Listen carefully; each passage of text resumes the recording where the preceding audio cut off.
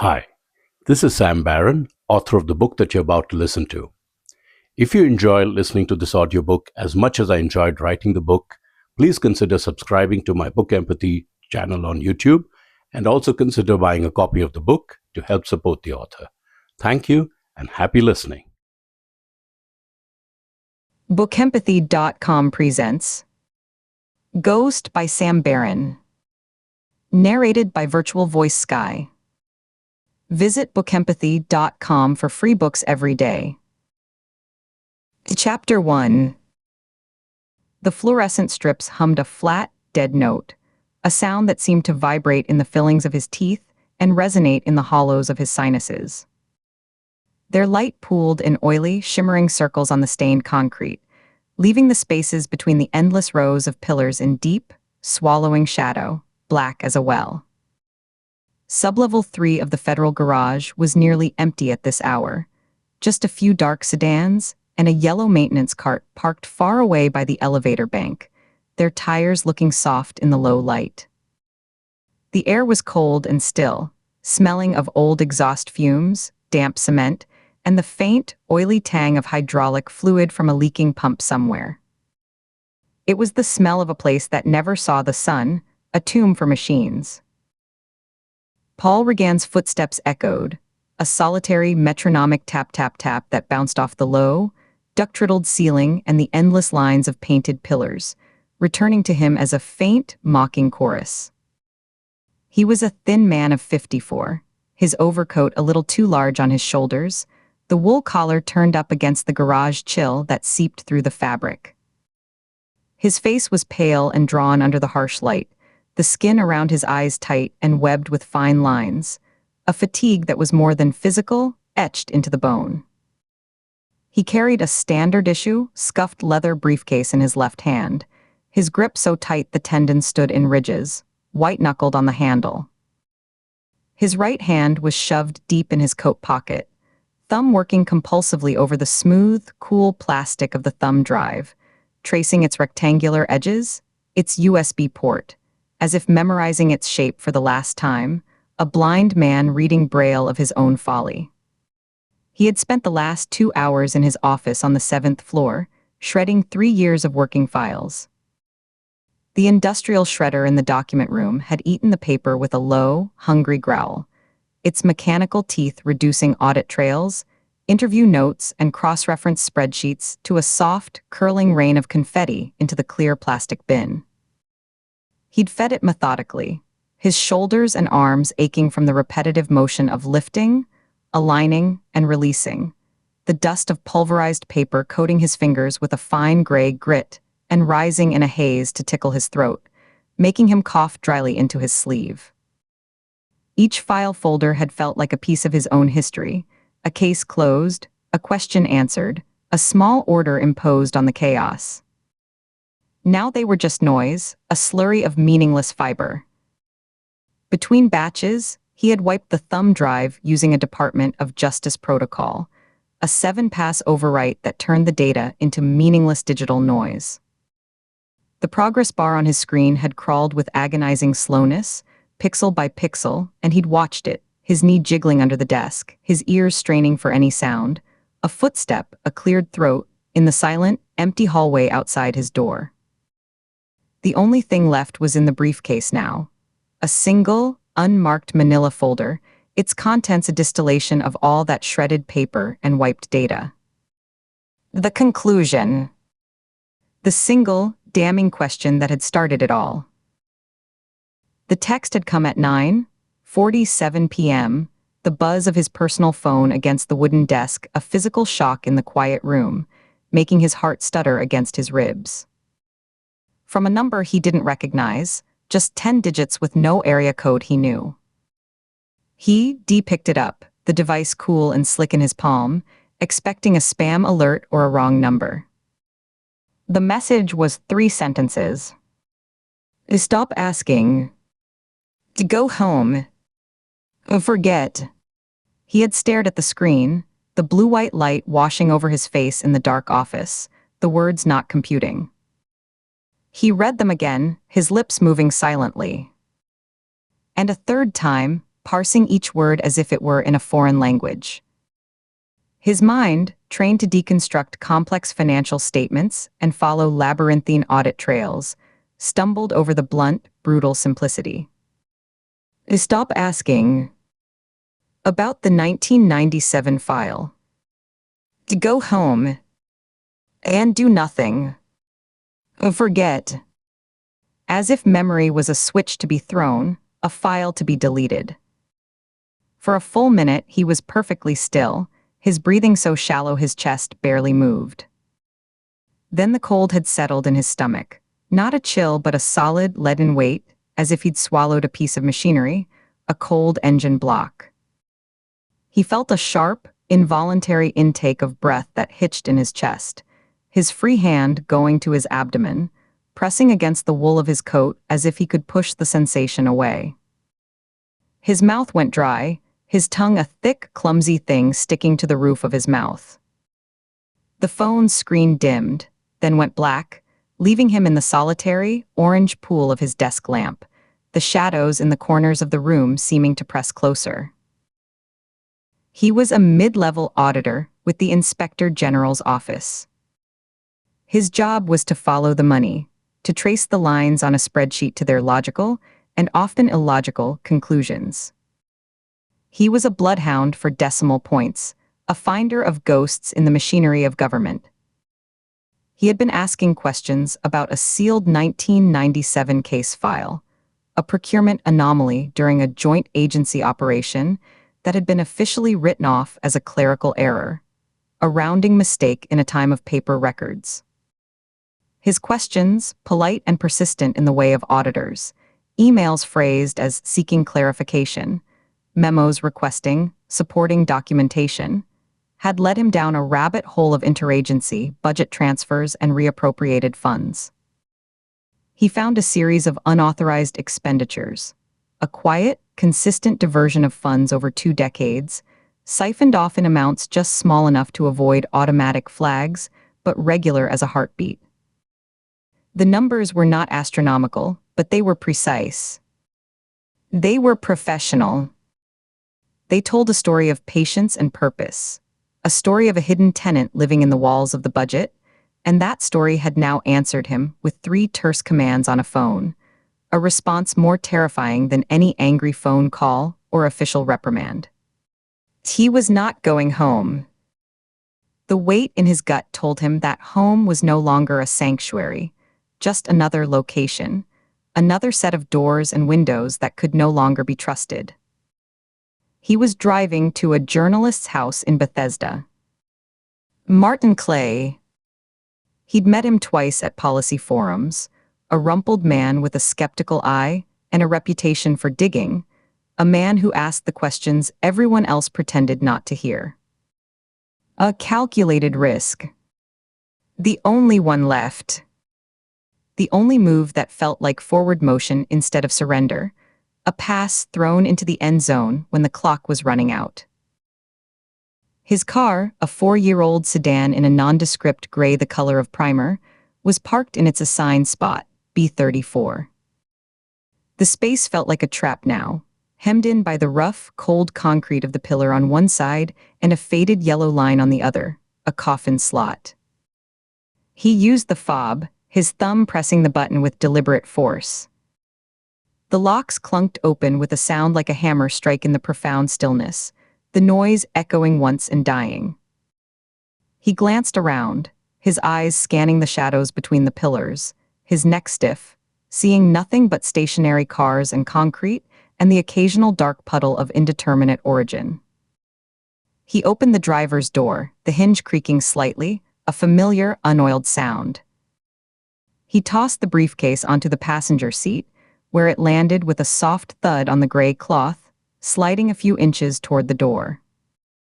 He slid behind the wheel, the familiar, worn feel of the seat settling around him, the cushion giving with a sigh. The air inside held the familiar, permanent scent of stale coffee from a spilled travel mug months ago, undercut by the smell of synthetic leather and the faint, dusty odor of the cabin air filter, with a top note of his own sweat, sharp from the long, tense day. He inserted the key, the metal cold and slightly rough against his fingers, and turned it. The engine coughed, caught, and rumbled to life, the vibration coming up through the seat and into his spine. The dashboard lights glowed a soft green and orange, illuminating the speedometer and the fuel gauge, which showed just under half a tank. The check engine light was on, a persistent, amber eye, as it had been for weeks, a minor sensor issue he kept meaning to fix, a mundane annoyance that now felt like a part of the car's character. He blew out a long breath, watching it fog the air for a second before dissipating. He reached for the gear shift, his hand closing around the familiar, worn plastic knob, his palm fitting into the grooves. He moved it from park, the mechanism clicking with solid, mechanical certainty. The wire came from behind, over the headrest. There was no warning rustle of clothing, no intake of breath from the backseat. Just a sudden whisper of something slicing the air near his right ear, a faint hiss of friction, and then a line of cold, terrible pressure against his throat, settling into the hollow just above his Adam's apple. It was thin, coated, efficient, like a bicycle brake cable. It looped around his neck and pulled back in one fluid, brutal motion, the force slamming the back of his skull against the headrest with a dull thump. It cut off his breath and his shout simultaneously, reducing the gasp in his lungs to a choked, wet click, a sound that died in the closed space of his throat. Regan's hands flew up, instinct overriding terror, his fingers scrambling, clawing at the garrote. They found not a length of cord he could pry up, but a wire already embedded in the swelling flesh of his neck, slick with his own sweat and unyielding as a steel bar. His nails scraped uselessly against his own skin, against the thin, deadly strand, raising fiery lines of pain on his neck but gaining no purchase. A burning line of fire, immediate and intense, encircled his throat, a necklace of pure agony. His body convulsed, a violent, uncoordinated jerk, his spine arching against the seat. His legs kicked out, his dress shoes jamming against the brake and the accelerator pedals simultaneously, the sole of his left shoe squeaking against the rubber. The engine roared, a sudden, deafening scream in the enclosed space, the tachometer needle spiking into the red. The car, still in drive, lurched forward with a jerk that strained the parking brake. The front left quarter panel struck the concrete pillar beside the parking space, with a dull, metallic crunch crack of buckling metal and shattering plastic. The impact threw him forward against the constricting wire, which bit deeper, then slammed him back into the seat, his head snapping. The engine stalled abruptly, the roar cutting off into a shocked silence broken only by a rapid, metallic pinging from the hot engine block. The headlights died, leaving only the sickly yellow of the overhead fluorescence bleeding in through the windshield, painting the dashboard in stark, shadowed relief, the check engine, light glowing brighter in the sudden gloom. The struggle was brief, a frantic, terrible puppetry. Auditors do not have the musculature for such contests. His thrashing, the drumming of his heels on the floor mat, the frantic clawing at his neck, the desperate, fish-like arching of his back, weakened rapidly, becoming spasmodic, uncoordinated twitches. A pounding roar filled his ears, the sound of his own desperate blood rushing, a waterfall in a cave. Black specks danced at the edges of his vision, which began to tunnel, the periphery darkening into a velvet blackness that crept inward, focusing with a terrible, narrowing clarity on the single, glowing amber icon on the dash, the check engine light. It pulsed in his dimming sight, a distant, unwavering star. The burning in his throat was everywhere now, a full-body ache for air that would not come, his lungs screaming vacuums in his chest. He tasted copper, he'd bitten his tongue, the blood warm and salty at the back of his mouth. A final, wet gurgle escaped him, a sound that was less than a sigh, a bubble bursting. Then a deep, heavy lethargy washed over him, and stillness settled, heavy and absolute, a blanket of light. The figure in the backseat maintained pressure for a 30 count, leaning forward, gloved hands steady on the wire handles, applying constant, even tension. Professional. No theatrics, no unnecessary tightening to sever anything, just sustained, lethal force, a clinical deprivation of oxygen. Then precisely, the wire went slack. One gloved hand, black leather, released its handle, letting it fall silently onto the seat beside Regan's slumped shoulder. The other hand reached forward, past Regan's head, its movement economical, avoiding contact with the body. It unlatched the briefcase with a quiet snick, lifted the manila folder out, and withdrew, the paper making a soft whisk sound. The figure did not look at Regan's purpling face, the open eyes already filming over. There was no need. The job was the folder.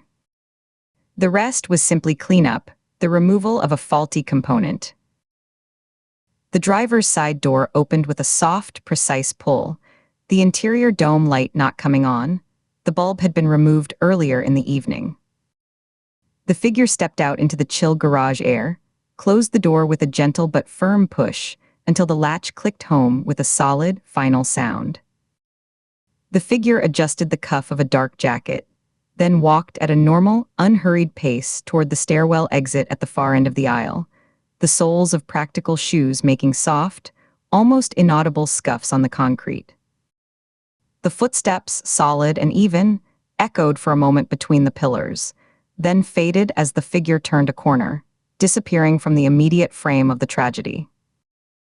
A heavy metal door side shut with a deep, muffled thump and the definitive sound of a lock engaging, a heavy clunk. In the security office on sublevel 1, a small, windowless room lit by the ghostly glow of a bank of monitors, the screen for camera 17 showed a frozen, unchanging image. An empty aisle between pillars, the same gray sedan visible at the edge of the frame, taken 47 minutes prior. The digital time stamp in the corner blinked steadily, advancing seconds that did not match the stillness of the picture. The loop was seamless, a perfect digital lie. The other angles showed nothing of consequence. A vacant entrance ramp lit by a single bulb, an empty elevator lobby with scuffed linoleum, a still life of parked vehicles under the unchanging fluorescence. Paul Regan sat slumped against the steering wheel, his head tilted at an awkward, broken angle, his left cheek pressed against the cold, textured plastic. His eyes were open, staring without sight at the darkened dial of the speedometer, frozen at 0. His hands had fallen to his lap, palms up, fingers slightly curled as if in vague supplication.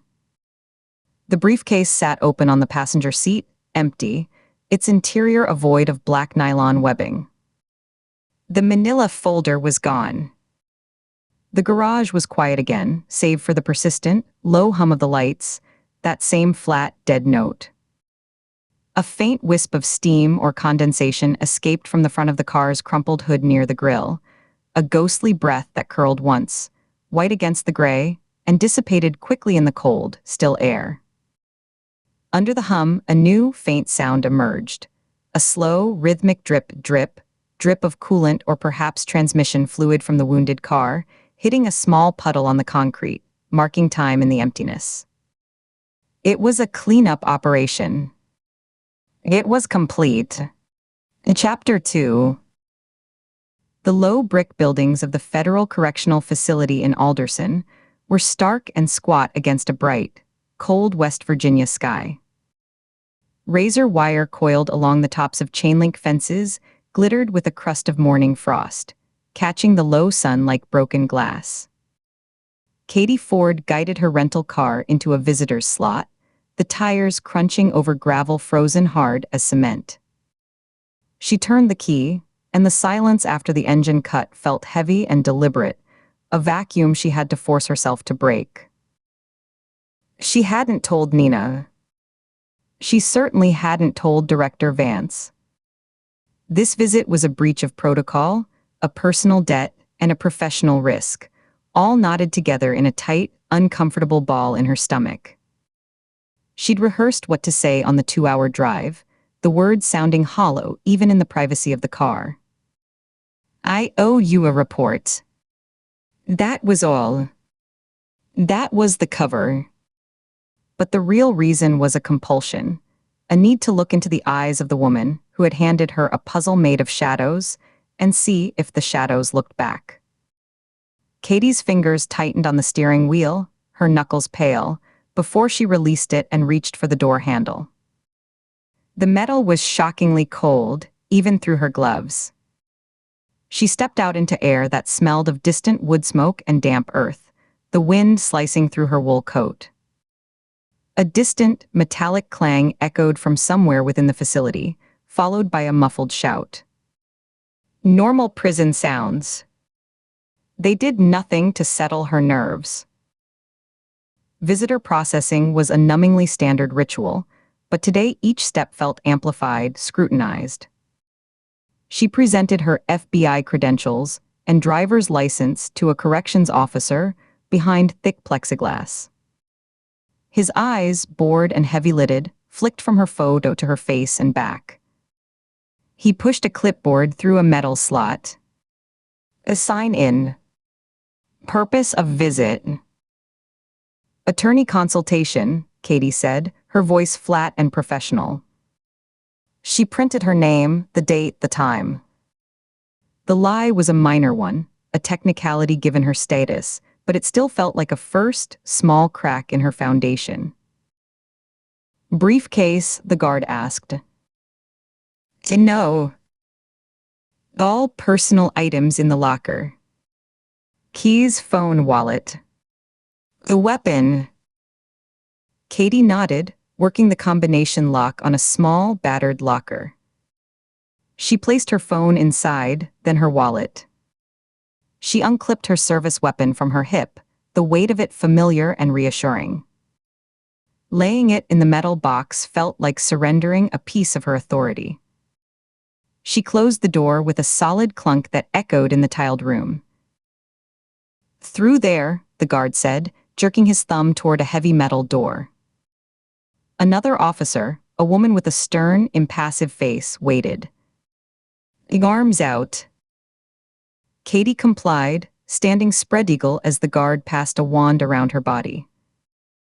It buzzed sharply, near the metal zipper of her coat. The guard patted her down with efficient, impersonal hands. Clear. Follow me. They moved through a series of buzzing doors, each one sealing behind them with a definitive thud of magnetic locks. The air changed, growing warmer, closer, carrying the faint, ever-present smells of institutional life. Old coffee, industrial floor wax, bleach, and beneath it all, the sour tang of crowded humanity. The hallway was lit by flickering fluorescent tubes that cast a sickly greenish light on the scuffed linoleum floor. The attorney visit room they led her to was a small, soundproofed box. The walls were a dull beige, padded with a material that absorbed sound, giving the space an eerie, dead-aired quiet. A single bolted-down table, its surface scratched and stained with old coffee rings, dominated the center. Two vinyl-padded chairs, the orange vinyl cracked and repaired with silver tape, were fastened to the floor on opposite sides. There was no window, only a recessed light in the ceiling behind a wire cage. The room was cold, a dry, artificial chill that seeped through her clothes. Katie took the chair facing the door, placing her hands flat on the cold tabletop. As she waited, the door buzzed and opened. Marin Solis entered with a quiet guard who took up a post just inside, his back to the wall, his expression blank. Marin was thinner than she had been at her arrest 6 months ago, her cheekbones sharp beneath skin that had lost its outdoor hue, gone sallow under artificial light. The orange jumpsuit hung on her frame. But her calm was absolute. It wasn't the serenity of peace. It was the stillness of a settled fact, a boulder that had come to rest and would not be moved again. She moved with a deliberate, unhurried grace, as if the concrete and steel around her were of no more consequence than the weather. She sat, the vinyl sighing under her weight, and folded her hands on the table. Her nails were short, clean. Her eyes, a pale, focused gray, found Katie's and held them.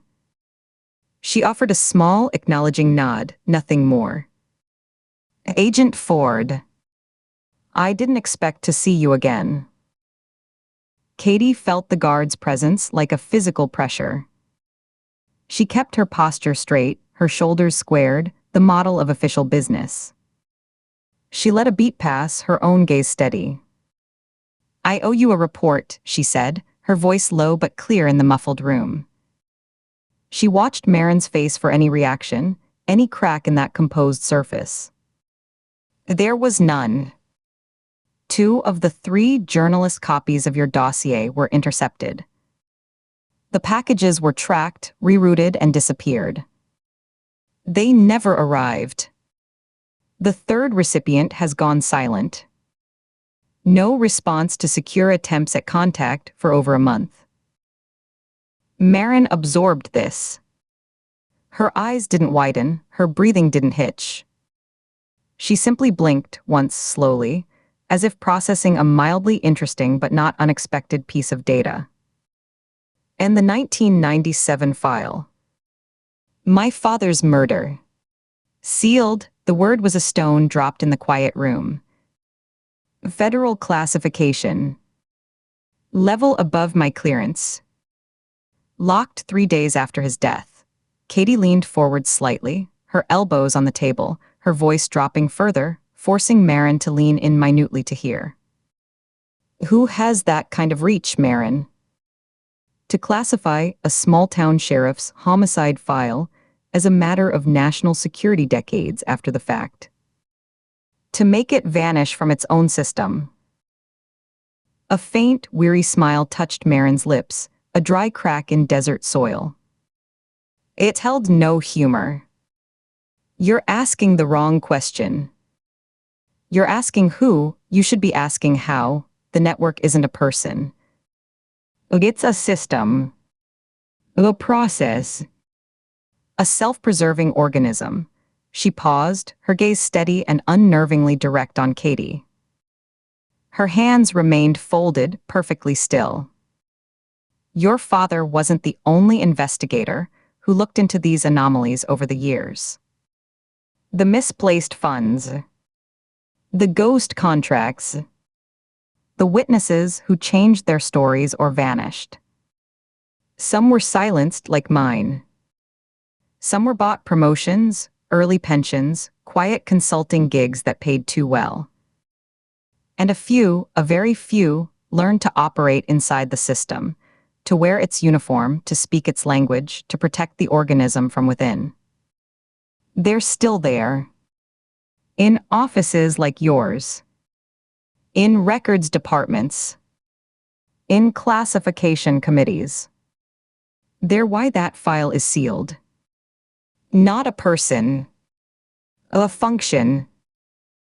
The words landed not with a dramatic crash, but with a cold, logical weight, like an ice block settling in Katie's gut. It was the confirmation of a fear she had carried since her father's own frustrated, whispered suspicions, a fear she had never voiced, not even in the privacy of her own thoughts, that the enemy wasn't just outside, a foreign agent or a criminal syndicate, but woven into the very fabric she was sworn to protect. The fabric of her own life. Her hands, still flat on the table, felt suddenly cold. She resisted the urge to pull them back, to rub them together. She kept them there, a testament to her control. Why tell me this? Katie asked, her voice carefully neutral.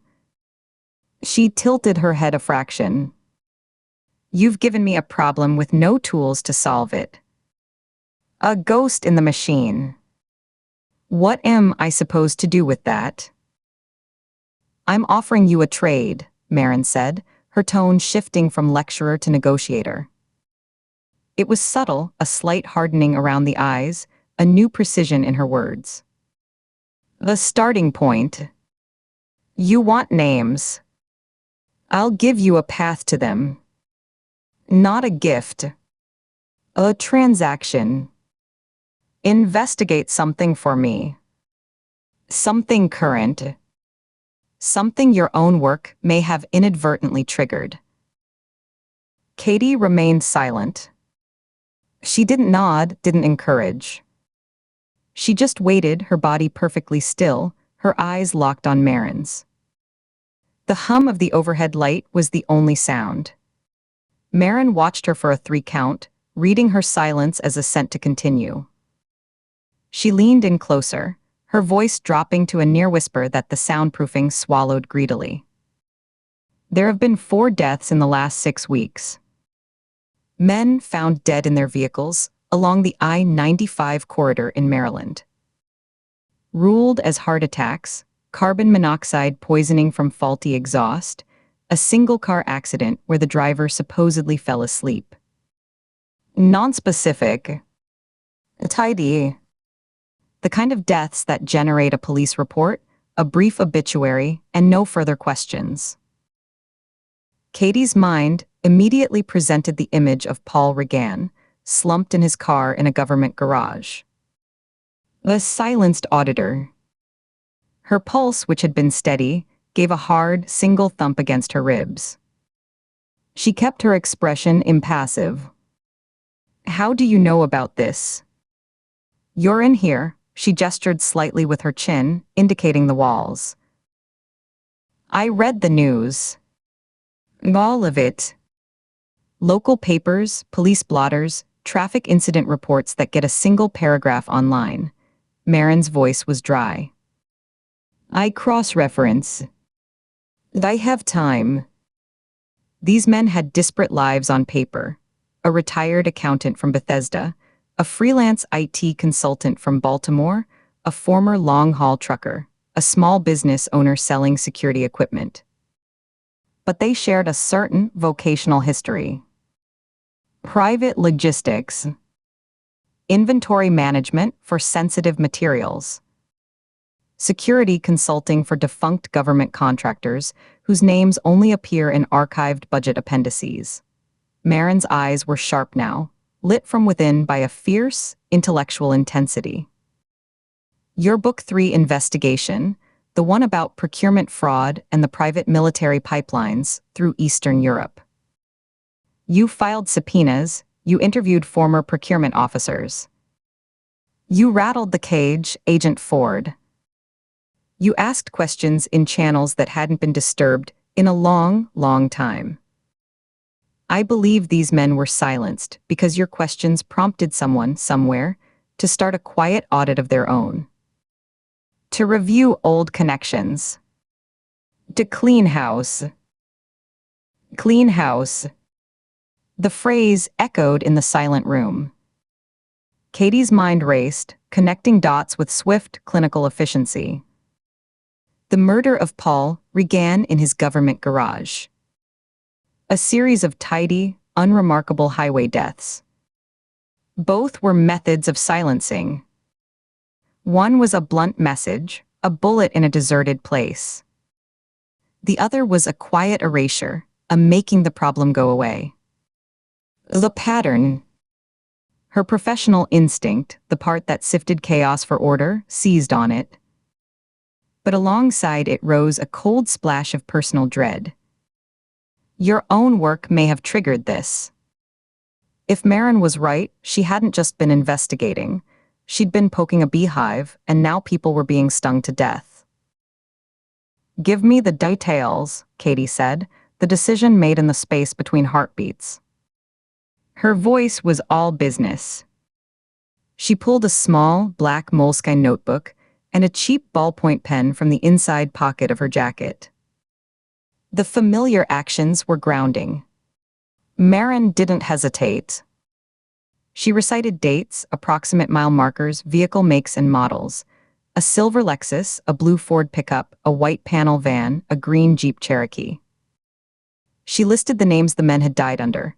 Alan Cray, Robert Duvall, Marcus Green, Samuel Finch. Katie wrote swiftly, her handwriting tight and angular, pressing the pen hard enough to leave indentations on the page. The information was precise, memorized.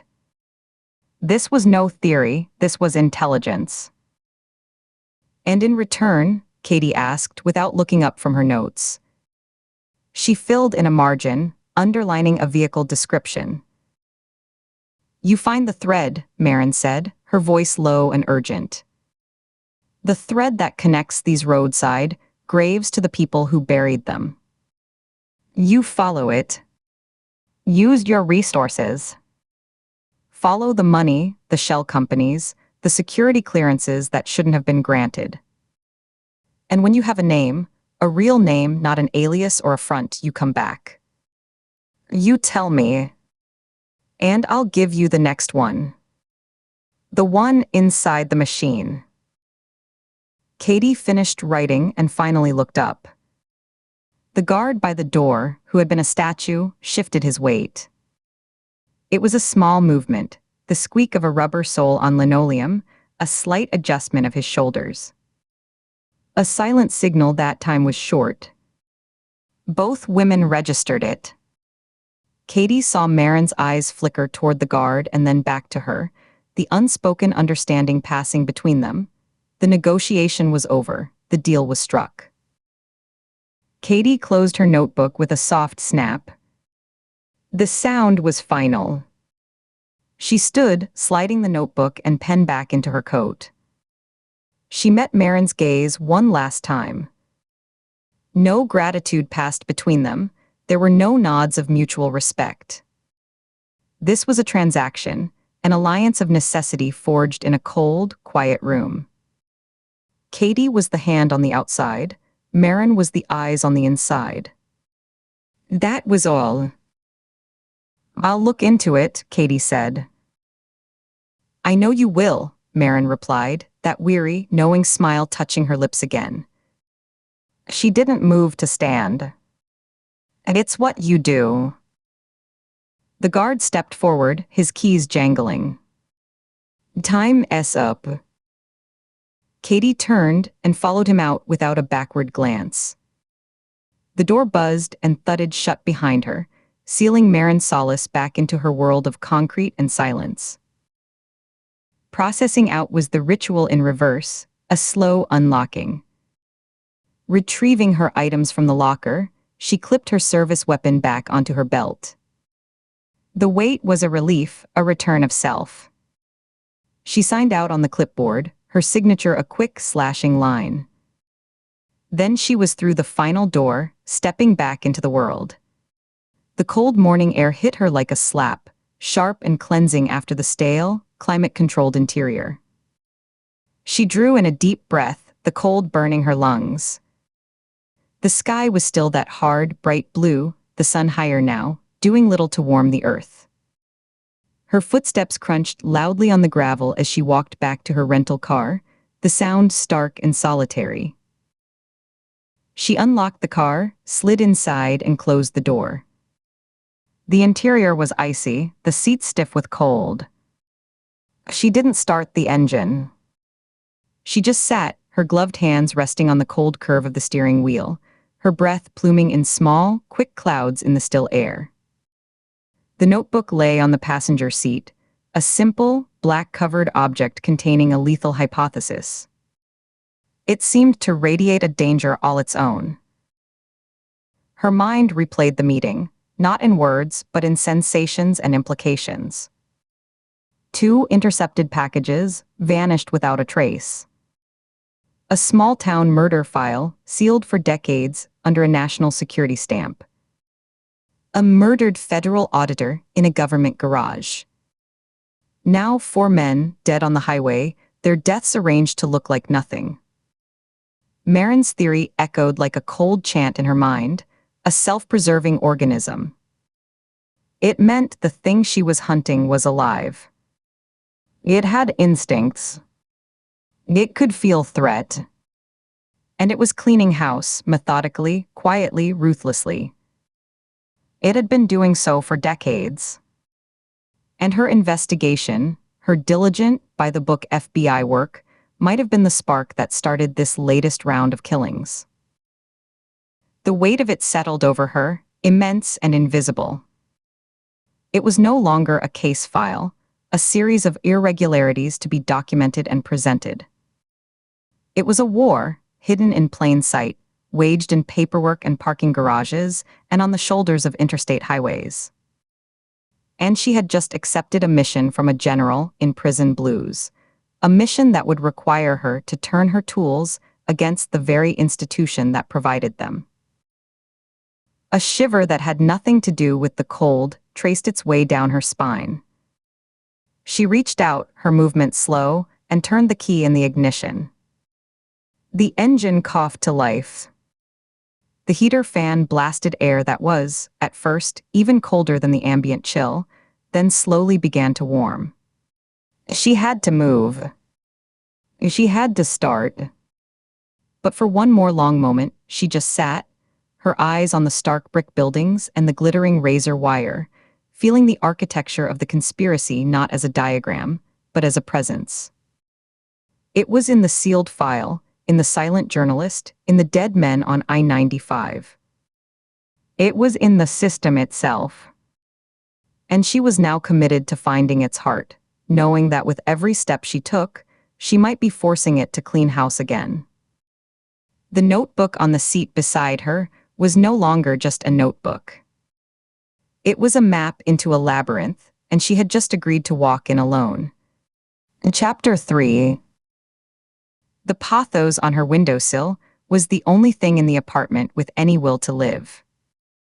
Its vines trailed over the cheap plastic pot, leaves a vibrant, defiant green against the beige wall. Katie sat at her kitchen table, the glow of her laptop the sole light in the room, a blue-white rectangle that bleached the color from her hands and cast long, distorted shadows of the salt and pepper shakers across the table.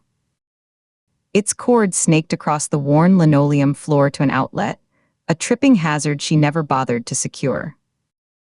Her go-bag, a compact, weathered black duffel, waited by the front door like a patient dog.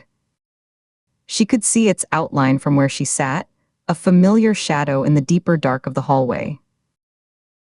Marin's tip was a pebble in her shoe. A persistent, grating pressure. Check the highway deaths. She took a slow sip of cold coffee, grimaced at the bitter, oily taste, and set the mug down. It left a faint, ghostly ring on the laminate tabletop. Her fingers began to move, the click of the keys loud and deliberate in the thick quiet. The apartment held its breath. The only other sound was the faint, constant hum of the refrigerator from the kitchenette. She started with a simple news search. I-95 rest stop fatalities Maryland, Virginia. The results loaded with a soft chime, a blur of minor accidents, DUIs, a hit and run from 6 months ago. Useless. She exhaled, a short puff of frustration that fogged the screen for a second. She refined it, adding dates, narrowing the window to the last 3 weeks. The search engine thought, a spinning wheel of blue dots. 3 articles surfaced, each from a different local news affiliate, none making more than a ripple. Headlines in bland, serious fonts. Man found deceased at Jessup Rest Area, tragedy on I-95, fatal carjacking at Lorton Stop. She opened the first. Howard County, Maryland. The page was cluttered with autoplay video ads for a local car dealership. A man in a too bright suit grinned silently after she muted the tab. The article was 4 paragraphs. A man found deceased in his sedan at the Jessup Rest Area off I-95. Found by a state trooper on routine patrol just after dawn. Apparent cardiac events. Victim, Wesley Bailey, 34, an insurance adjuster for a regional firm. Survived by wife and 2 children. Police reported no signs of foul play, no forced entry, nothing disturbed. The car was locked from the inside. A tragic, natural end for a man pulling over, perhaps feeling unwell. Katie's eyes scanned the text twice, her index finger tracing the lines on the screen, looking for the crack. The name of the trooper. The exact time. The make of the sedan. Nothing. It was smooth, sanitized copy. She leaned closer, squinting at the single, grainy Associated Press photo of the rest area entrance, a generic sign under a gray sky. She opened the second tab. Prince George's County, 2 days later. Another man, another sedan, this time at the College Park northbound service plaza. Found by a family stopping for bathroom breaks, the kids had noticed the man slumped over the wheel.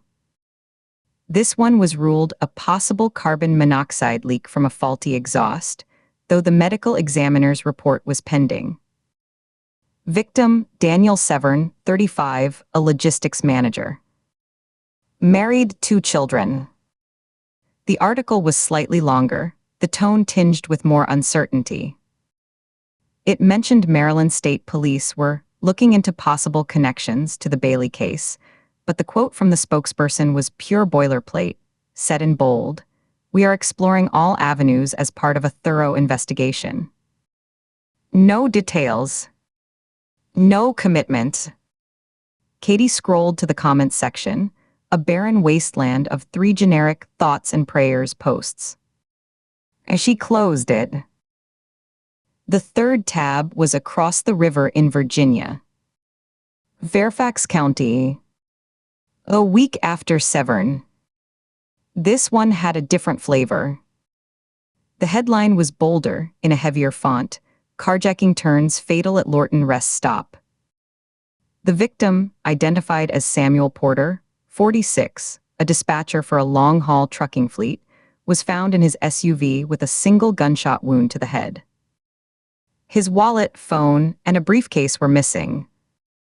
Virginia State Police and county authorities were treating it as an armed robbery. The article quoted a detective, saying the rest stop was known for occasional petty theft, but nothing this violent. No mention of the Maryland cases. No connection drawn. A closed loop. Katie's jaw tightened. She could feel the muscles along her neck cord with tension. A carjacking with a single gunshot to the head, execution style, and nothing else taken from the vehicle. It was a narrative that prioritized neatness over sense. Katie leaned back, the old wooden chair groaning a protest under her weight. She stretched her arms over her head, feeling the pull in her shoulders, the stiffness of sitting too long in one position. 3 men. All in their 40s. All married fathers. All driving alone on I-95, the great concrete artery that threaded the coast. A logistics manager, an insurance adjuster, a fleet dispatcher. Jobs that spoke of spreadsheets, routing slips, invoices, and middle management. Not high-risk profiles. Not diplomats or couriers. Civilians. The kind of men who drove to work, drove home, drove to see family. The backbone of the mundane. She minimized the browser and brought up the FBI's internal database on her work laptop, the screen flickering to life with the official seal. The blue light seemed harsher, more clinical. She ran a low-level query on the 3 names, a background ping that wouldn't raise flags, the digital equivalent of a casual glance. The system churned, a progress bar inching across the screen. She watched it, her thumb tapping a slow, absent rhythm on the edge of the table. Results: no criminal records. No red flags for financial crimes, terrorism watch lists, or protective details. No obvious links between them. Different employers in different industries, different hometowns, different daily commutes. Wesley Bailey lived north of Baltimore. Daniel Severn lived in Silver Spring. Samuel Porter in Springfield, Virginia. 3 points on a map. But the geography was a stitch. A line drawn straight down the spine of the eastern seaboard. In Jessup. College Park. Lorton. She could visualize it, the exits blurring past. And the timing, 2 weeks, 3 deaths. The Maryland cases were a whisper of a pattern, a question mark hanging in the dry official language. Virginia had slapped a convenient, closed label on theirs: carjacking. Case neat, boxed, shelved. Too neat. Coincidence was the lazy answer. It usually was. But Marin Solis from a prison cell had pointed her here. That meant the pattern was visible from the inside looking out. It meant someone else somewhere thought these men were connected too. The thought was a cold spot in the room, a draft that raised the fine hairs on her forearms. Katie rubbed her eyes with the heels of her hands, pressing until she saw bursts of color. The screen's glare left phantom streaks on her vision, green and purple ghosts floating in the dark. She could hear the distant, rhythmic thump of bass from a neighbor's stereo, a muffled annoyance through the walls that seemed to sync with the slow, anxious pulse in her own temples. Her phone rang, the vibration a sudden, aggressive buzz that skittered the device across the tabletop, shattering the silent focus. It rattled against her coffee mug. The screen flashed, Robert VANCE. She let it ring a second time, a full, resonant cycle, a beat to compartmentalize, to shift from solitary researcher to agent. She drew in a breath, held it, and let it out slowly through her nose before answering. Director. Ford. Where are you? Vance's voice was all business, a blunt instrument. She could picture him in his office at this hour, the desk lamp on, casting a pool of yellow light on a polished wood surface, paperwork in a precise stack at his elbow. Home, sir, she kept her voice flat, neutral ground. Good. You're with Shaw, it wasn't a question. It was a statement of fact, a deployment order. I'm sending you both a case file now. Maryland State Police have formally requested assistance. 3 fatalities at I-95 rest areas over the past fortnight. They've got 2 they can't explain. Virginia has a 3rd they're calling a robbery. The locals are spooked, think it might be a serial, but they don't have the resources to tie it together. He paused, and she could hear the faint rustle of paper. You read the briefing. Not yet, sir. Just got in. The lie came easily, a smooth stone. Oh, it's thin. Autopsies are inconclusive on the first 2. The 3rd has a bullet. No witnesses, no useful forensics at the scenes. Just 3 dead men in cars, another pause longer. She could feel him weighing something. The MSP, Major Crimes Lieutenant, is a former MP. By the book, but he's asking for help, which means he's worried. I want you 2 on a plane to Baltimore first thing. Liaise, assess, and get a handle on this before it turns into a media circus or someone decides it's a highway phantom.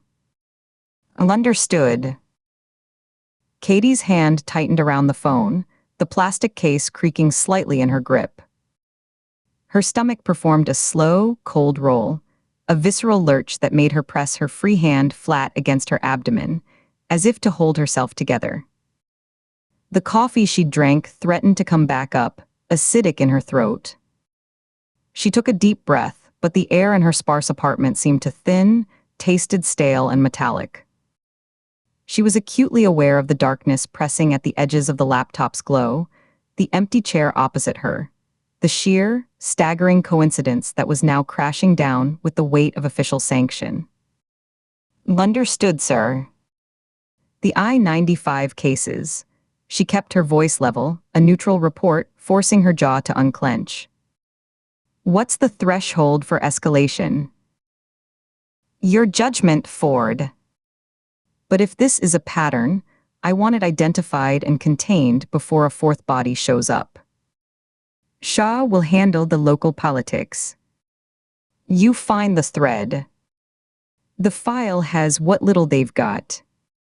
Scene photos, witness statements from the finds. Make it more. Keep me updated. There was no goodbye, no pleasantry. The line went dead with a soft, definitive click. She lowered the phone slowly, staring at the dark screen as her own reflection, pale, features blurred and hollowed by the overhead kitchen light, stared back. The case Marin had dangled, the one she'd just spent the last hour piecing together from public scraps and gut feeling, was now her official assignment. It was no longer a curiosity. It was a directive printed on bureau letterhead, a case number, a per diem allowance. The coincidence was gone, vaporized, replaced by the cold, grinding machinery of procedure. Vance's order had just legitimized the very trail Marin wanted her to follow. The prison inmate was now, indirectly, tasking the FBI. The symmetry was perfect, and it felt like a trap whose walls were still invisible, a path laid with two convenient stepping stones. A chill that had nothing to do with the room temperature traced her spine. She sat there for a full minute, motionless, listening to the hum of the laptops and the fading echo of Vance's voice in her head. Then she stood, her movements automatic, pushing the chair back with a harsh scrape against the linoleum that made her wince. Before she could think too hard about the implications, before the questions of how and why could fully root and tangle, she walked to her bedroom. The floorboards sighed under her weight. The bedroom was dark, the bed neatly made, a dark gray comforter pulled taut. The streetlight from the alley behind her building sliced through the blinds, painting bars of orange yellow light across the floor. She booted up her personal laptop, a sleek silver machine never connected to the bureau network. It hummed to life quietly, a softer, gentler sound than the workhorse on the kitchen table. The glow from its screen was warmer. She logged into her FBI portal from it, the process requiring the dual-factor authentication that chimed on her government phone, now lying on the kitchen table. She waited, her fingers drumming on the edge of the laptop. She navigated through the directories, past the flashing red icon of the new case file from Vance, past current cases, past administrative files, down to the archival search function. The cursor blinked in the blank field, a steady, patient pulse. She typed the file name, each letter a deliberate, heavy tap that echoed in the quiet room, REGANTHOMAS. HOMICID. 1997. As she hit enter, the system processed for a moment, a spinning icon of a tiny, turning vault door. Her breath caught, held in her chest despite herself. A foolish, childish hope flickered, that this time with this new case swirling around her, a key might have magically turned. Then the same stark banner filled the screen, black text on a gray background, Access D and IED. Classification level exceeds user authority. Files sealed under National Security, Protocol 12A. No change. No crack in the wall. No additional line of text, no hint of who had sealed it or why, no list of authorized personnel. Her father's death remained a black box, its contents deemed more dangerous than the truth. She stared at the words until they lost meaning, dissolving into abstract shapes on the screen. A part of her, a young girl's part buried deep, still expected something to change, for a door to swing open. The adult agent, the one who had seen how the machinery worked, knew better. The denial was the only fact that mattered. Her right index finger hovered over the print screen key. She glanced over her shoulder at the bedroom door, half open, leading to the dark living room. She listened, not for a sound, but for a quality of silence. The normal sounds, the refrigerator's hum, the faint traffic murmur from 6 stories down, were still there, but they felt like a curtain now, a screen. The silence behind them felt watchful, charged. She turned her head slowly, scanning the slice of dark living room she could see. Nothing. Just the familiar shapes of her couch, the table, the duffel bag by the door. Still, her heartbeat was a thick drum in her ears. As she pressed the key, the screen flickered almost imperceptibly, a quick digital blink. With quick, precise movements, her fingers suddenly steady, she opened a basic photo editing program, pasted the screenshot, and cropped it to just the access denied banner and the file name. The image was a perfect, sterile replica of the wall she could not scale. She saved the image not to the laptop's hard drive, but to a small, matte black encrypted thumb drive she kept buried in a box of old charging cables and dead headphones in the bottom drawer of her nightstand. She dug it out, the cables cool and tangled, and plugged the drive in. The computer chimed softly. She dragged the file over. A progress bar zipped across the screen and vanished. She labeled it not with her father's name, but with a string of meaningless numbers and letters she would remember. XJ722, Q883. Ejected the drive. The physical act of pulling it from the USB port felt final, like chambering around. The drive was warm from the transfer. She walked back to the front hall, her socks whispering on the floor. She unzipped the main compartment of her go bag, the sound loud in the stillness, and felt along the interior lining until she found the small, sewn-in inner pocket, its opening secured with a subtle Velcro flap. She peeled it back, slipped the thumb drive inside, her fingers brushing against the folded, waxy texture of the cache and the smooth, laminated cover of the backup passport already stored there. She pressed the Velcro closed, ensuring it was secure. The actions were a ritual now, performed maybe twice a year. A tiny, futile rebellion against the DENIED. It proved nothing, changed nothing. But it was a record. Her record. A whisper in a vault saying I was here, I asked, I was denied. She turned her attention to the bag itself. It was time to make it more than a shadow by the door. She hefted it onto the kitchen table, the weight familiar and comforting, a solid anchor. Unzipping it, she began the methodical, tactile check. Her hand went first to the side pocket, feeling through the tough nylon for the hard, rectangular shape of her backup firearm, a compact Glock 26, wrapped in a soft, oiled cloth.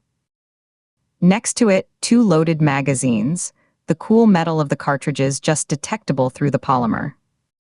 She didn't unwrap it, just confirmed its presence, the weight and shape correct. Her fingers traced the interior seams to the hidden compartment along the back panel, finding the bundle of cash, 5,000 in mixed, non-sequential bills, and the 2 alternate IDs, their laminated faces strangers with her eyes.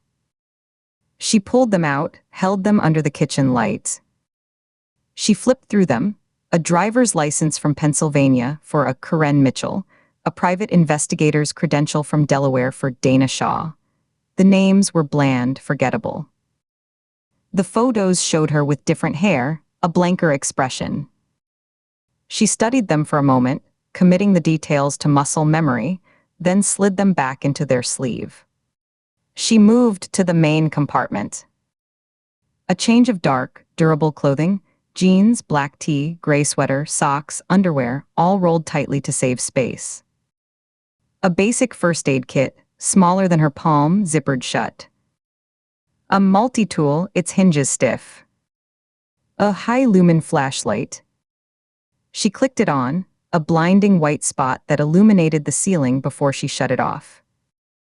A power bank and a tangle of cables. A small, hardcover notebook and 2 black pens. A box of 9 ammunition, the heavy cardboard box sealed with a paper strip. She brought it close to her face, checking the seal under the light. It was intact, the glue unbroken. Every item had its place, secured with straps or elastic loops to prevent shifting and rattling. This was the architecture of readiness, built over years of sudden departures, of nights ending with a phone call and a scramble. She ran her hands along the interior, a final tactile sweep, pressing into every corner. Nothing loose. Nothing missing. The bag was a promise of self-sufficiency. She zipped the bag shut, the sound a long, satisfying rasp that seemed to seal her intent, and slung it over her shoulder. The weight settled against her hip, a grounding, familiar pull. She adjusted the strap, the padded nylon ruff against her palm. The pothos on the windowsill was a dark silhouette against the city's sodium vapor evening glow, the vibrant green of the leaves now a deep, velvety black. She walked over to it, reached out and touched a leaf. It was cool, waxy, resilient. It needed water. She'd forgotten. Oh, again. She gave the empty apartment one last look. The clean table with its lone coffee ring, the dark laptop screens like blind eyes, the single plant that thrived on neglect. Her home was a place to sleep and store gear, a way station. She had never bothered to make it more, and now, standing there with the bag on her shoulder, she understood why. It was easier to leave a shell. She reached for the light switch on the wall, the plastic cool and slightly gritty under her thumb. And she switched it off. The blue-white glow vanished, plunging the room into a deeper gloom. Shapes resolved slowly from the ambient light bleeding around the window blinds. The couch became a hulking mass, the table a square shadow. Her eyes adjusted. She turned, her shoes quiet on the linoleum, and grasped the cool metal of the front door handle. She opened the door. The hallway air was different, cooler, carrying the faint, chemical smell of lemon-scented disinfectant and the older, deeper odor of dust trapped in the carpet pile. She stepped out, pulling the door closed behind her until she heard the latch click. She turned the deadbolt with her key, feeling the heavy, solid mechanism engage with a deep, resonant thunk that echoed slightly in the tiled corridor. She tested the handle, pushing and pulling. Locked. Secure. In the hallway, the door locked behind her, a final barrier between herself and the empty space. The fluorescent lights overhead buzzed faintly, casting a sickly greenish pallor. The case was waiting, a file now buzzing on her official phone in her pocket. The highway was waiting, a stretch of asphalt dotted with rest stops that had become quiet, unmarked graves. And somewhere in the dark, the reason these men had died was waiting, too, a truth that had already reached out from a prison cell to tap her on the shoulder, a truth that had now been handed to her on a silver platter by her own boss. The coincidence was a knot in her stomach she couldn't untie, not yet. She adjusted the strap of the duffel, the weight a comfort and a burden, and started down the hall towards the elevator. Her footsteps were the only sound in the long corridor, a soft, steady tread on the worn industrial carpet. Each step was a step closer to the stitch of geography, to the points on the map, and to the questions that lay at their center, waiting in the silence of parked cars. Chapter 4. The Washington field office briefing room smelled of stale coffee and industrial cleaner, undercut by the sharp, astringent scent of the lemon-scented gel someone had used to wipe down the whiteboard. The ghost of the previous case's work, names, dates, arrows in red and black, still smudged the surface in a faint, chaotic palimpsest. Katie arrived just after 8, the dull, persistent ache in her shoulder, a constant companion beneath the structured wool of her jacket. The room was utilitarian and cold.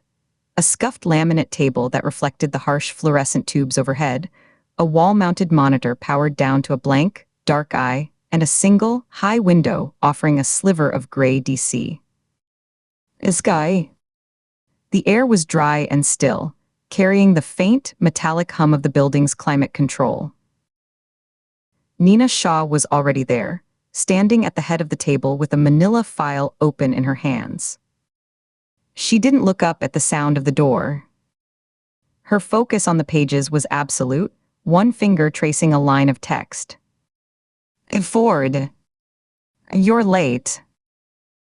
Traffic on the bridge, Katie said, her voice flat as she let the door swing shut behind her with a soft hydraulic sigh. They both knew it was a lie. The real delay had been the physical therapy appointment in a sterile, bright clinic room an hour before. She could still feel the clinical press of the therapist's hands guiding her arm, the sharp, electric protest of her healing muscles as she worked through the careful, painful rotations. Again, Katie. Slow and controlled. You're regaining range, not winning a race. The wound from Mimic was healing, but it was a slow, stubborn process that announced itself with every twist and reach. The session had run long, the therapist insisting on one more set of resisted exercises that left her jaw clenched and her palm damp with sweat. She'd driven straight here, the steering wheel a challenge to turn, the familiar streets a blur of pain-fueled focus. A third person sat at the table, a man Katie didn't recognize. He was in his early 30s, with a quiet, observant stillness that seemed to absorb the room's energy rather than contribute to it. His suit was a mid-gray, crisp and perfectly fitted, his posture erect without being rigid. His hands rested on the table, fingers laced loosely. He gave her a polite, professional nod as she entered, his eyes, a cool, assessing blue, tracking her movement to a chair. His gaze was a quick, comprehensive sweep. Her face, the slight stiffness in her left side, the way she held her arm close to her body. It lasted only a second before returning to the file in front of him, but it felt like an inventory. "This is Agent Cole Braddock," Nina said, finally glancing up. She closed the file with one hand, the sound a dry slap in the quiet room.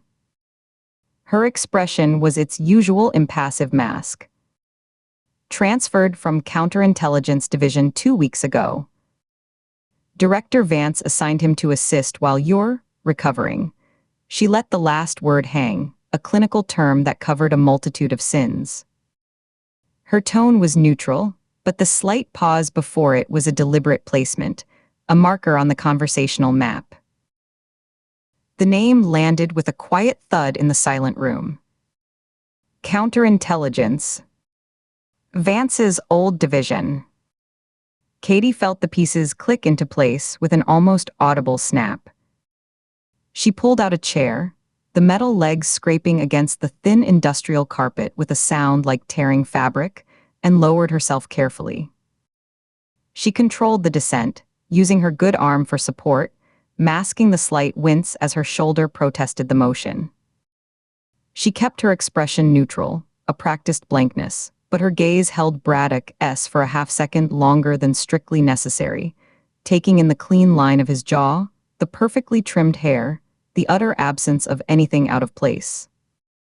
His tie was a solid navy, knotted with geometric precision. "Agent Braddock." "Agent Ford," he said. His voice was calm, measured, with a neutral mid-Atlantic accent that gave nothing away. He didn't smile. His mouth moved just enough to form the words. "I've reviewed the preliminary files from Maryland State Police."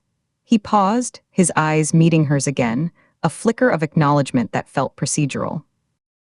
"I took the liberty of compiling a timeline." He leaned forward slightly, the movement economical, and slid a single printed sheet across the table toward her. His fingers were long, clean, with neatly trimmed nails. There was no wedding band. Katie reached for the paper, her own movement slower, more deliberate. The sheet was warm where it had been resting under his hand. It was meticulous, cleanly formatted with columns for times, locations, and known facts about the two I-95 homicides. The font was small but legible, the data points aligned with precision. It was the work of someone who valued order above all, who believed the chaos of violence could be captured, contained, and understood through spreadsheets and chronologies. In the margin, in the same precise script, was a note, "Digital forensics pending, devices sent to Quantico." Competent, Nina remarked from the head of the table. She hadn't moved. It was a note of faint, grudging surprise in her tone, the closest she usually came to praise. She tapped the file in front of her with a blunt fingernail. 2 victims. Both men. Mid-40s. Both found in their vehicles at rest stops along the I-95 corridor in Maryland. First was Wesley Bailey, 34, an insurance adjuster from Wilmington, found Tuesday last week just after dawn. Second was Daniel Severn, 35, a logistics manager from Baltimore, found early Thursday morning. She opened the file again, her eyes scanning. Multiple stab wounds to the torso. No robbery, wallets, phones, laptops present. No obvious signs of struggle in the vehicles. No broken glass, no blood spatter suggesting a fight. It's as if they just sat there and let it happen. Katie studied Braddock's timeline, her finger tracing the cold, hard facts. The 2 locations were highlighted in soft yellow. In Jessup. College Park. Close proximity, she said, thinking aloud. 3 days apart. Same MO. Almost the same time of discovery.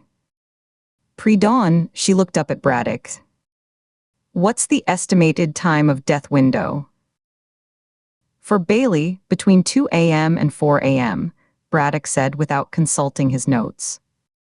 His hands returned to their laced position on the table. Severn, between 1 a.m. and 3 a.m. Both were discovered by rest stop maintenance or early morning travelers. The vehicles were locked from the inside. Maryland State Police's primary theory is a highway predator, Braddock continued, his voice even, delivering facts. They're leaning toward the use of a dating or hookup app as a lure. Establish contact, arrange a meeting, get the victim to pull over for a rendezvous, then attack. It would explain the lack of forced entry and the minimal defensive wounds noted in the ME's initial report. The victim is expecting company, just not the kind they get.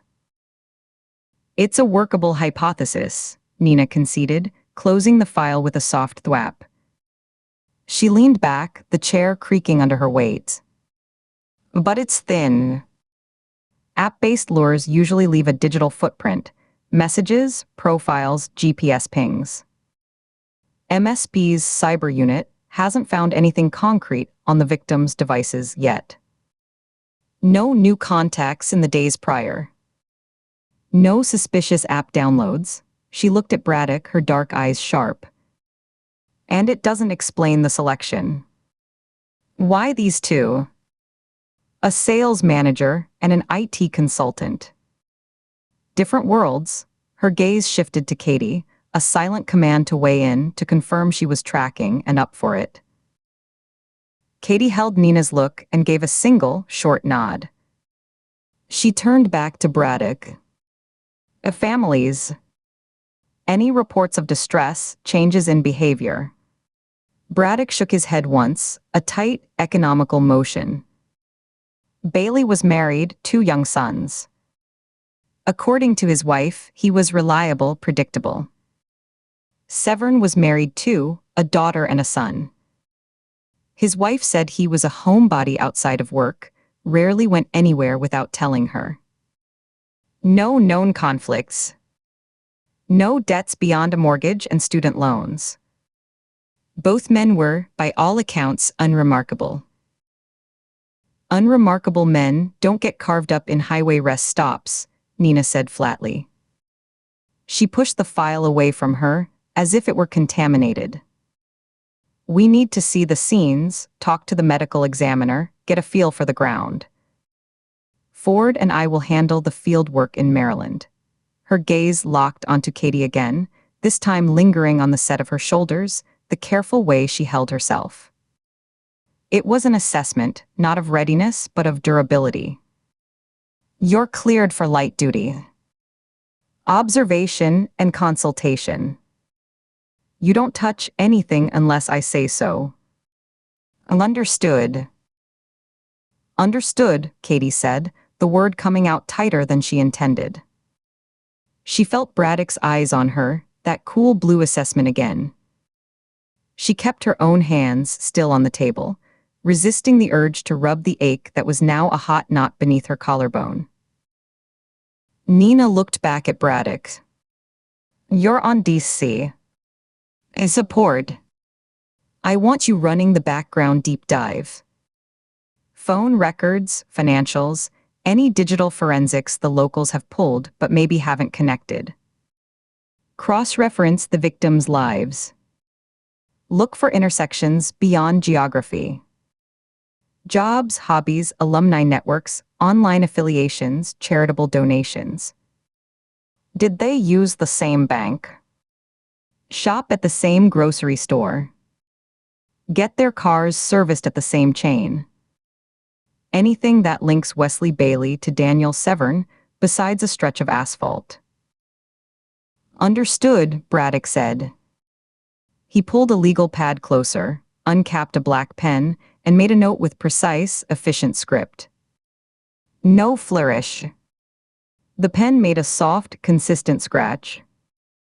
I'll coordinate with the cyber team and have a preliminary report by end of day. I'll also request full evidence logs from both jurisdictions for cross-referencing. The MSP detective in charge is a Lieutenant Grayson. I've already established contact.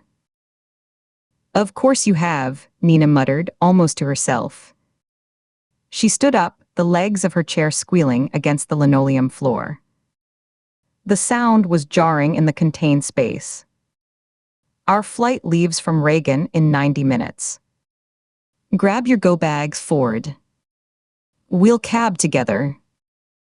I want to be on the ground in Baltimore before the local detectives have their second coffee and start getting proprietary about their crime scenes. She began gathering her own things: a slim tablet, a charger, the manila folder. Katie pushed back from the table, using her right hand to lever herself up. The movement sent a fresh, hot twinge from her shoulder down to her fingertips, a bright wire of pain. She controlled her breathing, kept her face smooth, a mask of mild concentration. She caught Braddock's eye as she stood. He was already looking at her, having finished his note. He offered another slight, polite nod, his expression one of focused professionalism. No warmth, no curiosity, just a machine awaiting its next input. But in that brief glance she saw it, the complete absence of concern for her pain, or even acknowledgement of it as a human factor. It was just another data point, a variable with potential to affect efficiency. Safe travels, agents, he said, his voice perfectly modulated, a recorded message from a very polite system. Get me those intersections, Braddock, Nina said, not looking back as she headed for the door. In the hallway, the atmosphere changed. The oppressive, recycled quiet of the briefing room was replaced by the distant, rhythmic hum of printers, the muffled murmur of phone conversations from open doorways, the squeak of shoes on polished linoleum. The light was the same harsh fluorescence, but it felt different without the confines of the four windowless walls. Nina fell into step beside her, their pace brisk, a synchronized march toward the elevators. He's efficient.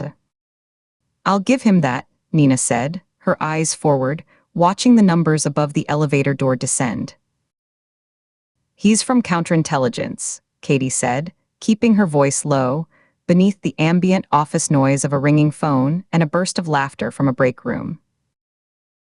I read his jacket. Vance's personal recommendation. Makes logical sense. You're not at full capacity. He is. He has a clearance that lets him see everything, and he knows how to organize chaos. The elevator arrived with a soft chime. They stepped in alone. The doors closed, sealing them in a brushed steel box. It just feels. Calculated, Nina finished for her, a hint of dryness in her tone as she pressed the button for the sublevel. She glanced sideways at Katie, her profile sharp in the elevator's dim light. Everything Vance does is calculated. It's why he's the director. Your job is to heal and get back to work. My job is to solve 2 homicides before this guy sticks a third.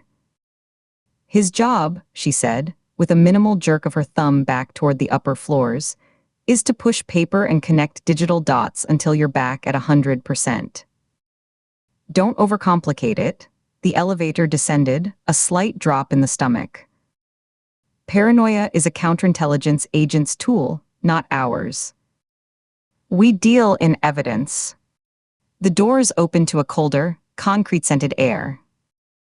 The parking level was mostly empty, their footsteps echoing sharply. They reached the bank of gray metal lockers lining one wall.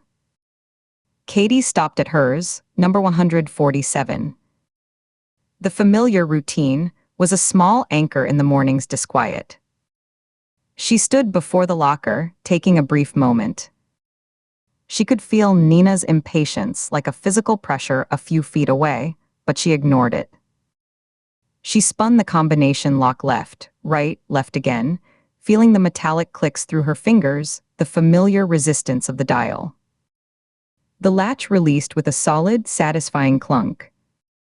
She pulled the heavy door open, a small puff of stale air wafting out. Inside, her ready kit sat on the top shelf. A black, durable duffel, its nylon straps worn smooth in places from years of use. Next to it was her armored vest, folded neatly into a tight rectangle. She ignored the vest for now, knowing the constricting pressure on her shoulder would be unbearable for a long cab and plane ride.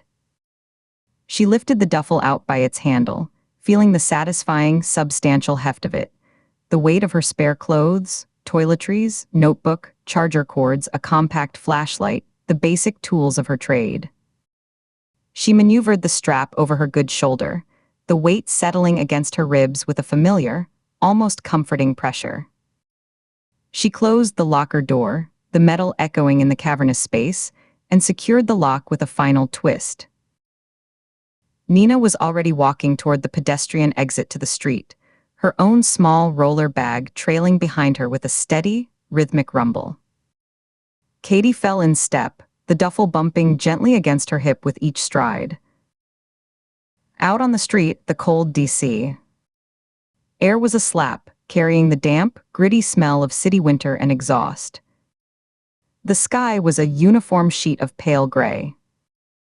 Hailing a cab took only a moment. Nina stepped off the curb, arm raised, and a yellow sedan swerved over with practiced indifference. 40 minutes later, they were in the back of that cab, its interior smelling of overpowering pine air freshener and old, cracked vinyl. The driver had argued briefly about the fare to Reagan National, claiming the airport traffic was a nightmare, his voice a weary grumble. You take the tunnel, maybe better, but is extra, with the toll and the time, you understand. A single, steely, silent look from Nina in the rearview mirror had shut down the negotiation. He'd muttered something inaudible and pulled into traffic. Now they were merged into the sluggish, stop-start flow of morning traffic on the 14th Street Bridge. The Potomac stretched out beside them to the right, steel gray and choppy under the flat sky, dotted with white caps that looked like chips of ice. To the left, the monumental core of the city receded, the Capitol dome a pale ghost in the haze. The city blurred past Katie's window, a monochrome streak of concrete, glass, and the bare, intricate skeletons of winter trees. She watched without seeing, her mind circling back to the briefing room like a needle finding a groove.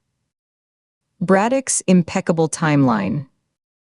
His calm, uninflected voice, which hadn't risen or fallen once.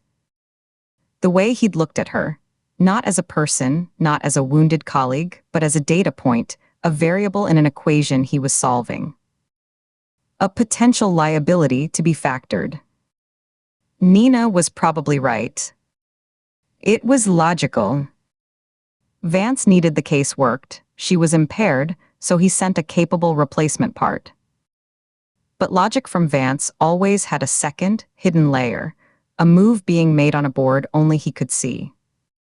She consciously relaxed her shoulders, feeling the deep, familiar pull of the scar tissue, a tightness that had settled into her very bones. She let out a slow, quiet breath that fogged the cold window glass for a second, obscuring the view.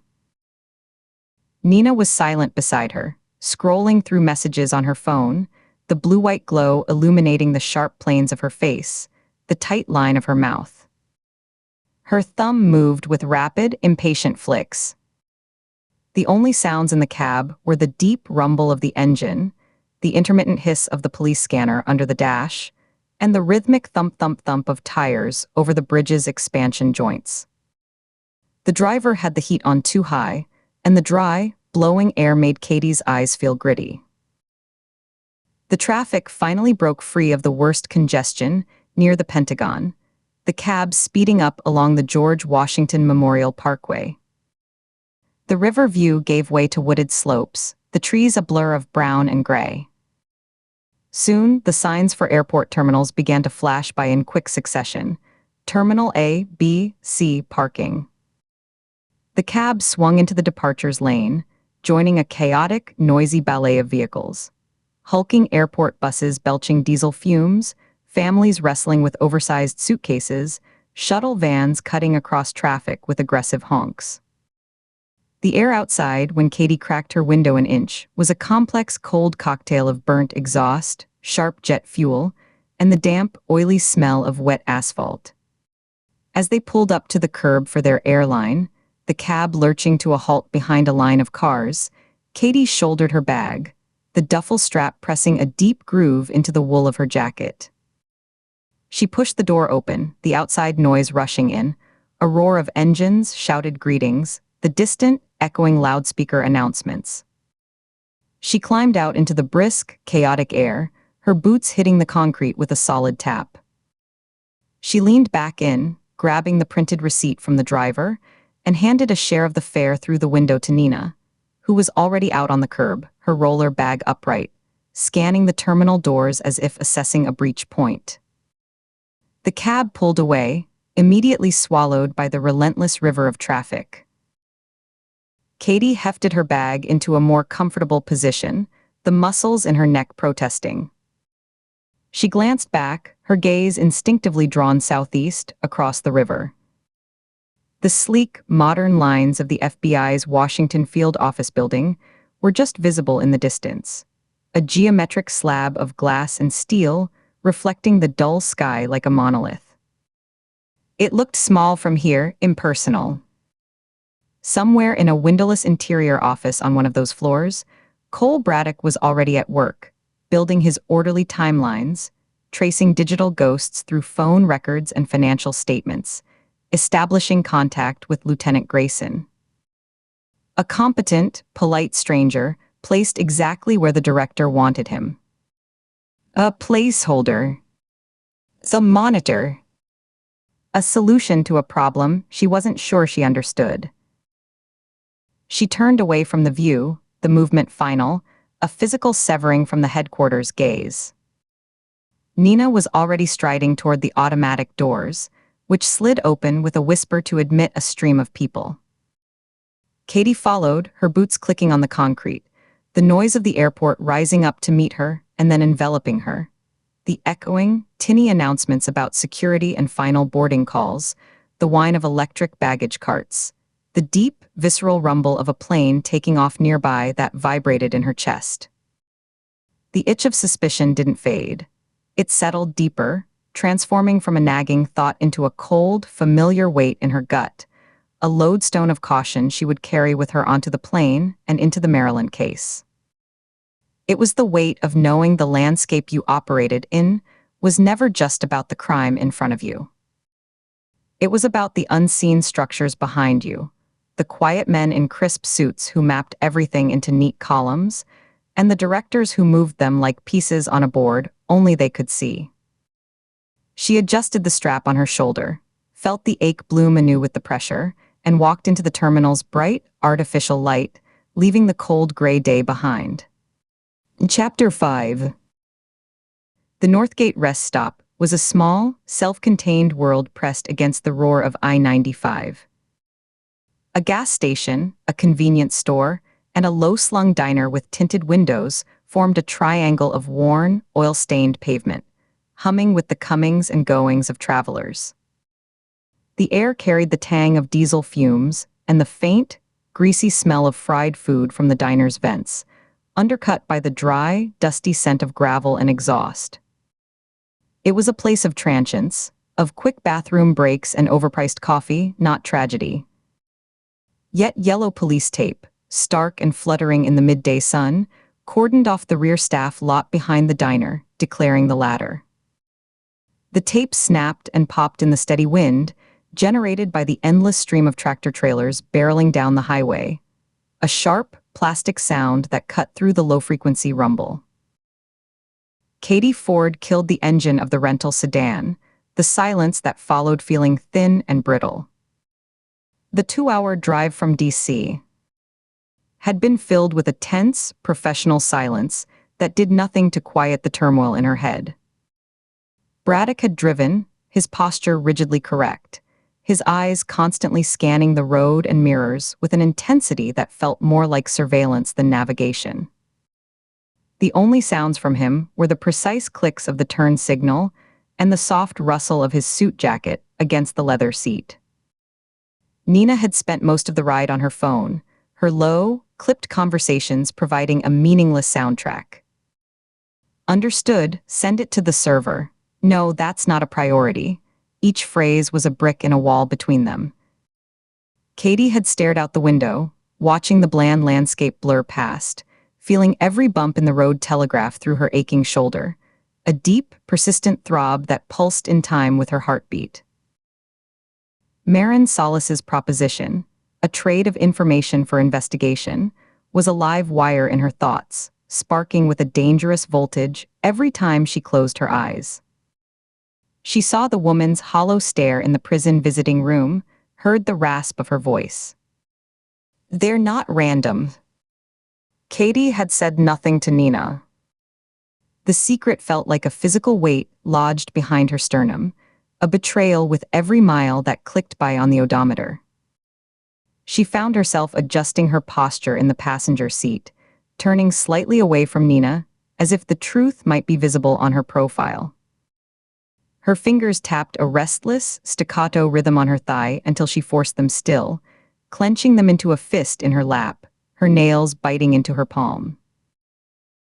"Let's see what Maryland has for us," Nina Shaw said, her tone all business as she unbuckled her seatbelt with a sharp, definitive click. She didn't wait for a reply, pushing her door open and stepping out into the gusty, traffic-loud air, the wind immediately catching and lifting the hem of her blazer. Katie followed, the stiffness in her shoulder making the motion awkward. She took a moment to stretch it subtly, rolling it back, feeling the pull of scar tissue, a tight, hot band beneath her skin. Braddock was already out, surveying the perimeter with his hands loose at his sides, his suit jacket unbuttoned. He didn't just look, his head turned in slow, methodical arcs, his gaze cataloging the gas pumps, the diner's roof line, the tree line beyond the lot. He looked like he was expecting an ambush, not a crime scene walkthrough. A Maryland State Police cruiser, its white and gold paint bright in the sun, was parked just outside the tape. Leaning against its fender, sipping coffee from a paper cup, was a woman in a crisp uniform.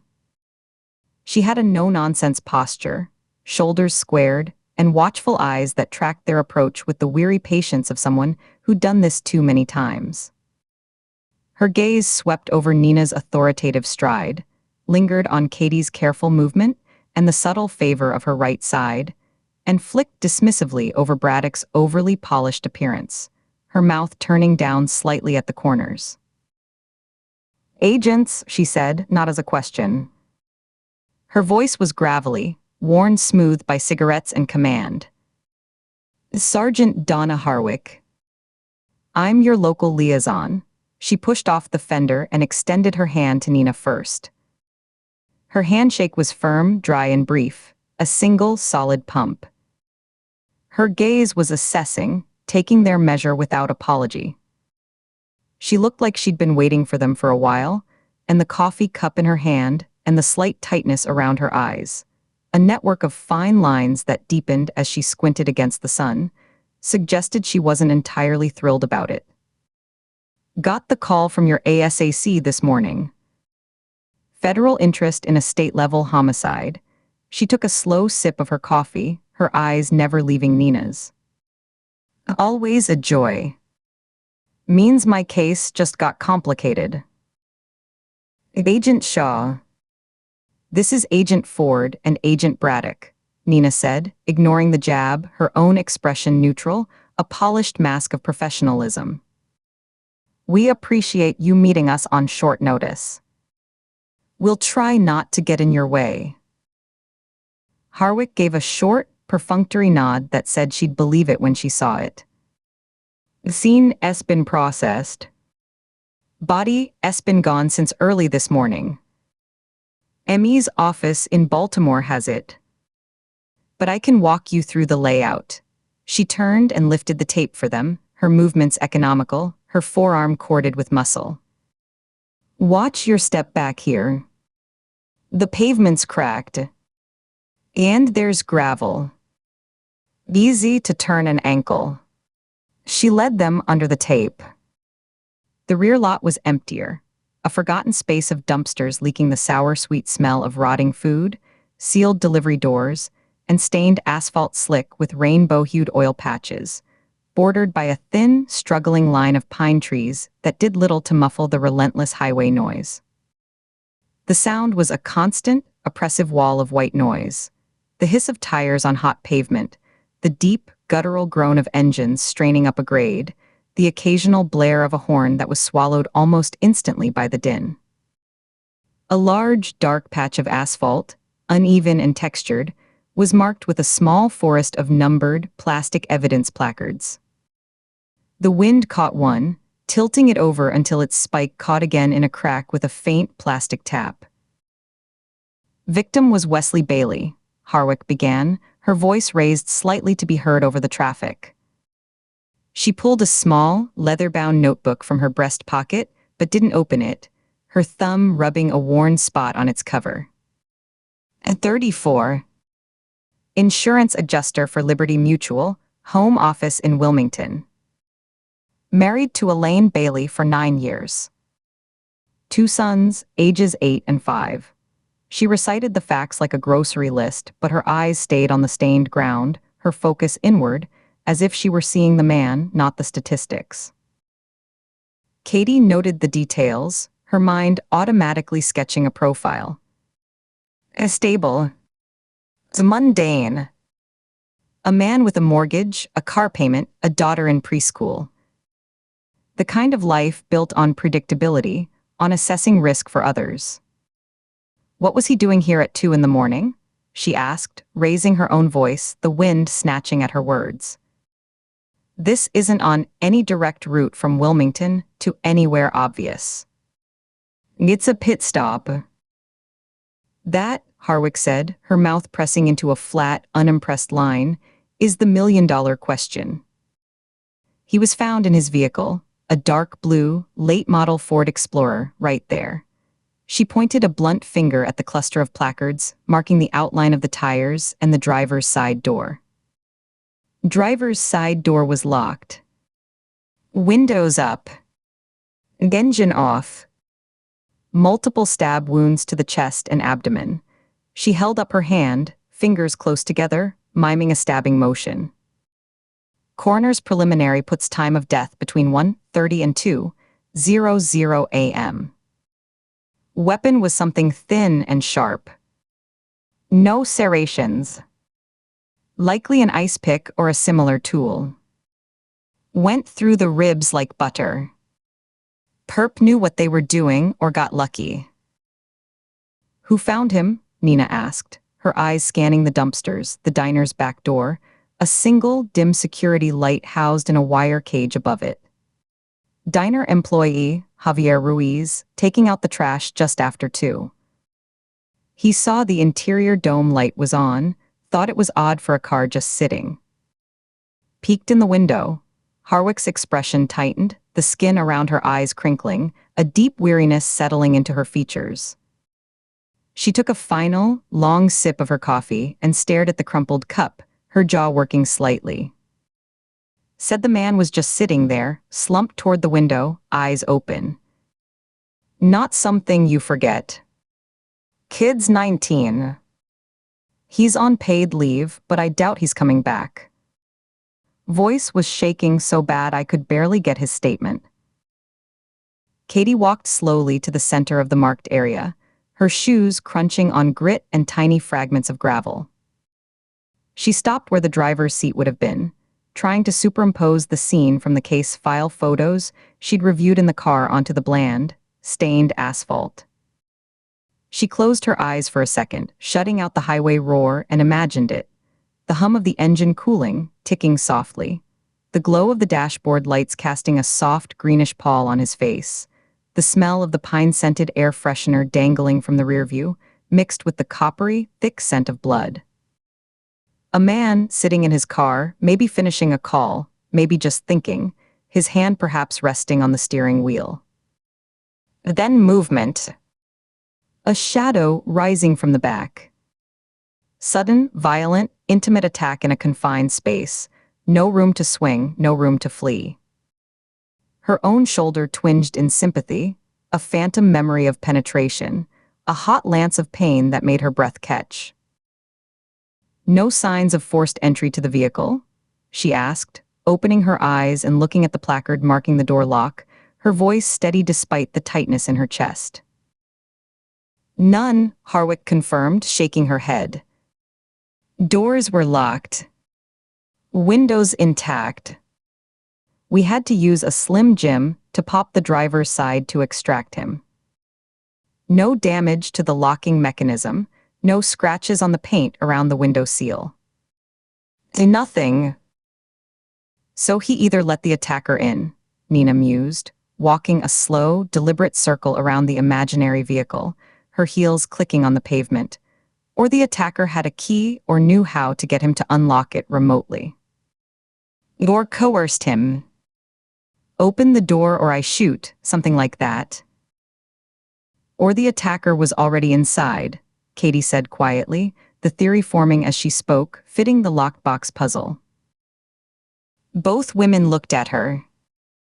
Braddock, who had been standing a few paces back observing the tree line, his head tilted as if listening for something beyond the traffic, turned his head to listen, his body still. It's a possibility, Katie continued, meeting Harwick's skeptical gaze. He's lured to the location, or arrives for his own reasons. The attacker is waiting, hidden in the back seat or the footwell. He gets in, closes the door. It's over in seconds. No struggle outside the car. No need to force a lock. Harwick considered it, her jaw working slightly as she chewed on the idea. She gave a slow, conceding shrug, the fabric of her uniform pulling across her shoulders. Would explain the lack of disturbance outside the vehicle. No footprints in the oil spills, no scuffle marks, no broken glass. But it's tight. Requires timing. And balls, she shook her head, a gesture of professional respect for a ruthless play. Still no robbery. Wallet with about $200 in cash and credit cards was in the center console. Expensive Tag Heuer watch on his wrist. Phone was on the passenger seat. Katie's head came up sharply. The phone was on. Not just powered but active.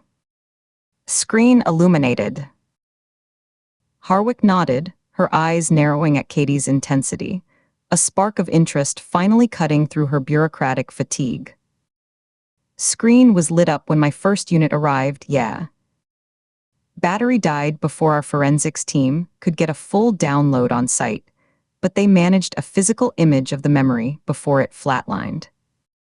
It's with our techs in Pikesville. Why? What was on the screen? Katie pressed, taking a step closer. The wind whipped a strand of hair across her face. She hooked it behind her ear with an impatient finger. The call log. A text message thread. The map. I don't have the granular detail, Harwick said, her tone defensive. The report says screen illuminated. Could have been the home screen, could have been an app. The tech report will specify if it captured the state before the battery died. I'd like a copy of that forensic image, Sergeant, Katie said, her voice leaving no room for debate. Immediately. And we need the full call detail records from the carrier, not just the logs from the device. Text message content, data pings, cell tower triangulation for the last 24 hours, the works. Today. Harwick studied her for a long beat, her eyes flicking from Katie's intent face to Nina's, assessing the chain of command and the urgency, weighing the hassle against the potential. That's a state-level request. Paperwork, warrants for the carrier, my captain's signature, the DA's office. It's not a faucet you just turn on. We can expedite the warrants through the federal court, Nina interjected smoothly, stepping beside Katie, presenting a united front. I'll have the paperwork to your captain within the hour. But we need your people to make the formal request to the tech unit and the carrier. Use our interest as the reason for the rush. Tell them it's a potential nexus to an interstate investigation. Harwick's lips thinned, a pale line in her weathered face. She looked from one agent to the other, then let out a short breath through her nose. I'll make the call. But my techs are backed up. Immediately, in my world might mean end of day. Maybe tomorrow morning. That'll have to do, Nina said, though her tone, flat with an edge of steel beneath, made it clear it wasn't preferred, merely accepted under protest. She turned her attention back to the scene, her arms crossing over her chest. What about traffic cams? This close to the highway, there must be something. And the diner's security footage. Even if it doesn't cover this lot, it covers the entrance. Who came and went? Harwick barked a short, humorless laugh, the sound like dry wood cracking. Traffic cams are a quarter-mile north and south, pointed at the highway lanes, not the rest stop exits. You might get a blur of vehicle headlights exiting or entering around the relevant time, but make and model. Forget it. The diner has 2 cameras. One pointed at the front register, one at the main entrance. The owner's idea of security. Nothing covers this lot, or even the side of the building. We checked. The night footage shows a few truckers, a family with crying kids, and our victim buying a large black coffee at 1:47 a.m. He was alone. Looked normal, according to the cashier. Just a tired guy getting coffee. While Nina continued questioning Harwick about witness statements from other travelers and the diner's night staff, a fruitless line of inquiry that yielded nothing but vague descriptions of maybe a few cars, Katie let her gaze travel. The facts swirled like leaves in the wind, refusing to settle. A married insurance adjuster with a 4-year-old daughter. A highway rest stop in the dead of night. A violent, intimate killing with a specialized weapon, no forced entry, no robbery. The pieces refused to cohere into a recognizable pattern. A random act of violence by a transient or a carjacker seemed grotesquely incongruous with the locked doors, the untouched valuables, the precision of the wounds. This felt specific. Targeted. It felt like an execution. Marin's voice echoed in her memory, cutting through the highway drone. They're not random. Look at the places. Look at the people. Someone is cleaning house. Katie pushed the thought away physically, giving her head a small, sharp shake as if dislodging water from her ear. She focused on the concrete, the stained asphalt, the flapping tape. She bent down, ignoring the sharp protest in her shoulder, a bolt of pain that made her hiss a breath through her teeth, and looked at the dark patch. It wasn't just oil. There was a granular, blackish texture to it in the center, a porous quality that absorbed the light. She didn't need to touch it to know what it was. Blood soaked into the porous asphalt, mixed with motor fluid. "Sergeant," she said, straightening up slowly, one hand pressing briefly against her thigh for leverage. Was there anything in Mr. Bailey's history? Anything at all that might explain why he was here? Affairs, gambling debts, trouble at work. Any recent changes in behavior? A secrecy. Unexplained cash. Clean as a whistle, according to our prelim, Harwick said, crushing her empty coffee cup in her fist with a sharp, final crackle of paper. She walked to a nearby dumpster, its metal side dented and streaked with rust, and tossed it in. The cup landed with a soft thud on a bag of trash. Coworkers described him as a straight arrow, a company man. Devoted to his kid, his phone background was a picture of her, according to the wife. His wife is devastated and completely baffled. He told her he was working late on a complex claim file, might be very late not to wait up. She believed him. Said he'd been stressed about work lately, but nothing out of the ordinary. And his phone's location data? Nina asked, pulling her own small notebook from her pocket and jotting a note. You said it pinged from Wilmington to here. Any stops? Any slowdowns? Consistent with a direct drive from his office in Wilmington to the I-95 on-ramp to this exit, Harwick confirmed, pulling out her own notebook again and flipping a page, her eyes scanning her own handwriting. No deviations. No stops at other locations. He was on the move for about an hour and 10 minutes, steady speed, then he was here. And then he was dead. The last ping from the cell tower serving this rest stop was at 1:52 a.m. After that, the phone either went into a dead zone or was turned off. But since it was found on, the battery likely just died. Nina turned to Katie, her professional mask firmly in place but a keen, probing curiosity in her eyes, a silent demand for synthesis. She crossed her arms, blocking the wind, her body a solid, expectant silhouette against the shimmering heat rising from the pavement. And so, what's your read, Ford? The question was quiet, almost conversational, but it carried over the noise, aimed directly at her. It was a test, not just of deduction, but of instinct, of loyalty to the process versus the whispers in her head. Walk me through it. What was a married insurance adjuster with a young daughter, a man with no obvious vices or enemies, doing at a highway rest stop at 2 a.m? And why did he die here like this? Give me the profile. The question hung in the air, heavy and unavoidable, mixing with the diesel fumes. The obvious, sordid possibilities were there: a clandestine meeting with a lover, a paid encounter with a sex worker, a drug buy. The geography of a rest stop, anonymous and transient, supported it. But the violence felt excessive for that. A jealous lover might shoot or bludgeon in a rage. A drug deal gone bad usually involved a gun or a quick, panicked robbery. This was close-up, repetitive, penetrating violence.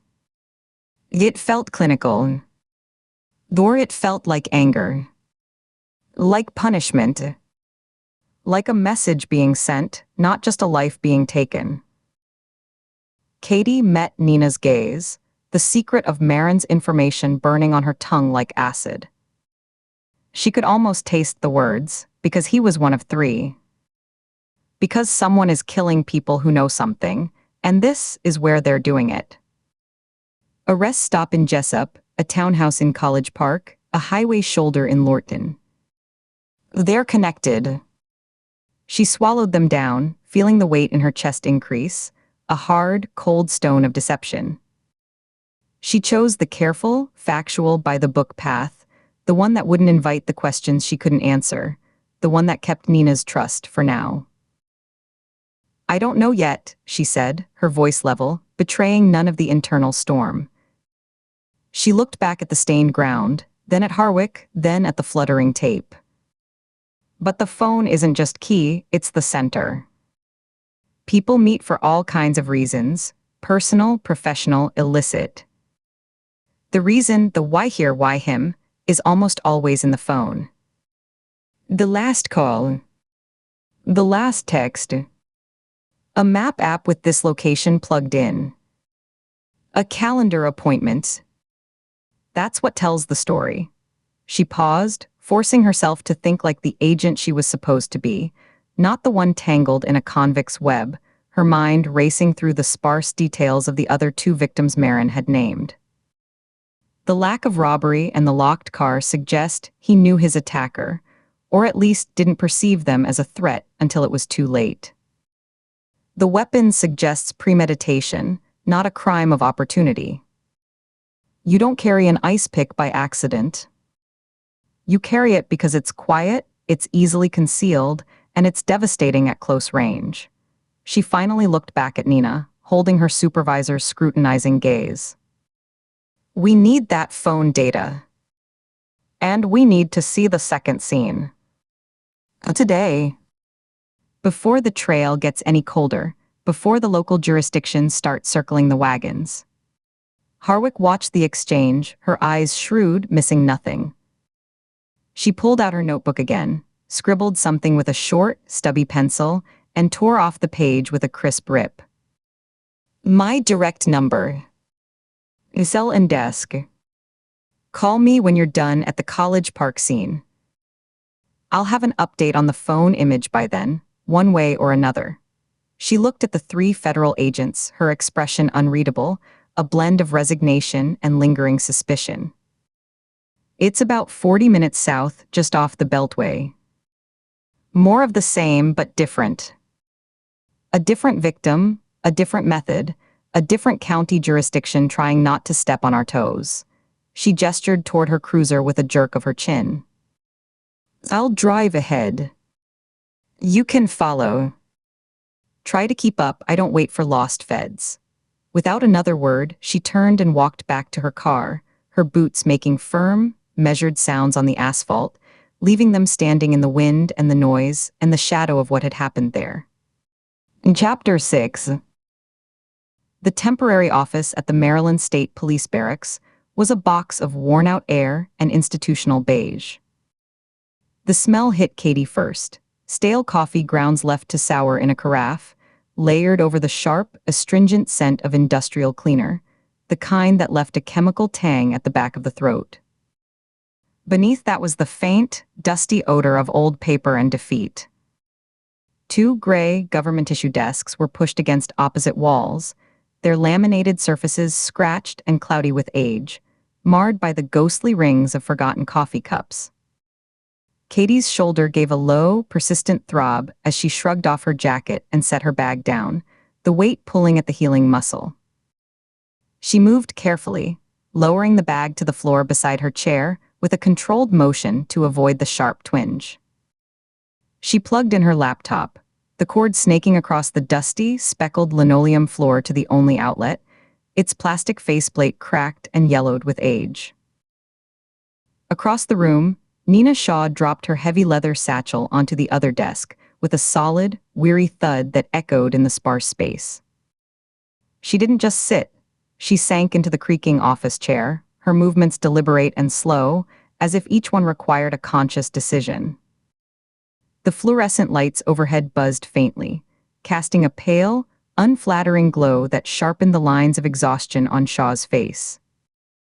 Smudges the color of old bruises underlined her eyes, and her skin had a taut, pale quality, like parchment stretched too tight. She ran a hand through her short, dark hair, a gesture that seemed to take effort. Katie took the seat opposite, the chair's wheels squeaking a protest on the linoleum. She watched her partner for a beat, the silence between them not uncomfortable, but thick with the residue of the crime scene and the long drive back. It was a silence filled with the smell of cold earth and police tape, the image of that lonely staff lot etched behind their eyes. "Long night?" Katie asked, her voice cutting through the hum. Shaw let out a breath that was more sigh than answer, a slow exhalation that seemed to deflate her frame slightly. She powered on her desktop computer. The machine whirred to life with a grinding fan noise, a sound of reluctant labor. She brought her hands up, pressing her thumbs hard into her temples, her eyes squeezed shut. Her knuckles were white with the pressure. "Long month," she grunted. The words were rough, scraped from a dry throat. She lowered her hands, staring at the blank monitor as if it held some immense, tedious task. "Quit drinking." She said it to the screen, the statement flat and factual, then finally turned her head, her dark eyes finding Katie's. The weariness in them was profound, but beneath it was a new, brittle clarity. "Withdrawal's a bitch. Headaches you wouldn't believe. Hands shake sometimes." Katie paused, her fingers hovering over her own keyboard. The admission landed in the quiet room with unexpected weight. Shaw wasn't one for personal revelations. Her life was a sealed file, classified and compartmentalized. Katie noticed the slight tremor in Shaw's fingers as they rested on the desk, the way she deliberately curled them into a loose fist to still them. "Seriously?" Katie asked, keeping her tone neutral, careful not to inject too much surprise. "When?" 3 weeks ago." Shaw swiveled her chair fully to face Katie, the casters groaning under the shift of weight. She leaned forward, elbows on her knees, and laced her fingers together, interlocking them tightly. Her gaze was direct, unwavering, but the skin around her eyes was pinched. "My daughter had a baby." A boy, a faint, almost imperceptible softening touched the corners of her mouth and eyes, there and gone like a shadow passing over stone. "I went down to Richmond. I held him. He was so small, Ford. Just this warm weight. He smelled like, I don't know, powder and something brand new. Like the air before a storm, but clean." She looked down at her own hands, calloused and capable, now clasped tightly as if in prayer or restraint. "I was holding him, and this thought just arrived. Didn't even feel like my own. It just was. I want to be around when he's old enough to hear my war stories. The old ones and the ones I'm still collecting." She looked back up, her jaw setting, the muscles tightening along her neck. "Booze doesn't fit that picture. It blurs the edges. Makes you miss things. I've missed enough. I can't afford to miss things anymore, not for him." The confession hung between them, raw and unvarnished. Katie felt a surge of respect, sharp and clean, cutting through her own fatigue. This wasn't a complaint, it was a statement of principle, a line drawn in the sand of a messy life. She saw the raw honesty in Shaw's posture, the slight forward lean, the unblinking eye contact that dared Katie to offer pity which she wouldn't. "Congratulations, Nina," she said and meant it, her own voice softening. "That's huge. Really?" "It is." Shaw acknowledged it with a single, slow nod, her throat working as she swallowed. Then she gave a tight, genuine smile that reached her eyes for the first time all day, transforming her tired face, carving out a warmth that the fluorescent lights couldn't bleach away. It was a glimpse of the woman beneath the agent, a woman who had just found a new compass point. She seemed to shake herself back into the room, the moment of vulnerability receding behind her professional mask as she straightened up in her chair, rolling her shoulders back with a faint crack. All right. Enough of that. Let's see what we've got before my brain fully seizes up. Katie unzipped her bag, the sound loud and rasping in the quiet office. She reached in and carefully pulled out the 2 victim files, their manila folders cool and smooth under her fingertips. She laid them side by side on the scratched desk surface, aligning their edges with a sense of ritual, making sure they were perfectly parallel. These were lives condensed to paper and ink. She opened the first one, the tab creaking, the folder releasing a faint scent of photocopier toner and old paper. Inside, a professional headshot of a smiling, dark-haired man was paperclipped to the top left corner. The photo was slightly glossy. Wesley Bailey, Katie read, her voice dropping into a steady work cadence, a deliberate anchor in the emotional wake of their previous conversation. 34 years old. Married to Elaine Bailey for 9 years. 2 sons, ages 8 and 5. She scanned the personal summary, her eyes tracking the typed lines. Lived in Colombia. Worked in insurance for 12 years, a senior claims adjuster with the same firm since he graduated. She felt the familiar, hollow pang, a cold little void opening behind her sternum. She touched the edge of the photo, her finger resting near the man's smiling face, feeling the slight ridge of the paperclip. Left a family, she said, the words simple and devastating. She let her finger linger for a second before pulling it back, leaving a faint smudge on the gloss. Shaw had opened the second file. She didn't just look at it, she absorbed it, her eyes tracking line by line, her head tilted slightly.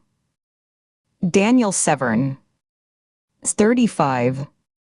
Married to Cynthia Severn. A daughter 7 and a son 3. She flipped a page, the paper rustling like a dry leaf. Lived in Ellicott City. Logistics manager for a regional medical supply distributor. Started in the warehouse, worked his way up over 15 years. She looked up, her sharp eyes meeting Katie's across the space between the desks, the connection tangible. You see a pattern emerging. These aren't drifters. They're not high risk. They're bedrock guys. Career, wife, kids, mortgage, probably a dog and a lawn that needs mowing. The whole predictable, middle-class American package. She gestured at the files with a flat hand. Salt of the earth. The guys who keep the lights on and don't make waves. Which makes the manner of death and the location even more incongruous, Katie said, turning a page in Bailey's file. The crime scene photos were beneath a summary sheet. She didn't lift it, she didn't need to see the blood again right now. The stark, clinical language of the medical examiner's report was graphic enough. Both stabbed. Single, precise wounds, according to the medical examiner's notes. Perforation of the aorta. Fast, efficient, clinical. She tapped the relevant line on the page. Both found in the driver's seats of their own vehicles at I-95 rest areas. Bailey at the Jessup southbound rest stop, Severn at the Chesapeake house on the northbound side. She looked up, holding Shaw's gaze. No overt signs of robbery mentioned in the preliminaries. Their wallets, watches, phones were all present and accounted for at the scene. Nothing disturbed. Clean records, Shaw continued, picking up the thread. She leaned back, the chair protesting with a sharp squeal. She picked up a cheap ballpoint pen from a dusty cup on the desk, a pen advertising a local plumbing company, and began tapping its blunt end against the laminate in a slow, rhythmic tap-tap-tap. It was a thinking sound, a metronome for her deduction, each tap marking a point of consideration. No financial red flags beyond a manageable mortgage. No known criminal affiliations. No history of violence. Not even a DUI. The tapping stopped abruptly, the pen held poised an inch above the desk. So we have two foundational questions. What were two ordinary family men, with every reason to be home in bed, doing at remote rest stops in the middle of the night? And why did the same person, because it is the same person, the wound placement is a signature, want them dead? This wasn't rage. This was a task. The phones, Katie said, leaning forward, her own chair creaking in response. She pointed a finger not at Shaw, but at the evidence logs clipped inside each file. Her finger hovered over the identical line item in each document. Item 7, cellular telephone personal. They were both recovered from the vehicles, logged as personal effects. That's our best shot. Our only shot right now. If they were lured there, or if they were coordinating something, the digital trail is it. Texts, calls, location history, app data. Even if it's deleted, the ghost is there. If they were smart, they used encrypted channels, Shaw said, the pen resuming its soft, insistent tapping. The tap. The tap. The tap. But everyone leaves a trace. A metadata ghost. A purchase receipt for the app. A login from a specific IP. Something, as if summoned by the topic, Shaw's personal phone buzzed against the desk, a sharp vibration on the hard surface that made the pen jump. She glanced at the screen, her eyebrows lifting a fraction, a tiny crack in her concentration. Speak of the devil. It's Braddock. She scooped up the phone, her movements quick and sure now, and put the call on speaker, setting it down carefully in the space between the two open files, right on the scratched laminate that separated Wesley Bailey from Daniel Severn. Shaw and Ford. What have you got, DC? We're on speaker. Cole Braddock's voice came through, crisp and focused, devoid of its usual undercurrent of easy confidence. There was a tautness to it, a clipped efficiency. We've got a thread. A strong one. They could hear the faint, rapid clack of a keyboard in the background, fingers flying over keys. I've been imaging the devices from both scenes. The full forensic bit-for-bit copies. It's preliminary, but it's definitive on this point. Both phones have the same encrypted messaging application installed. It's not Signal. It's not Telegram or WhatsApp. It's called Signal Vault. Signal Vault, Nina repeated, testing the name on her tongue. She shook her head slowly, her eyes narrowing. Never heard of it. Not in any standard threat briefing. You wouldn't have, Braddock said, and there was a new gravity in his tone, a weight that compressed the air in the temporary office. It's military-grade, invitation-only access. Used by certain Tier 1 government contractors, specialized intelligence units, people who need to talk and have the conversation disappear into the ether. The kind of people who, if they're compromised, start wars or stop them. The encryption protocol is a proprietary step beyond even standard FBI forensic tools. It's a black box. He paused, and they could hear him take a sip of something, likely coffee. The app was running in the background on both devices at the approximate time of death, but the chat histories are self-deleting by design. The logs are clinically clean. No contacts, no message history, no cached images. It's like the app itself is a sterile room. You go in, you talk, you leave, and the room disinfects itself. The room went still. Not just quiet, but still, as if the air molecules had stopped vibrating. The persistent, unnoticed buzz of the fluorescent lights seemed to amplify, filling the sudden void of speech, becoming a high-pitched whine in Katie's ears. The dust motes, caught in a slant of light from the half-closed blinds, seemed to hang suspended. Katie felt her breath catch in her chest, a hitch that made her ribs press against the ache in her shoulder. The puzzle pieces, which had been scattered, bland rectangles of information, family man, rest stop, stabbing, family man, rest stop, stabbing, suddenly clicked together. But it wasn't a gentle fit. It was a sharp, metallic snap, like a bolt being driven home into a lock, and the picture it revealed had a dangerous, jagged edge. She felt a cold trickle down her spine, a visceral chill that had nothing to do with the room's temperature. Her eyes widened slightly, her pupils dilating as she stared, unblinking, at the two smiling photos on the desks. Her hand, resting on the desk, curled slowly into a fist. "Military-grade encrypted comms," she repeated slowly, forcing the words out past the tightness in her throat. Her voice sounded strange in her own ears, flat and distant. On the personal phones of an insurance claims adjuster and a medical supply logistics manager. She looked from Bailey's department store smile to Severn's confident grin, the images now seeming like masks, expertly crafted. "That's the connection," Braddock confirmed, his voice tight, "all business now. It's not circumstantial. It's a binary fact sitting in their hardware. A 1 or a 0. And on both devices, it's a 1. I'm escalating this to the cyber division immediately. They might have backdoors, or at the very least, more context on who is officially cleared to use this platform. But as of this moment, this is our first tangible, forensic link between Bailey and Severn. They weren't just killed in a similar way. They were communicating, or prepared to communicate, on a secured channel specifically designed to leave no footprint. A channel for secrets.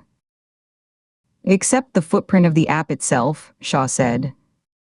Her pen was utterly still now, held poised in her fist like a weapon, her knuckles pale. She hadn't moved an inch since he said, "military grade." "Exactly," Braddock said, the word crisp. "And it's a flag. A big, red, classified flag planted on two otherwise spotless lawns. It tells us their ordinary lives were a facade, or at least had a very deep, hidden compartment. A safe room built into the foundation of their split-level colonials." "Good work, Braddock," Shaw said, her eyes locked with Katie S. across the desk. The look they shared was one of grim, instantaneous understanding. It was a paradigm shift, visible in the hardening of Shaw's gaze, the slight tilt of Katie's head. The case had just shed its skin. "Keep us posted the second cyber has anything." "I mean the second. Don't wait for a memo." "Call. Will do." "I'll be in touch." The line went dead with a soft, definitive click. For a long moment, the only sound was the oppressive electric hum of the lights, and the faint, grating rush of air from the desktop computer's overworked fan. Dust motes drifted in the slants of pale light from the window blinds, moving in a lazy, unconcerned dance, indifferent to the seismic shift that had just occurred. Katie stared at the two open folders. The professional headshots of Wesley Bailey and Daniel Severn smiled up, frozen in a time before a knife found them in the dark. A generic department store portrait background, a fake library shelf behind Bailey, a plain gray studio wall behind Severn. Family men. Bedrock guys. The kind of faces you'd see coaching Little League or grilling in a backyard, their smiles practiced for the camera, for their wives, for the world. She looked at Bailey's eyes, a warm brown trying to see a secret in them, a shadow of duplicity. She looked at Severn's confident smile, the crinkles at his eyes, searching for a crack, a strain behind the expression. She saw only normality. It was the most unsettling thing of all. Nina broke the silence. She didn't just speak. Her voice emerged low and deliberate, reshaping the quiet in the room, giving it a new, harder texture. "Forget the escort theory," she said, dismissing it with a sharp wave of her hand. "The secret gambling. The midlife crisis affair.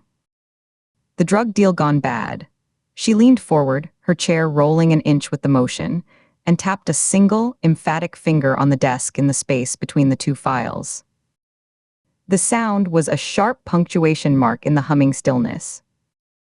"Tap. This isn't about a secret life of vice. Tap. This is about a secret life, period." She let her hand rest, palm flat, covering part of both men's files as if physically holding down the truth, smothering the smiling photos. What were these ordinary men, these predictable packages, doing with tools issued to spies and soldiers? Who gave them the key to that room? Katie looked from the photos to the blank, dark screen of her laptop. In her mind's eye, she saw not a screen, but an icon. Something sleek, anonymous, and impenetrable, a simple padlock on a dark background. The ghost of the encrypted app seemed to linger there in the reflection on the black screen, a digital specter that had connected two dead men across miles of highway. The question Braddock's call had unleashed hung in the chemically scented air, heavier and far more toxic than the smell of old coffee. It reshaped everything they had seen that morning. The mundane rest stop with its litter and diesel fumes, the ordinary sedans, the extraordinary, precise violence. It transformed two victims into potential operatives, their deaths from a tragic, violent mystery into a potential national security incident, a silent breach. The question was no longer just who or why. The who was likely a professional, a ghost with a knife. The why was now buried in classified protocols and hidden agendas. The question, humming in the air louder than the lights, was what? What were two ordinary family men doing with military-grade encrypted comms? What compartment of their lives required that level of secrecy? And what did they know, or what were they doing, that got them killed with such clean, clinical efficiency? Chapter 7. The brick row house in Arbutus was a modest, narrow thing, squeezed between its identical neighbors like a forgotten book on a shelf. Its white aluminum siding was tinged with gray from road grime, and the black shutters framing the front windows were closed tight, the curtains behind them drawn against the afternoon sun. Katie parked their sedan a few houses down, the engine giving a final shudder and a series of metallic ticks as it cooled. The street was quiet, a midday lull broken only by the distant hum of a lawnmower and the faint, rhythmic click of a sprinkler system a few yards away. It felt like 1,000 other streets in 1,000 other suburbs, all normalcy and clipped grass, which made the dread pooling in her gut feel out of place, a slick, cold oil spill on clean pavement. In the passenger seat, Nina Shaw was already scrolling through her phone, her thumb flicking upward in short, sharp jabs. The glow of the screen highlighted the new, deep lines of fatigue around her eyes, etching them in pale blue light. Her focus was absolute, locked on the digital footprint of the second victim, Daniel Severn. The silence between them was a practiced one, a buffer against the emotional weather ahead. "You want me in there?" Nina asked, not looking up. Her voice was flat, all business, a tone Katie recognized as her shield against the raw human mess they were about to enter. She finally glanced over, her dark eyes assessing the shuttered windows. "Two of us might get more traction." Katie unbuckled her seatbelt, the click loud in the quiet car. The vinyl strap retracted with a soft whir. "Let me take the temperature first," she said, her gaze fixed on the closed-up house. A grieving widow, 2 federal agents descending on her, it can feel like an ambush. One face might be less threatening. She flexed her right hand, feeling the familiar, dull ache in her shoulder blade radiate down her arm. A reminder of her own vulnerability. Nina gave a short, pragmatic nod, her attention already back to the screen. "I'll run the plates on the neighbors' cars. See if anything feels out of place." She said it like a routine task, but Katie knew it was more than that. It was Nina establishing a perimeter, scanning for threats in the mundane.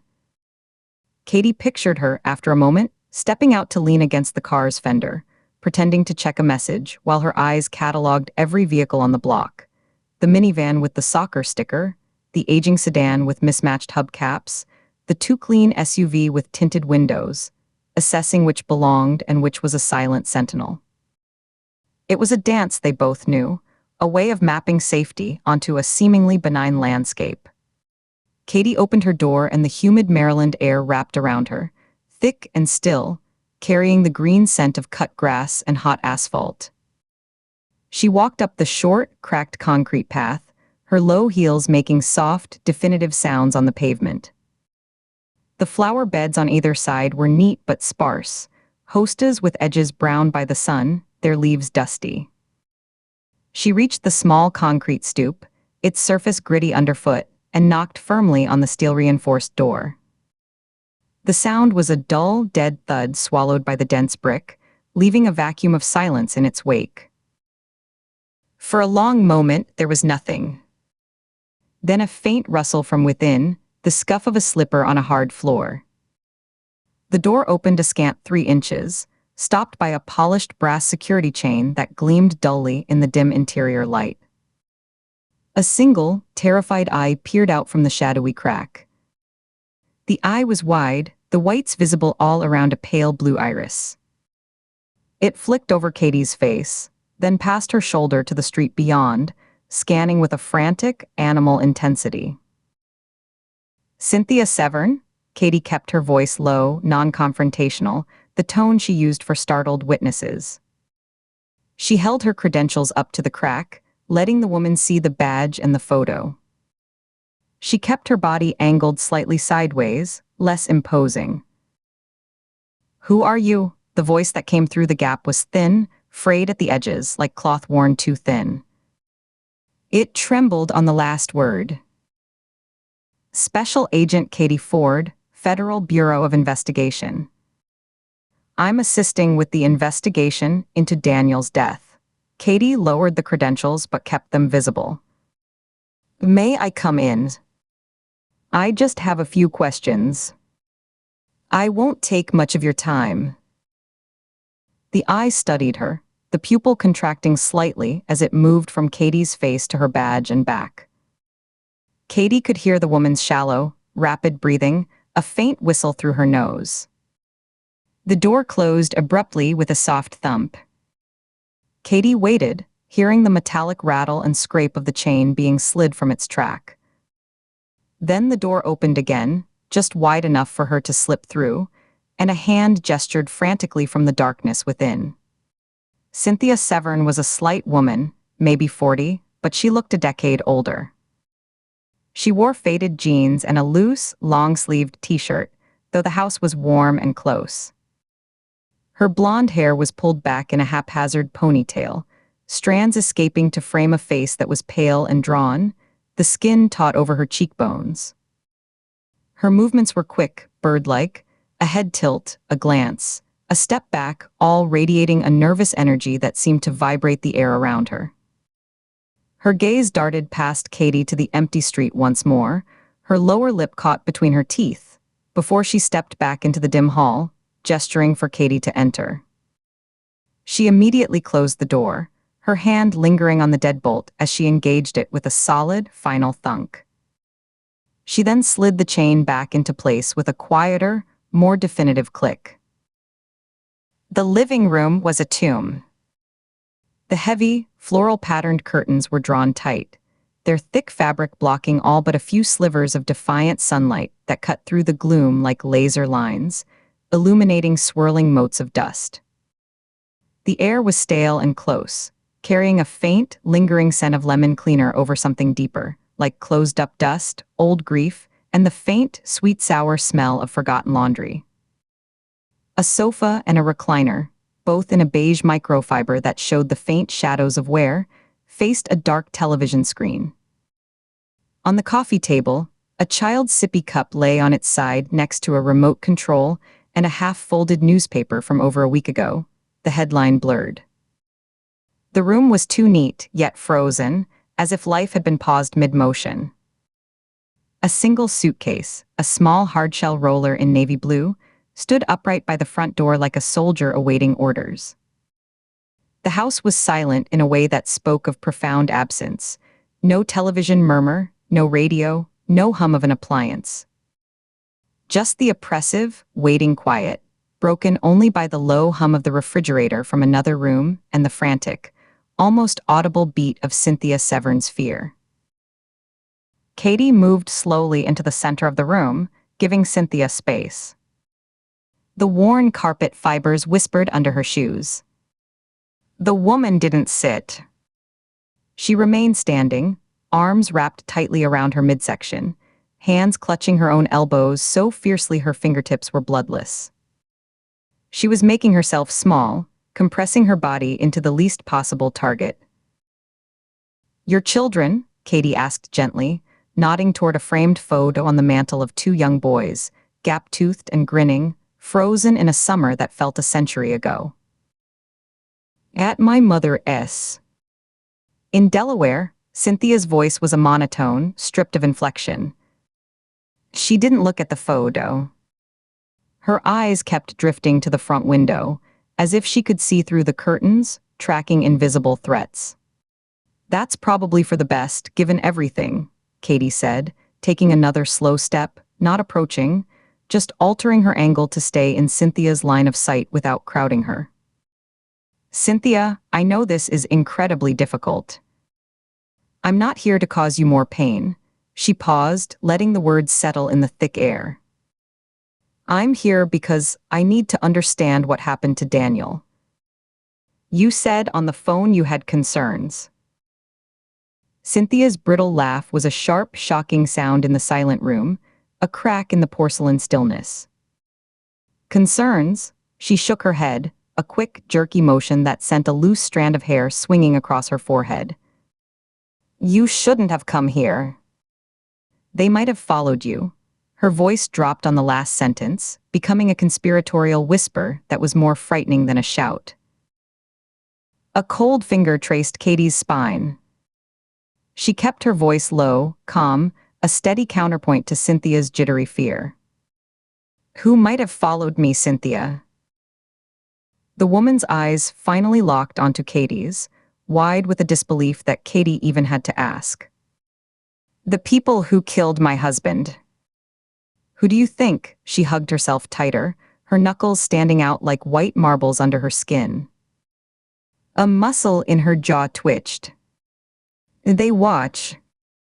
Daniel said they always watch. "From cars. From other houses. They just watch." Katie nodded slowly, acknowledging the fear without immediately challenging it. She let the silence stretch for a beat, a space for Cynthia to fill. "Tell me about them," she said, her tone inviting confession. "Start from the beginning. How did Daniel get involved?" Cynthia finally sank onto the very edge of the sofa cushion, as if her legs could no longer hold her. She perched there, spine straight, not allowing herself the comfort of leaning back. She stared at a worn spot on the beige carpet, a faint stain shaped like a leaf, speaking not to Katie but to the memory playing out on the floor.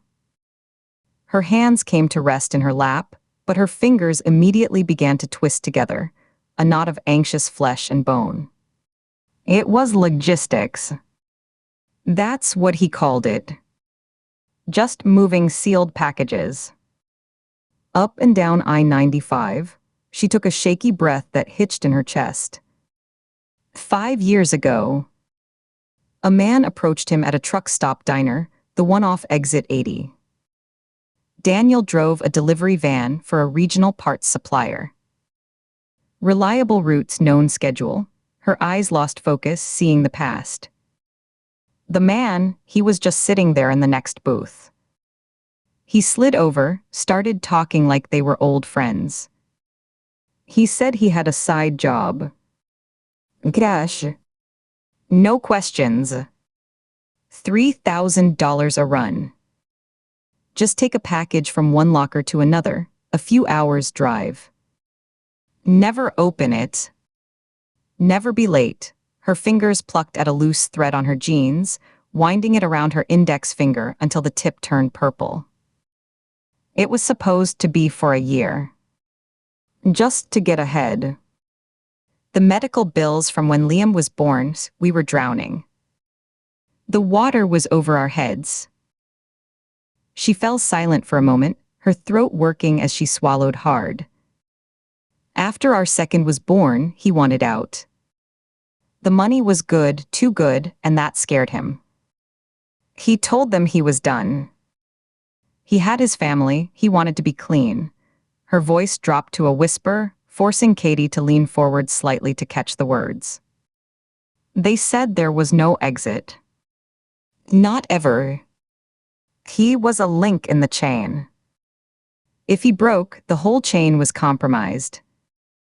They said they knew where we lived. They knew the boys' names, what school they went to, what time Liam had t-ball practice. She looked up, her eyes glistening in the gloom, capturing a sliver of light from a gap in the curtains. The tears didn't fall, they just pooled, making her irises swim. He was so scared. For the last 2 years, he wasn't my Daniel. He was just scared. Jumping at every noise. Checking the locks 5 times before bed. He stopped taking the boys to the park. Said it was too open, too hard to see who was coming. Katie moved to the armchair opposite her, sitting slowly to avoid startling her. The cushion exhaled a puff of dusty air. Did he ever tell you what was in the packages? Did he guess? Cynthia shook her head vehemently, the ponytail whipping. He never asked. He was too afraid to know. But, she swallowed, her gaze drifting back to that spot on the carpet. Her breathing shallowed. 3 weeks ago. He came home from a run, and he was white as a sheet. He was shaking. He poured a whiskey, his hands were so bad he spilled it all over the counter. She mimicked the trembling with her own hand, holding it up. It quivered in the dusty light. He said someone at the top had gotten spooked. A woman. A prisoner in some federal facility.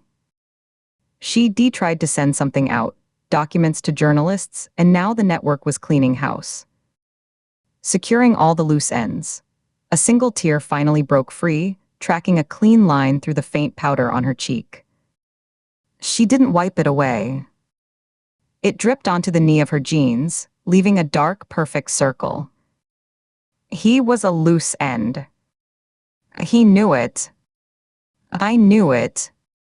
We didn't know when. We started sleeping in shifts.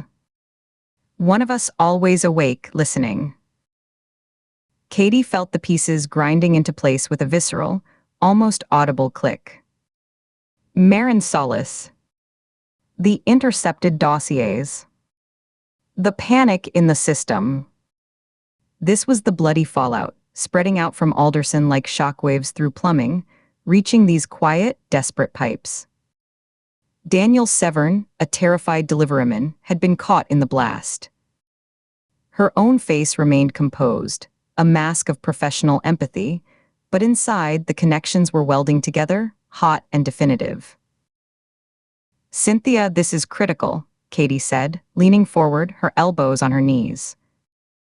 Did he give you any names? Descriptions of the man who recruited him, or anyone else? Anything specific? Another shake of the head, hopeless this time, the movement heavy with defeat. He didn't know any. It was all through an app on a phone they gave him. The burner. He had 2 phones. The one the police have, his personal one, and the one they don't. Her eyes darted to the front window again, a reflexive, paranoid twitch. Then, with a sudden, furtive movement, her hand slipped between the cushions of the sofa next to her. Her movements were tense, precise, a squirrel hiding a nut. She felt around, her face tight with concentration, her breath held. Her fingers closed on something, and she pulled out a cheap, black plastic prepaid phone. It was an older model, small and sleek, a generic slab of technology. She held it in her palm for a moment, staring at it as if it were a live scorpion, her fingers trembling visibly. The plastic caught the dim light. Then, in one abrupt motion, she thrust it toward Katie, arm outstretched, wanting the thing out of her possession, her whole body leaning away from it. "And take it." Katie didn't reach for it immediately. She looked from the phone to Cynthia's desperate face, reading the absolute terror there. "This is evidence, Cynthia. Crucial evidence. You should formally give it to the local detectives working your husband's case. It needs to be logged, processed. That could be the key." "No," the word was a hissed whisper, fierce and full of terror, sprayed from between clenched teeth. Cynthia leaned forward, her body coiled, the phone trembling in the space between them. "They'll trace it back to me. To my boys. The local police, the state troopers, they have the other phone. Daniel said the messages on this one, they can be tracked remotely if it's turned on. He said everything is on there. The pickup locations, the drop points, the messages, the codes. He kept it all. He said if anything happened to him, to give it to someone who could actually do something, someone outside whatever this is." Her eyes pleaded, the desperation in them so raw it was painful to witness. The glistening wetness made them look huge in her pale face, wells of pure panic. "You're federal. You take it. Take it and leave.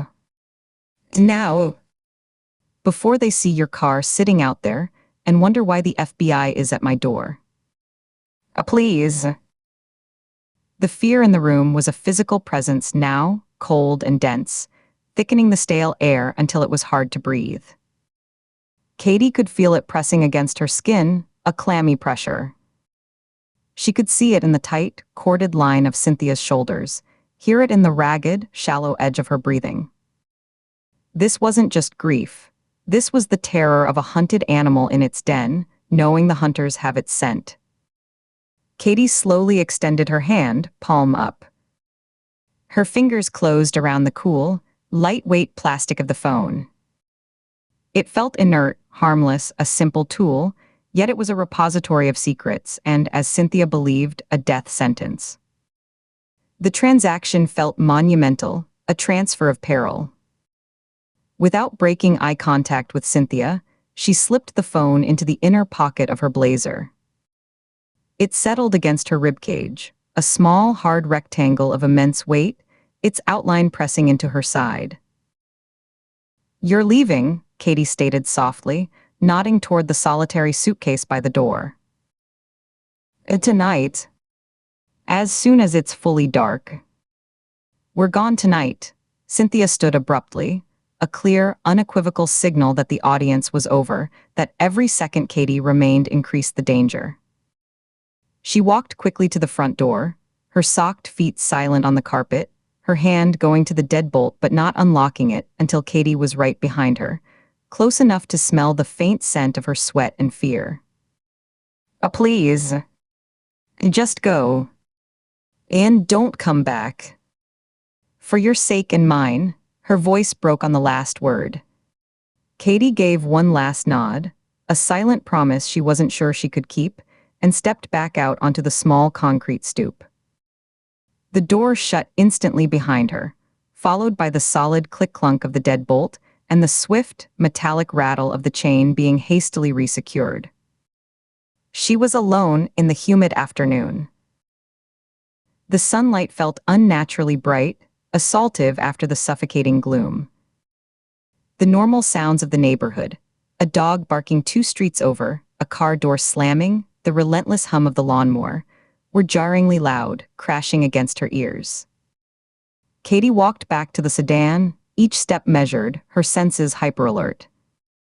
The weight of the phone against her ribs felt immense, a ticking secret.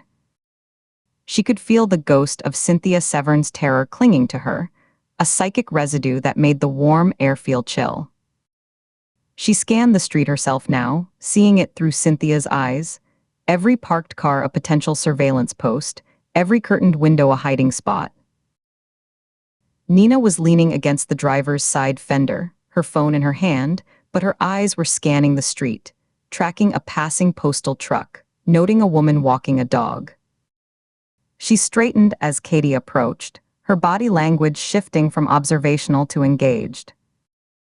She read her partner's face, the slight stiffness in Katie's shoulders, the careful neutrality of her expression, the way her right hand stayed close to her body, near her blazer pocket. Katie slid into the passenger seat, the vinyl creaking under her weight. She pulled the door shut with a solid thump, enclosing them in the quiet, air-conditioned space. The sudden contrast from the humid outside was a shock. The scent of Nina's coffee, long gone cold in the cup holder, mixed with the faint, clean smell of the car's interior and the ever-present hint of gun oil and vinyl. Nina got in behind the wheel, the car dipping slightly with her weight. She didn't start the engine immediately. She placed her phone in the center console and looked over, her dark, assessing eyes missing nothing, traveling from Katie's hands to her face. "Well," Nina's voice was calm, professional, a neutral prompt. "Is she cooperative?" Katie fastened her seatbelt, the click echoing in the quiet. She kept her face a careful mask of professional detachment, the one she'd perfected over years of delivering bad news and interviewing traumatized witnesses. She looked straight ahead through the windshield at the unremarkable street, at a kid now chasing the sprinkler's arc. Terrified, she said, and that much was true, a bedrock fact she could build her lies upon. The children are already at her mother's in Delaware. She's packing a bag, plans to join them tonight. She paused, constructing the narrative. She confirmed Daniel had a standing poker game with friends on Thursday nights, but he wasn't there the night he was killed. She didn't know where he was. Just said he'd been more stressed than usual lately, distracted. Katie delivered the lines evenly, weaving the lies in with the truth, building a plausible, sanitized version of the interview. Her voice was steady, a flat repertorial tone. She gave some background on his routine, his stress levels over the past few years. Financial pressure. She's convinced his death was related to some side work, but she claims she has no details. Just a feeling. A wife's intuition. Nina absorbed this, her gaze still on Katie's profile. Katie could feel the weight of that look. Side work? Nina asked, her fingers beginning a slow tap on the steering wheel. Did she elaborate at all? What kind of work? Katie shrugged one shoulder, a casual gesture that felt like a betrayal of Cynthia's whispered confession, the weight in her pocket making the motion feel false. Cash jobs. Under-the-table delivery gigs. She thinks he might have gotten involved with moving something he shouldn't have, maybe ripped off the wrong people, or saw something he wasn't supposed to. She turned her head to meet Nina's eyes, selling the next part, forcing her own gaze to remain clear and direct. If it's an angle, we should have the analysts cross-reference his known delivery routes and times from his legitimate job with any unsolved truck hijackings or warehouse robberies along the I-95 corridor over the last 5 years. See if there's a pattern of opportunity, places where he could have made an unauthorized stop. Nina was silent for a long moment, her fingers tapping that slow rhythm. The air conditioner blew a steady, cool stream across their faces. She finally turned the key, the engine turning over with a subdued purr. She pulled away from the curb smoothly, her eyes flicking to the rearview mirror, then the side mirror, a constant, automatic threat assessment. The brick row house shrank in the mirror, its shut windows like closed eyes. "It's thin," she said as they drove slowly down the tree-lined street. The neat, anxious houses of Arbutus began to slide by, a parade of normalcy. "But it's more than we had this morning." A motive, however vague, is better than a vacuum. She paused, navigating a turn onto a slightly busier road, her hands precise on the wheel. The phone text might pull something from his personal device to give it some shape. Call logs, texts, maybe he got sloppy and discussed it with a friend. A name, a location. Something we can pull on. Katie looked out her window, watching the kid on the bicycle disappear behind a hedge. Her right hand rested lightly on her thigh, just inches from the blazer pocket that held the second, secret phone. She could feel its presence like a burn, a point of heat against her side. Every word she'd just spoken to Nina was a brick in a wall she was building between them, a wall to protect a source, to follow a lead, to honor the terror in a widow's eyes. The weight of the deception sat heavily in her stomach, sour and cold, a lump of guilt she had to ignore. The passing world, a woman unloading groceries, a man washing his car, felt suddenly alien, a stage set she was no longer part of. "Yeah," she said, her voice sounding distant even to her own ears, muffled by the lie. She kept her gaze fixed on the passing scenery, a tableau of a life that felt impossibly remote. They might. Chapter 8. The room was beige. The walls, the cheap laminate of the desk, the heavy curtains drawn against the afternoon light, all beige. The low-pile carpet was a slightly darker, dirtier shade, stained with the ghosts of other occupants' spills. A rusty brown circle that might have been soda, a smudge of gray ground into the fibers near the bed.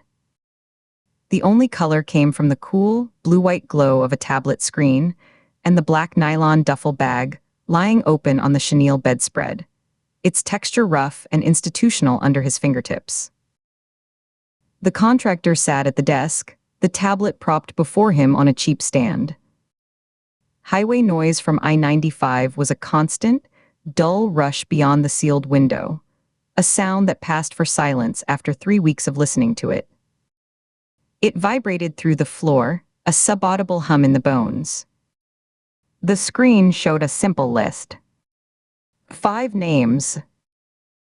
The first 2 were crossed out with a clean digital line. Bailey Wesley. Severn Daniel. The third name was highlighted in a soft, pulsing yellow. Voss Martin. 44. Fleet Dispatcher.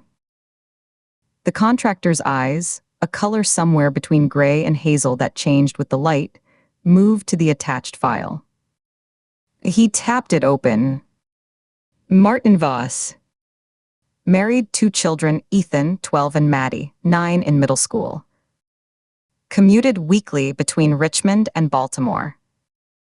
Drove a white Ford Transit van, Maryland commercial plates, for a regional plumbing supply company. His pattern was established, predictable. He stopped at the same Maryland service plaza every Thursday evening between 7:15 and 7:45 p.m. to use the restroom and purchase a large black coffee and a packaged muffin, either banana, nut, or blueberry. He always parked in the same row, favoring the shadowed area near the dumpster enclosure at the far end of the staff lot, away from the brighter lights of the fuel canopy. He was a creature of quiet, unremarkable habit. The file included 3 photographs, one lifted from a company directory, showing a man with a tired smile and receding hairline. 2 were grainy stills from service plaza security footage, capturing him in a windbreaker, head down, walking from his van toward the diner. The activation had come 3 weeks ago via a Signal Vault message that dissolved upon reading. The handler was a string of numbers. The instructions were clear: 5 men, 5 locations, 5 clean removals. No collateral, no spectacle. The compensation was substantial and already partially deposited, in untraceable increments, across 3 offshore layers. The contractor had asked no questions. The method was the message. The connecting tissue, interstate rest stops, victims found in their vehicles, was deliberate. The handler wanted a pattern, a scent trail for the authorities to follow. The contractor understood the assignment: build a phantom. Let the FBI chase the profile of a highway predator, a ghost in the rest stop system. The real thread, the one connecting these specific men to whatever they knew or had done, would be lost in the noise. It was elegant in its simplicity. Create a monster to hide a purpose. The contractor powered down the tablet, his movements economical.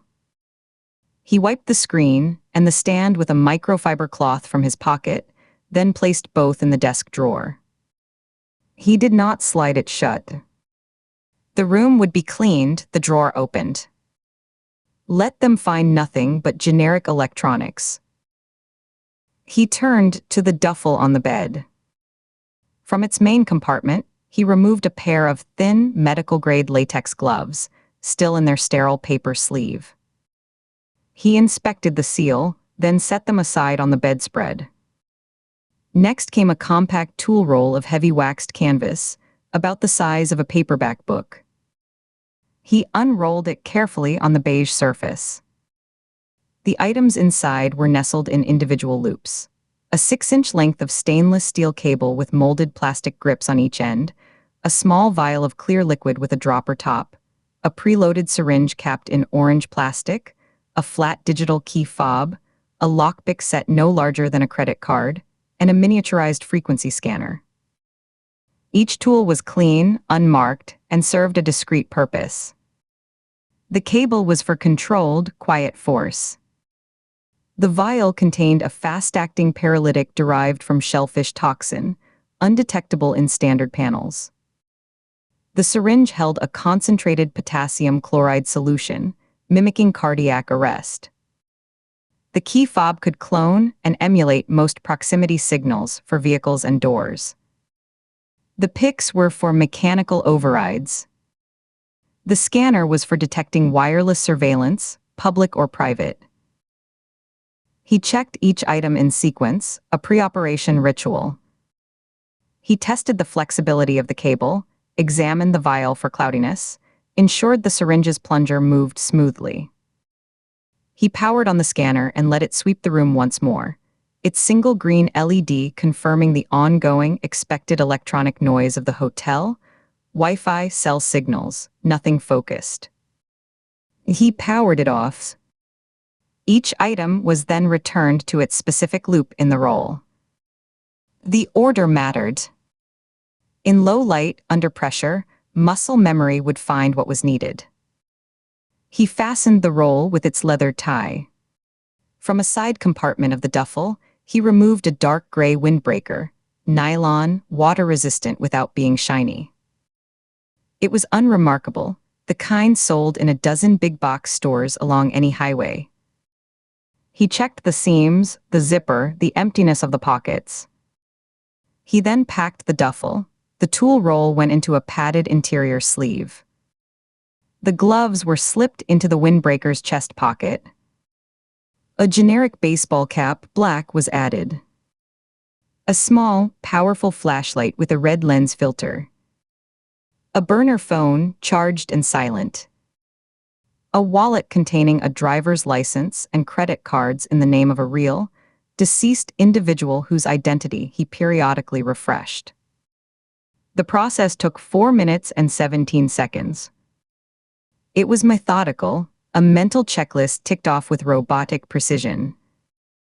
There was no anticipation, no distaste, no flicker of anything resembling feeling. It was logistics. A preparation phase. Martin Voss was not a person with a son named Ethan and a taste for banana nut muffins. He was a task to be completed, a set of variables to be managed, a name to be crossed off a list. The file data was no more emotionally resonant than a spreadsheet of parts inventory. He stood, his knees cracking once softly. He shrugged into the windbreaker. It fit without bagginess or tightness, designed to obscure the lines of his body. He zipped it halfway. He lifted the duffel by its straps, feeling its balanced weight, heavy enough to seem normal, light enough for swift movement.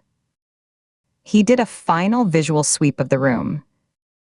The bed was slightly indented where the bag had lain. The desk drawer was open an inch.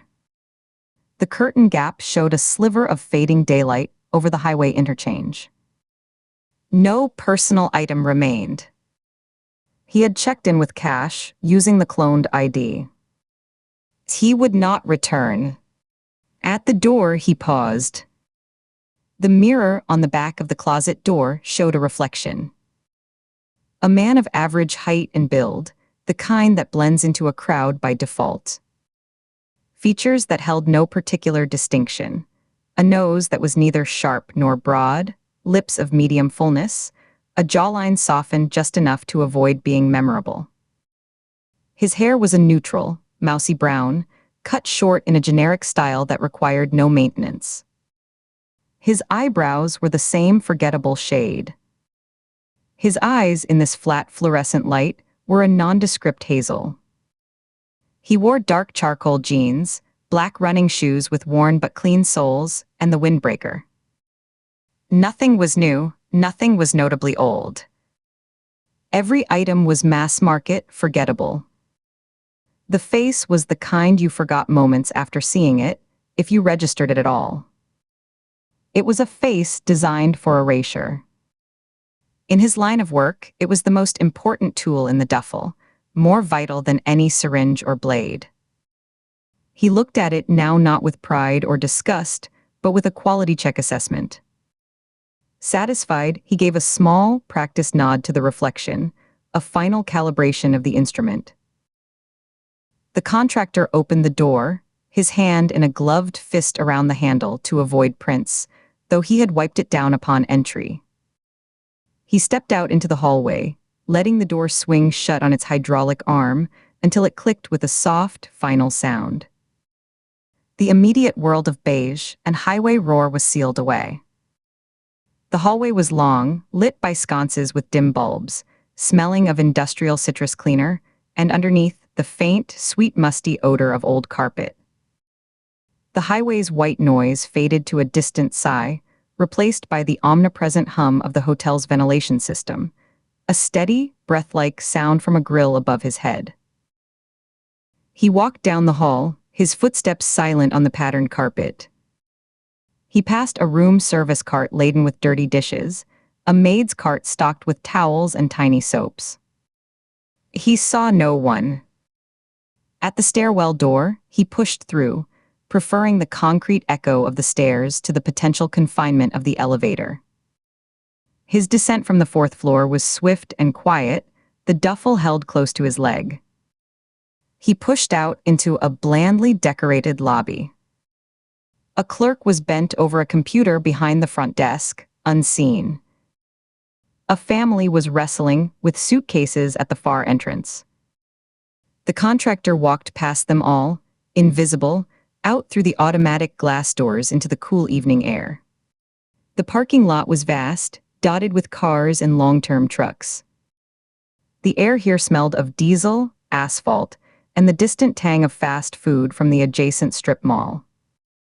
He walked to a silver Toyota Camry, 5 years old, clean but not spotless. It was parked in a space that offered a clear view of the exits and was not under a light. He used the key fob, the real one, not the tool, to unlock it. The chirp was muted. He placed the duffel on the passenger seat, then settled behind the wheel. The interior held the faint, clean scent of a recent detailing, with a hint of pine air freshener. Nothing personal. No receipts, no gum wrappers, no forgotten sunglasses. He started the engine, a quiet purr. The digital clock on the dash glowed 5:47 p.m. He had synchronized it with the world clock function on the burner phone. The drive to the Northgate Service Plaza, according to the GPS he now activated on the phone, would take 53 minutes in current traffic. He pulled out of the lot, merging smoothly into the stream of vehicles on the access road. As he accelerated up the ramp onto I-95 North, the highway noise, his constant companion for weeks, enveloped the car once more, a roaring, impersonal cocoon. He drove with calm, precise movements. His hands rested at 9 and 3 on the wheel. His eyes scanned mirrors, road signs, the flow of traffic, but his mind was already ahead, running through the variables. The plaza layout. The position of the dumpster enclosure. The lighting conditions at 7:30 p.m. The possible presence of security patrols. The entry and exit routes from the staff lot. The van's door locks. Voss's likely state of mind, tired, routine, distracted. The contractor factored it all, adjusting the plan minutely for each new piece of remembered data from the file. The coffee purchase meant a window of 3 to 5 minutes where Voss would be inside the diner, his van unattended. That was the optimal insertion point. The miles passed, marked by exit signs, billboards, the rhythmic thump of expansion joints under the tires. The sky to the west bled, through a palette of oranges and purples behind the silhouettes of trees and overpasses. Inside the silver Camry, there was only the sound of the road, the hum of the engine, and the quiet, focused presence of the man behind the wheel. He did not think of the list, or the handler, or the phantom he was building. He thought of angles, timings, and physical contingencies. He thought of the feel of the cable grips in his hand, the pressure required. He thought of the quick, clinical motions that would turn a living, breathing pattern of habit into a closed file, another crossed-out name. Martin Voss's schedule was waiting. And the contractor was, as always, exactly on time. Chapter 9. The Maryland State Police barracks smelled of stale coffee, industrial cleaner, and the faint, metallic scent of old radiator heat. Katie stood by the whiteboard, the glossy photographs of Wesley Bailey and Daniel Severn staring back at her with the flat, final gaze of the dead. Pushbins anchored their lives to the corkboard, beside a map of I-95, red string connecting dots at rest stops and service plazas. The hum of the fluorescent lights was a constant, oppressive drone bleaching color from the worn laminate tabletop, the scuffed linoleum floor, the stacks of manila folders.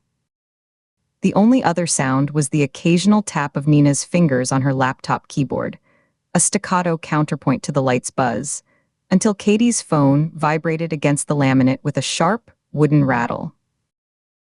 Cole Braddock's name flashed on the screen. She pressed the speaker icon, the click of her fingernail loud in the quiet room. Braddock, what do you have? Good news, Agent Ford. His voice was crisp, efficient, devoid of any celebratory tone. It was a statement of fact. Cyber Division just cracked the encryption on the metadata from Signal Vault. Took them most of the night. Both victim accounts were activated on the same date. Not just the same week, the same day. October 12th. Nina looked up from her laptop, her eyes sharpening. She removed her reading glasses, letting them dangle from the cord around her neck. That's coordination. Not coincidence. That's a recruitment drive. It gets better, Braddock continued, and Katie could picture him in some sterile office at WFO, his suit jacket perfectly tailored, his desk unnervingly tidy. Both accounts received their initial welcome messages, the setup instructions, from the same originating server cluster. It's a virtual private server routed through a commercial data center in Ashburn, Northern Virginia. The facility is leased to a shell company called Meridian Logistics Partners, LLC, registered in Delaware. Paper trail ends there for now. We've submitted an emergency warrant application to the Eastern District of Virginia for the subscriber information, payment records, and any server access logs. Meridian Logistics, Katie repeated slowly, letting the name settle into the puzzle. It landed with a cold, familiar click, like a key sliding into a well-oiled lock. Marin's intel in the soundproofed prison visitation room echoed in her head, a ghostly whisper beneath Braddock's clinical report. Follow the logistics. The cleanest routes are the dirtiest. She kept her expression neutral, a mask of professional focus, but her thumb traced the edge of the table, feeling the tiny chip in the laminate. Any hits on that name in our databases? NCIC techs anything. Running it now through all standard channels, Braddock said. There was a faint rustle of papers on his end. Preliminary shows a registered agent in Wilmington, a law firm that handles 10,000 of these, and a PO. A box. The classic ghost setup. No officers listed. No physical address beyond the data center rack. Nina leaned toward the phone on the table, her elbows on the worn surface. Run it through FinCEN's full suite. See if it's popped up on any treasury reports for suspicious financial activity, wire transfers, structuring.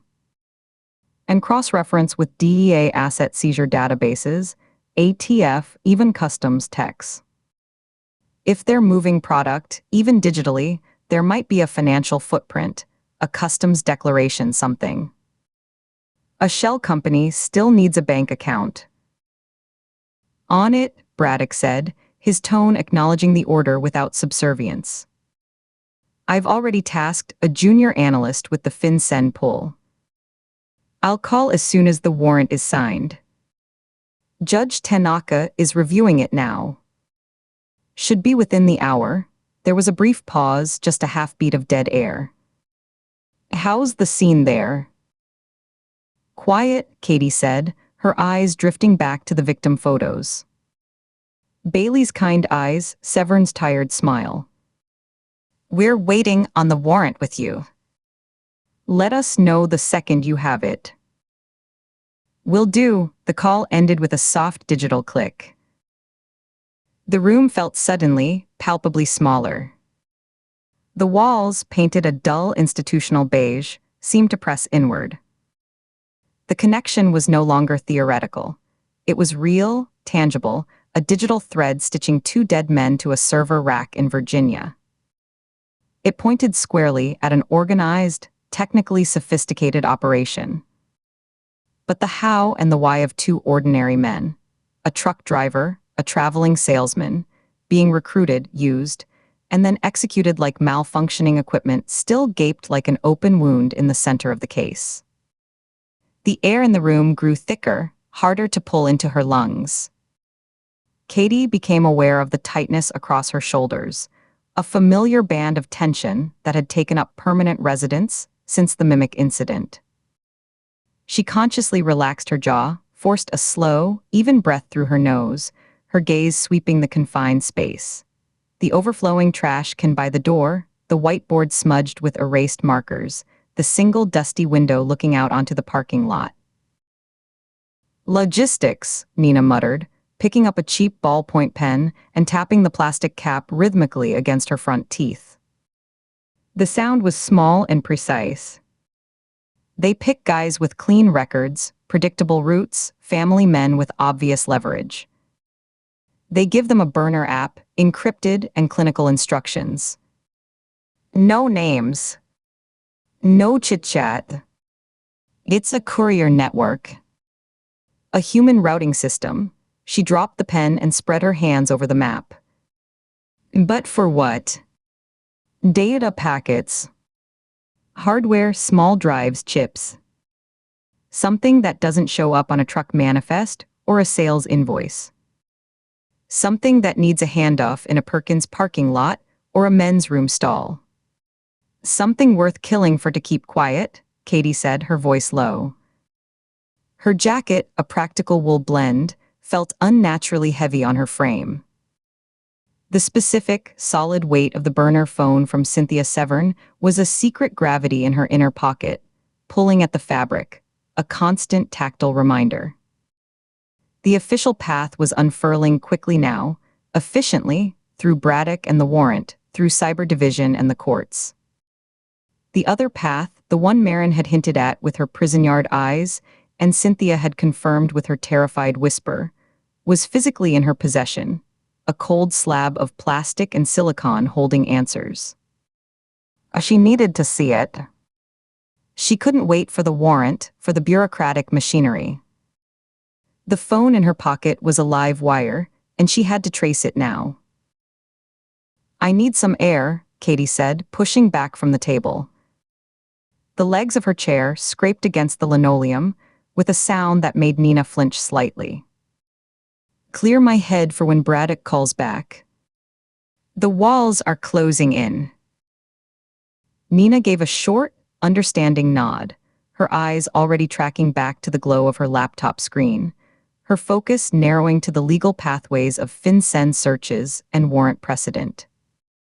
"Don't wander far. That warrant drops, we're wheels up for Virginia."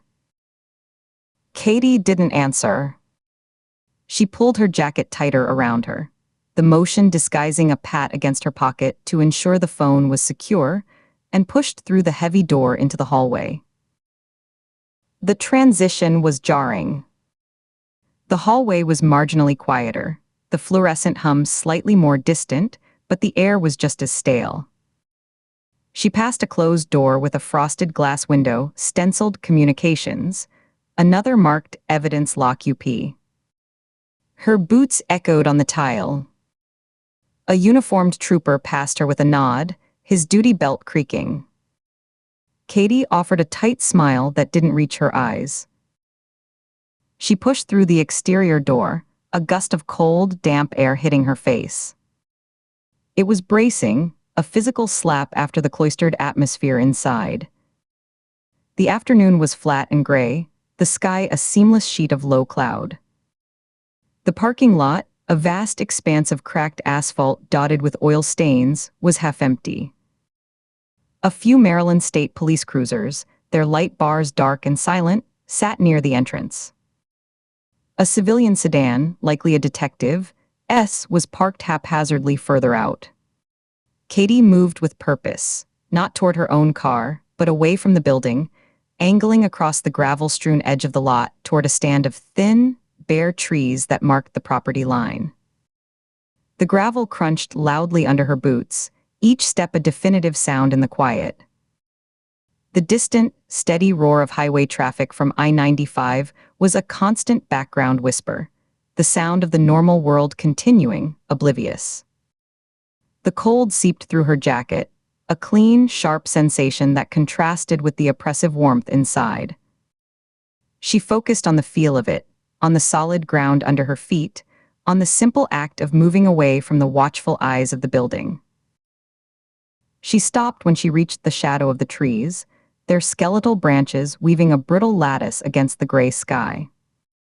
She positioned herself with her back squarely to the barracks, a calculated move to block the sightline from any windows, and, more importantly, from the security cameras mounted on the tall light poles that dotted the lot. Her breath plumed in the air, faint white clouds that dissipated quickly. She unzipped her jacket a few inches, the cold biting at her throat. Her hands, she noted with detached satisfaction, were perfectly steady. There was no tremor, no fumble. This was a field action, no different from clearing a room or securing a piece of evidence. The only difference was the chain of custody ended with her. She reached into her inner pocket, past the leather of her credential holder, and her fingers closed around the cheap, black plastic phone. It was lighter than her smartphone, flimsier. She pulled it out. The device was unremarkable, a generic prepaid model you could buy at any big box store for cash. She held it in her gloved palm for a second, then pressed the power button on the side. It vibrated once feebly. The screen remained black for a heartbeat, then glowed to life with a garish, low-resolution logo. It demanded a passcode. Cynthia Severn's whispered numbers, 7-2-0-9-1-3, Robert's birthday, he never changed it, were etched in her memory. She tapped them in, her thumb moving deliberately over the rubbery keypad. The screen unlocked with a soft chime. The interface was sparse, stripped of any pretense. A green phone icon for calls. A messaging app. A contacts list with a single entry. A rudimentary calendar. Nothing else. No browser. No games. No camera. This was a tool, not a device for living. She took a slow breath, the cold air sharp in her lungs, and opened the Messages app. The screen displayed a list of threads, but there was only one. It was labeled simply with the number, but in the contacts, that same number was saved as dispatch. As she opened it, the history was a series of terse, clinical commands sent over a period of weeks. Each was a time-stamped bullet point in a secret life. November 3, 14-15, I-95 South, Exit 53, Rest Area Bravo, 14:30, Trash Receptacle, West Side Maintenance Area. Retrieve package. Black plastic bag knotted. Proceed to Exit 67. 1600. Blue Honda Civic, Virginia plates, parking lot of Perkins Restaurant. Place package in trunk. Do not acknowledge driver. Do not linger. Confirm completion by 16:15. November 17. 10:05. I North. Exit 22. Service Plaza Delta. 10:15. Men's room, third stall from entrance. Retrieve payment. Envelope taped to pipe behind toilet. Confirm receipt. December 1. 2045. I-95 South. Exit 89. Designated location. 2100. Await further instruction. If no contact by 21:15, abort and return home. Katie's skin prickled, a wave of cold that had nothing to do with the air. It started at the base of her spine, a sharp, electric chill that traveled up her vertebrae and raised the fine hairs on her arms and the back of her neck. Her mouth went dry. The instructions were a map of a secret life, etched into the mundane stretches of highway between his home and his supposed sales calls. They were devoid of emotion, of any human connection. A retrieve. A proceed. A place. A confirm. It was the language of a machine manual. Each message was a gear turning, moving Daniel Severn from point A to point B, a living, breathing component in a system he likely never understood. She swiped up, her thumb moving slowly, precisely. The next message was the last one received. The date was yesterday, December 8. The day Daniel Severn was killed. December 8. 11:03. Protocol 7. Archive all. Stand by for final instruction. Protocol 7. Archive all. The word sat on the screen, stark and ominous. They didn't sound like a delivery order. They sounded like a contingency. So wipe order. Archive all, secure or destroy the evidence of the operation. Stand by for final instruction. The final instruction had been a garrote in a rest stop lot. A deep, cold anger began to solidify in Katie's chest, cutting through the initial shock. This was the blueprint. This was the control mechanism. She needed to preserve it, not just in her memory, but forensically. Her personal iPhone was in her other hand, already unlocked. She opened the camera app, switching it to photo mode. She glanced over her shoulder, a quick, instinctive check. The barracks were a silent block in the distance. A car turned into the far end of the lot, its headlights cutting through the gloom, but it parked, and the driver went inside without looking her way. She began, methodically, deliberately. She positioned the burner phone in her gloved left hand, angling it to avoid the flat gray glare of the sky on the plastic screen. With her right, she focused the iPhone's camera. The electronic shutter clicked silently. She captured the main message thread, showing the list of dates. She then opened each individual message, zooming in slightly to ensure every character, every timestamp was legible in the image. Click. She backed out, opened the contacts list. The single entry, dispatch. Click. She opened the calendar. There were entries corresponding to the message dates, just times and highway exit numbers. Click, click, click. She was not logging this into the FBI's digital evidence management system. She wasn't creating a PDF for the case file. This transfer of information was off the books, from one secret ledger to another. This was for her. This was the thread Marin Salas had told her to pull, the one that started with a whisper in a prison and ended with a dead man's phone in a stand of trees. Each silent click of the virtual shutter felt like a transgression, a step across an invisible line. Her heart beat a steady, accelerated rhythm against her ribs, but her hands remained clinical, steady. When she was certain she had captured every screen, every possible piece of data on the device, she swiped through the camera roll on her iPhone. The images were clear. The evidence was now duplicated, hidden in the most personal of devices. The final step. She looked at the burner phone, its screen glowing with the last fatal message.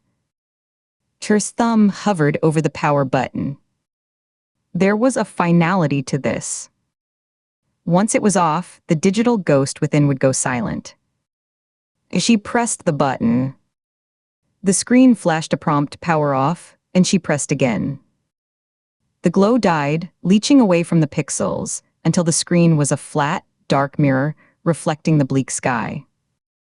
The plastic casing, which had grown slightly warm from use, began to cool rapidly against her palm. She slipped the dead phone back into her inner pocket. The weight returned, but it was different now. It was no longer an unknown quantity. It was a known secret, its contents memorized and copied. It was a part of her, a second, silent heartbeat of concealed truth thumping against her side. She zipped her jacket up fully, the sound loud in the quiet, and smoothed the front with her palms, ensuring no telltale bulge was visible. For a long moment, she didn't move. She stood in the cold air, the weight of the photographs in her personal phone feeling heavier, more consequential than her service weapon on her hip. The official investigation was chasing a shell company in Delaware, a server log in Ashburn. It was a top-down view, corporate clean. She was holding the ground-level view, the operational handbook for a dead man, written in the dirt and asphalt of the interstate. They were the same path, she realized, the same malignant organism, just seen from different sides of a mirror. One side was reflected in legal documents and warrants.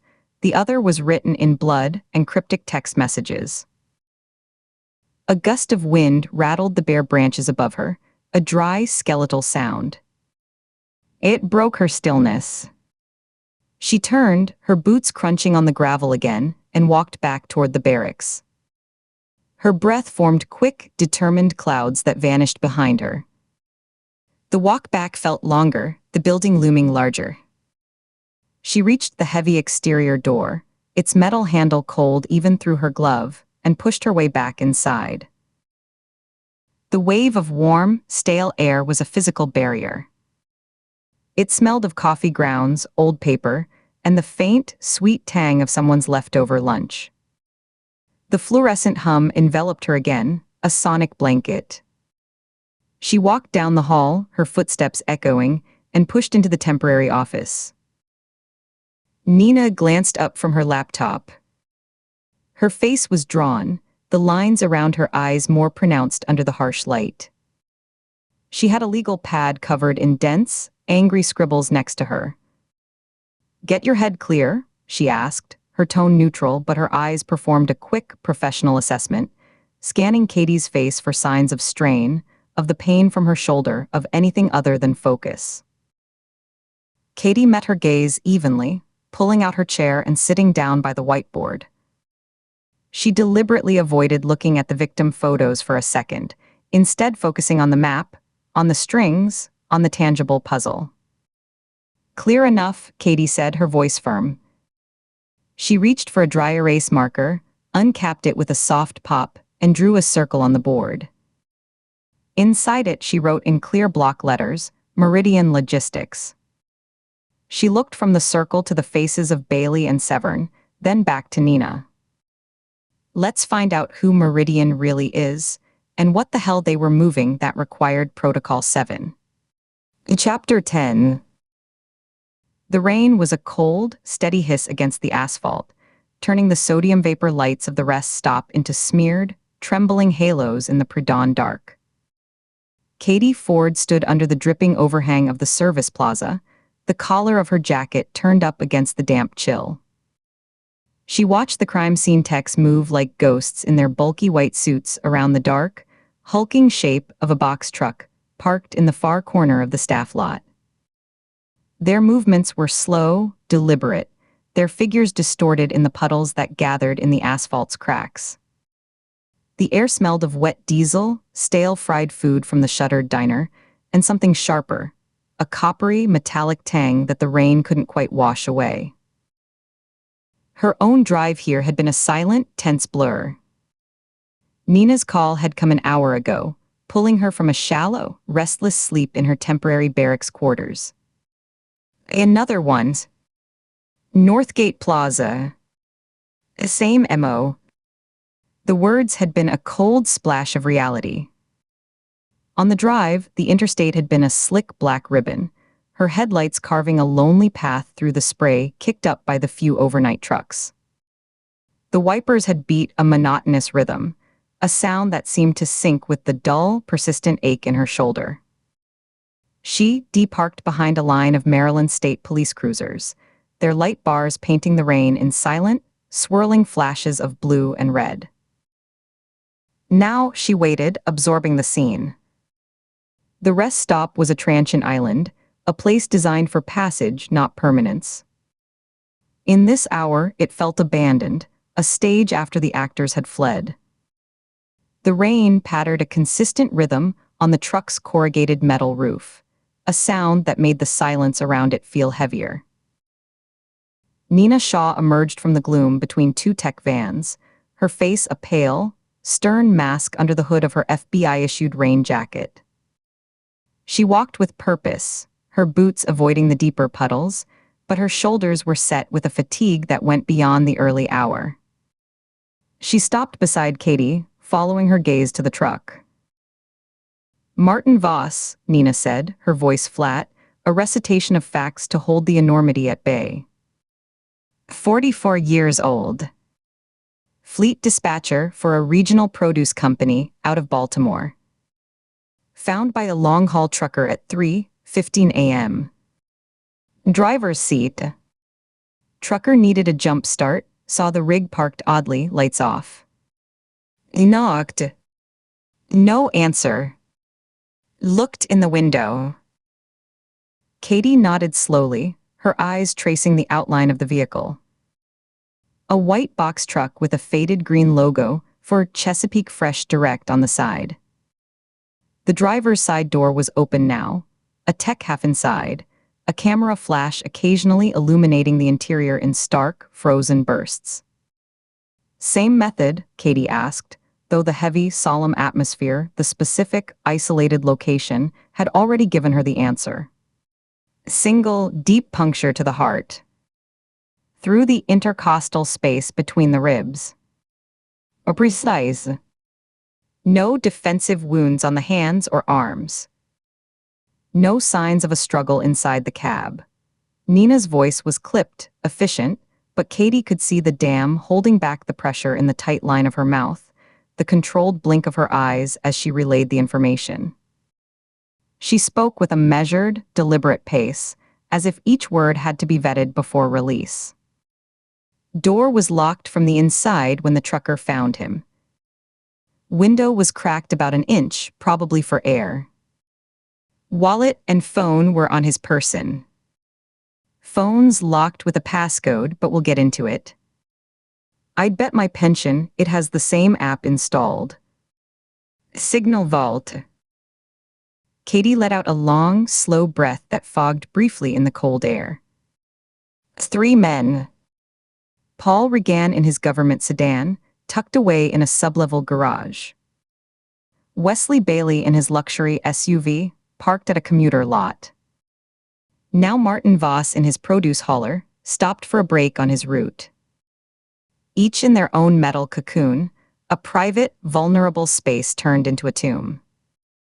Each alone in the dark, in the anonymous, sprawling network of I-95's rest areas.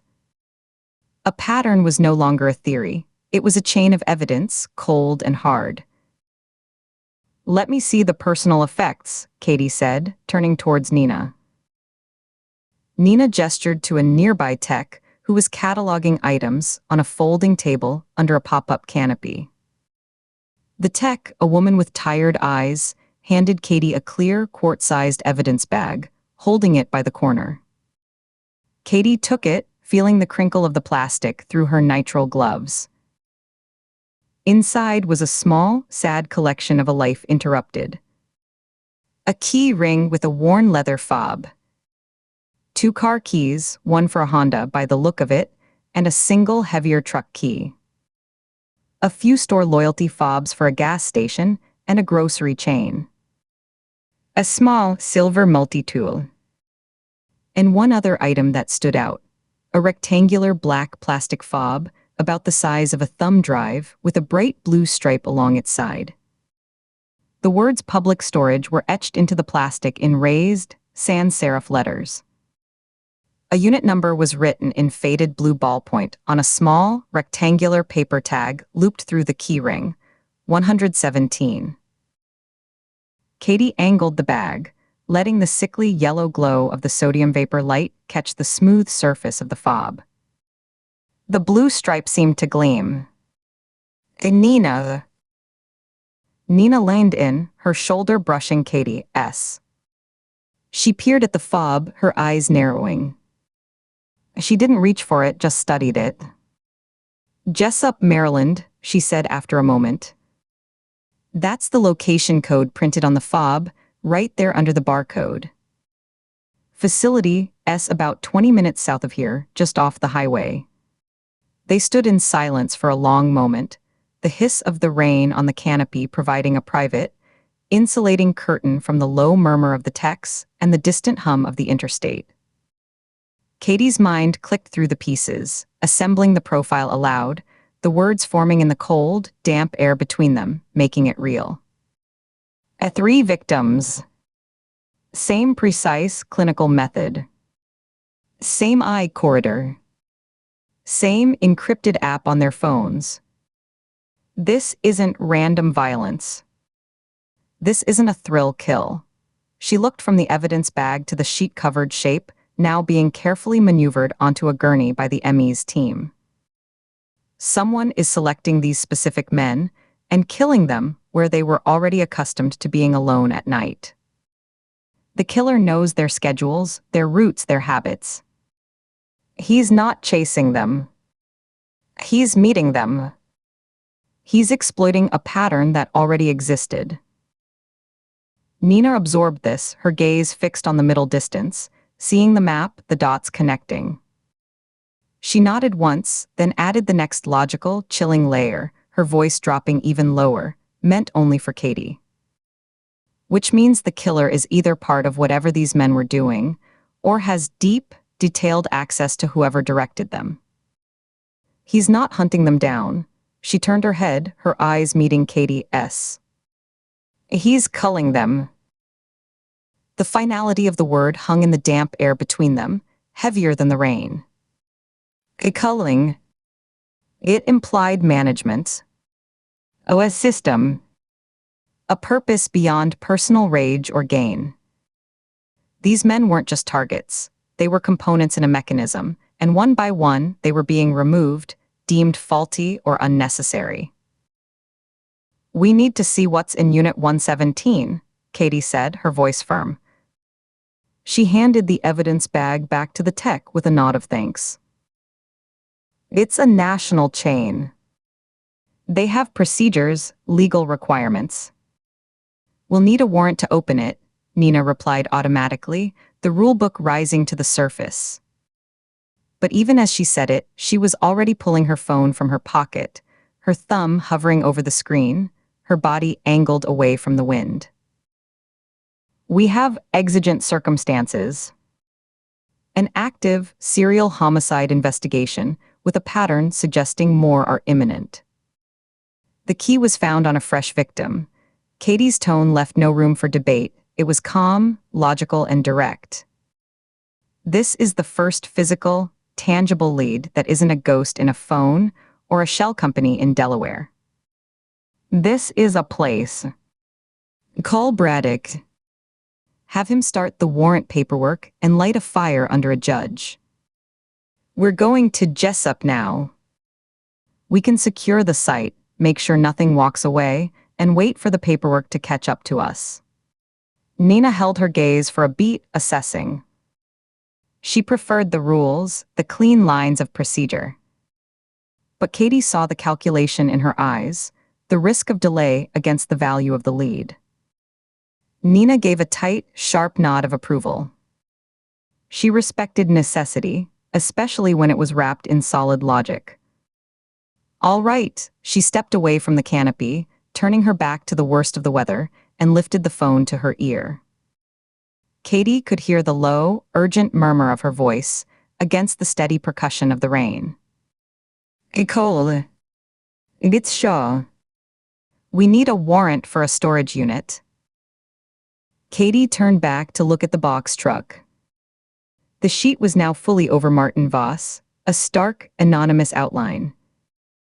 The ME's van doors were open, a dark mouth ready to receive him. A dispatcher. A man who coordinated the movement of goods, who knew schedules and routes and drivers. What was he moving that required an encrypted app? And for whom? The culling suggested a cleanup. A severing of connections. The storage unit key felt like a potential map to one of those connections. 15 minutes later, they were in their unmarked sedan, the engine emitting a low growl as the heater fought the pervasive damp. Nina pulled out of the rest stop, the tires slicing through standing water, and merged back onto the Interstate South. The world beyond the windshield collapsed into a tunnel of reflected taillights, and the constant, misty spray thrown up by tractor-trailers. The wipers beat their steady, hypnotic rhythm, sweeping arcs across the glass. Katie watched the exit signs blur past, Laurel, Savage, names that meant nothing, just markers in the dark. "Braddock's on it," Nina said, buckling her seatbelt with a definitive click. She adjusted the vent to direct more heat. "He'll call as soon as he has a judge's signature." He also confirmed Voss's phone had Signal Vault installed. Pulled the metadata before it fully locked. The same story. Activated on October 12th. Same day as the others. A recruitment day, Katie murmured, watching a lone car speed past, its driver oblivious. She shifted in her seat, trying to find a position that didn't pull at the healing wound in her shoulder.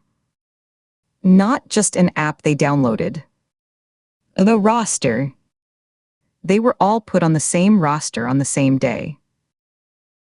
A roster of expendable assets, Nina finished, the phrase ugly and precise. She was quiet for a full mile, the only sounds the wipers, the hum of the road, and the rush of passing vehicles. Her hands were relaxed on the wheel, but her knuckles were white. This storage unit. It could be nothing, Katie. A place to keep old tax files. His kids' sports equipment. Christmas decorations. It could be, Katie agreed, her voice neutral. She stared out at the dark, shapeless landscape beyond the shoulder. But it's on the keychain of a man who was just murdered in the same, precise, professional way as two other men. Men who shared his secret, encrypted communications app. That's a lot of coincidence to hang on a box of Christmas decorations. The GPS on the dash estimated 17 minutes to the public storage facility in Jessup. As they drove, the rain began to ease, slowing from a steady downpour to a scattered drizzle. Then it stopped altogether, leaving the asphalt gleaming like wet coal under a sky that was shifting from deepest black to a bruised, purplish-gray hint of dawn. The transition from the high-speed anonymity of the interstate to the off-ramp, then onto a local road, felt significant. It was like moving from the public-facing stage of the rest stops, the crime scenes, into the story's back end, the private, hidden machinery where the sets were built and the props were stored. The road here was narrower, lined with skeletal trees and occasional clusters of low, commercial buildings. They passed a shuttered auto body shop, its bay doors down, graffiti tagging the cinder block. A wholesale plumbing supplier with a parking lot full of PVC pipe. The landscape felt worn, functional, and forgotten in the pre-dawn light. Katie's phone, which she'd placed in the cup holder, buzzed with a short, sharp vibration. Her breath hitched, a quick, involuntary intake that felt cold in her chest. Her hand twitched towards it before she consciously registered the pattern. It wasn't her main phone's tone. It was the muted, generic buzz of the burner she'd taken from Cynthia Severn's kitchen, the one now buried in the inner pocket of her jacket.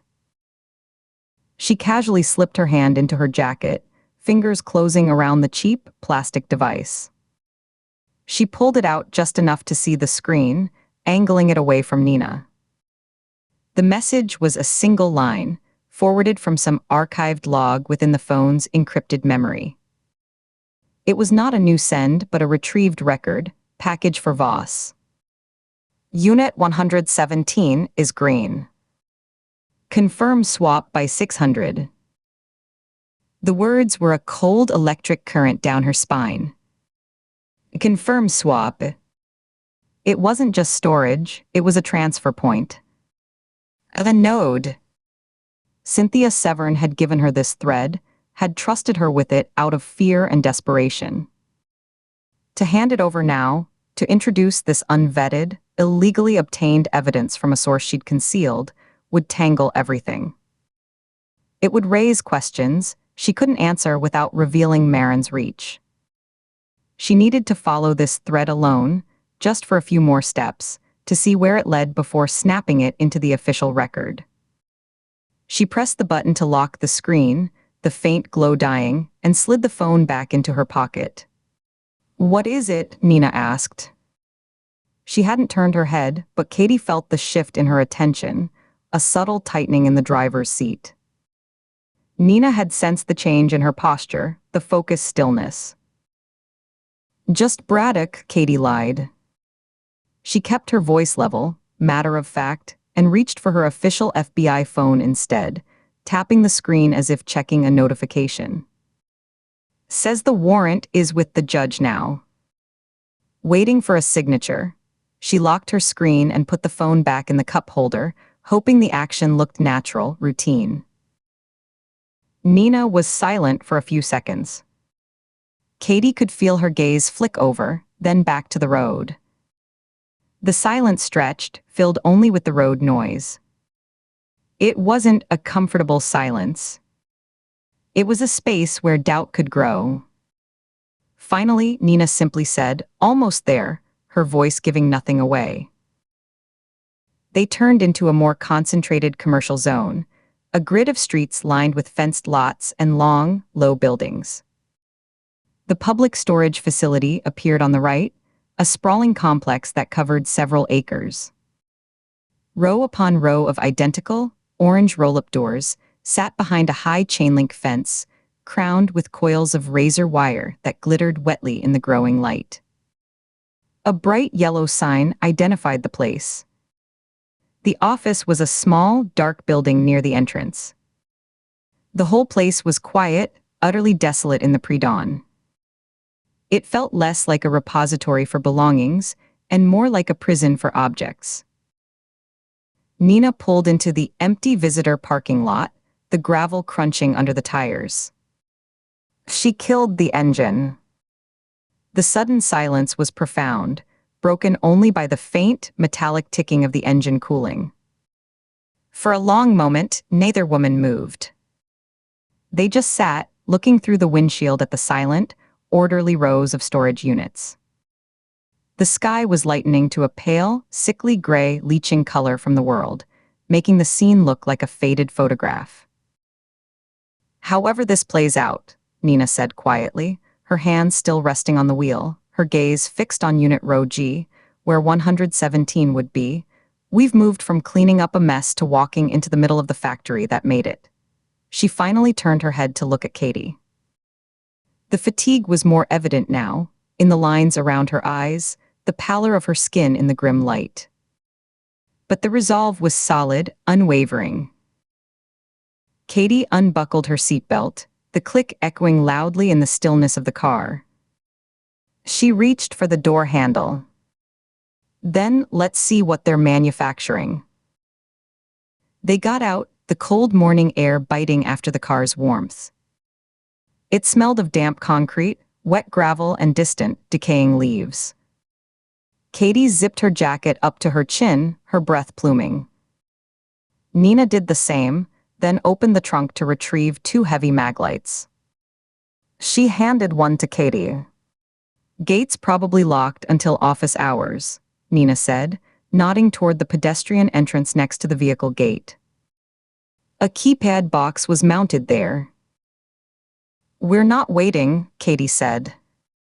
She walked toward the fence, not to the pedestrian gate, but along its length, shining her flashlight beam over the units, looking for numbers. The complex was laid out in a grid, with letters for rows and numbers for units. They found the entrance to row G and followed it down. The units were all the same: corrugated steel doors, heavy padlock hasps, some sealed with the storage company's own locks, others with private, heavier-duty locks. Unit 117 was about halfway down the row, on the left. It was a standard 10x10, its orange door identical to its neighbors. The hasp held a large, serious-looking master lock, not the flimsy disc lock the company often provided. It was a lock that said the renter had something to protect. Katie played her flashlight beam over the door, the lock, the concrete apron in front. The ground was wet but showed no fresh footprints. The door itself was dusty, with a few cobwebs in the upper corners. It hadn't been opened recently. She stepped closer, examining the seal between the door and the concrete floor. No visible disturbances. Nina stood back, one hand resting near her sidearm, her head on a swivel, scanning the other rows, the rooftops, the fence line. The place was a maze, full of blind corners and deep shadows even in the growing dawn. See anything? Just a good lock, Katie said, straightening up. She turned, shining her light down the long, narrow canyon between the rows. The beam illuminated motes of dust and moisture in the air. We secure the perimeter. Wait for the warrant and the tactical team. This isn't a door we kick in alone. Nina nodded in agreement. I'll call Braddock for an ETA. You watch the unit. She moved back toward the mouth of the row, pulling out her phone, putting some distance between them for a clear signal and a better field of view. Katie was left standing alone in front of Unit 117. The silence here was even deeper, muffled by the tall walls of the units. She could hear the faint, far-off sound of a train whistle. She trained her flashlight beam on the lock again, then slowly swept it down the door, across the number stenciled in black. 117. A simple integer. It felt like a combination waiting to be dialed, an answer waiting to be given. What was inside? Documents. Money. Weapons. The package mentioned in the text. Her shoulder gave a low, persistent throb. She adjusted her stance, ignoring it. Her mind raced ahead, playing scenarios. If this was a dead drop or a swap point, would there be counter-surveillance? Was the killer the color, aware this key had been found? Would he come to clear the unit? The text said confirm swap by 600. That deadline had passed. The swap was either completed or aborted. The minutes stretched. The sky continued to lighten, turning a flat, uniform gray. The world gained dimension, but no warmth. Katie heard Nina's voice, low and steady on the phone. Understood. We'll hold position. Have them stage out of sight until we have the paper in hand. Katie kept her eyes moving, her hearing straining. A bird chirped somewhere, a lonely sound. A truck rumbled on a highway not too far away. Normal sounds that felt alien in this tense, waiting space. Nina walked back, her footsteps crunching softly on the gravel. Braddock says the judge is reviewing. Could be 20 minutes, could be an hour. He's alerted the Baltimore field office for a tactical support unit. They're mobilizing but won't deploy until we have the signed warrant. Standard op. We wait, Katie said. It wasn't a question. We wait, Nina confirmed. She leaned against the corrugated metal of the opposite unit, crossing her arms, her flashlight now off and clipped to her belt. Her eyes never stopped moving. You think he knows? The killer. Katie considered it. If he's part of the system, if he has the same access that let him find Voss, then he might know about the unit. But knowing Voss is dead is one thing. Knowing we have his key and are here, she shook her head slowly. That depends on how good their internal security is. If they're cleaning house, they might be cutting losses, not protecting assets. Let's hope they're arrogant, Nina muttered. Arrogant makes mistakes. Another stretch of silence settled between them, but it was different from the tension in the car. This was a professional, shared vigilance. They were partners in a foxhole, watching the same threat axis. Katie felt a pang of guilt for the burner phone in her pocket, for the secret she held. She pushed it down, compartmentalizing. The priority was the unit. What came out of it would dictate her next move. Time passed with the slow creep of dawn.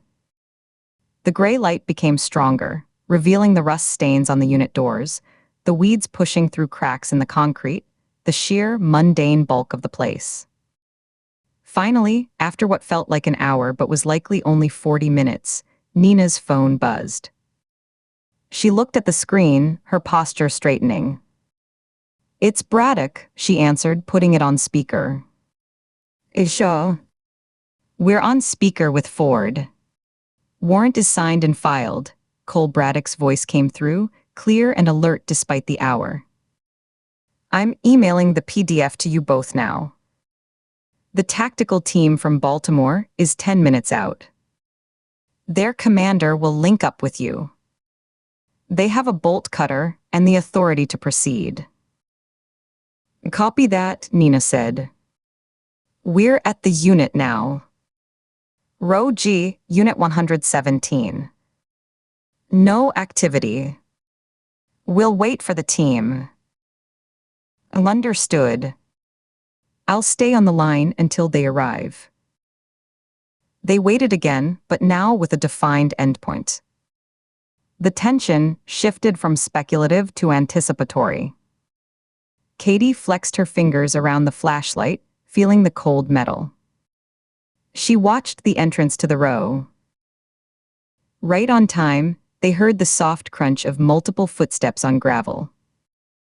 A moment later, a team of 6 FBI agents in dark tactical gear, helmets, and carrying compact rifles appeared at the mouth of the row. They moved with quiet, practiced efficiency. The lead agent, a tall man with a serious face, approached Nina and Katie, his weapon pointed at the ground. "Agent Shaw Ford. I'm SAIC Miller, Baltimore ERT. We have the warrant." Nina showed him the email on her phone. He gave it a cursory glance and nodded to his team. 2 agents moved to flank the ends of the row, providing security. 2 others took up positions covering the unit's door. The remaining agent, carrying a large hydraulic bolt cutter, stepped forward. "On your go," Miller said to Nina. Nina looked at Katie, who gave a single nod. "Do it," Nina said.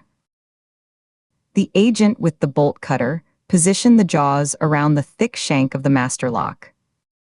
He squeezed the handles. There was a loud, sharp crack that echoed off the metal walls, startlingly loud in the silence. The lock fell to the concrete in 2 pieces.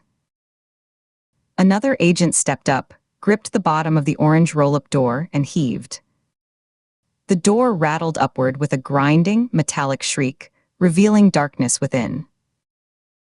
Miller shone a powerful flashlight into the opening. Dust motes swirled in the beam. The space was not empty. Katie and Nina moved forward, flanking the entrance, their own flashlights joining Miller's. The light pooled inside, illuminating the contents of Unit 117. It was not Christmas decorations. The unit was packed, but neatly, professionally. Against the left wall were stacked about 24 identical, dark green, hard-sided plastic cases, the kind used for shipping sensitive electronics or instruments. They were stacked 4 high and 6 deep. Each case had a simple, white barcode label. In the center of the unit, taking up most of the floor space, were several large, wheeled industrial pallet jacks. And on the right side, lined up on metal shelving, were rows of smaller cardboard boxes, also unmarked. But what drew the eye, what made Katie's breath catch, was what was propped against the back wall, separate from the rest. It was a long, rectangular object covered by a heavy gray tarp. The shape underneath was unmistakable, a rectangular box, roughly 6 feet long, 2 feet wide, and 2 feet deep. Miller stepped inside first, his weapon now at a low ready, scanning the corners. "Clear," he called after a moment. Katie and Nina entered, the concrete floor cold under their feet. The air inside was still, dry, and carried a faint smell of plastic, ozone, and dust. Katie went directly to the nearest green case. She knelt, ignoring the protest in her shoulder, and examined the latch. It was sealed with a small, numbered plastic security tag. Intact. She looked at the barcode label. It was just a serial number, MLP 4417889. Meridian Logistics Partners, she said aloud, the name from the shell company dropping into place with a solid, logical click.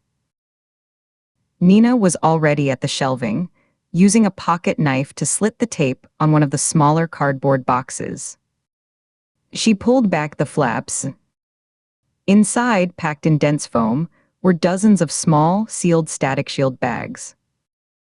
Through the clear plastic of one bag, she could see the glint of a circuit board, a cluster of chips. Electronic components, she said.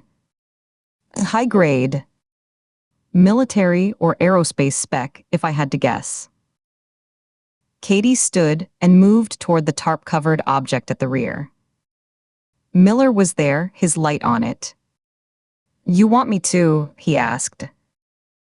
Yes, Katie said. Two of the tactical agents stepped forward and carefully gripped the edges of the tarp.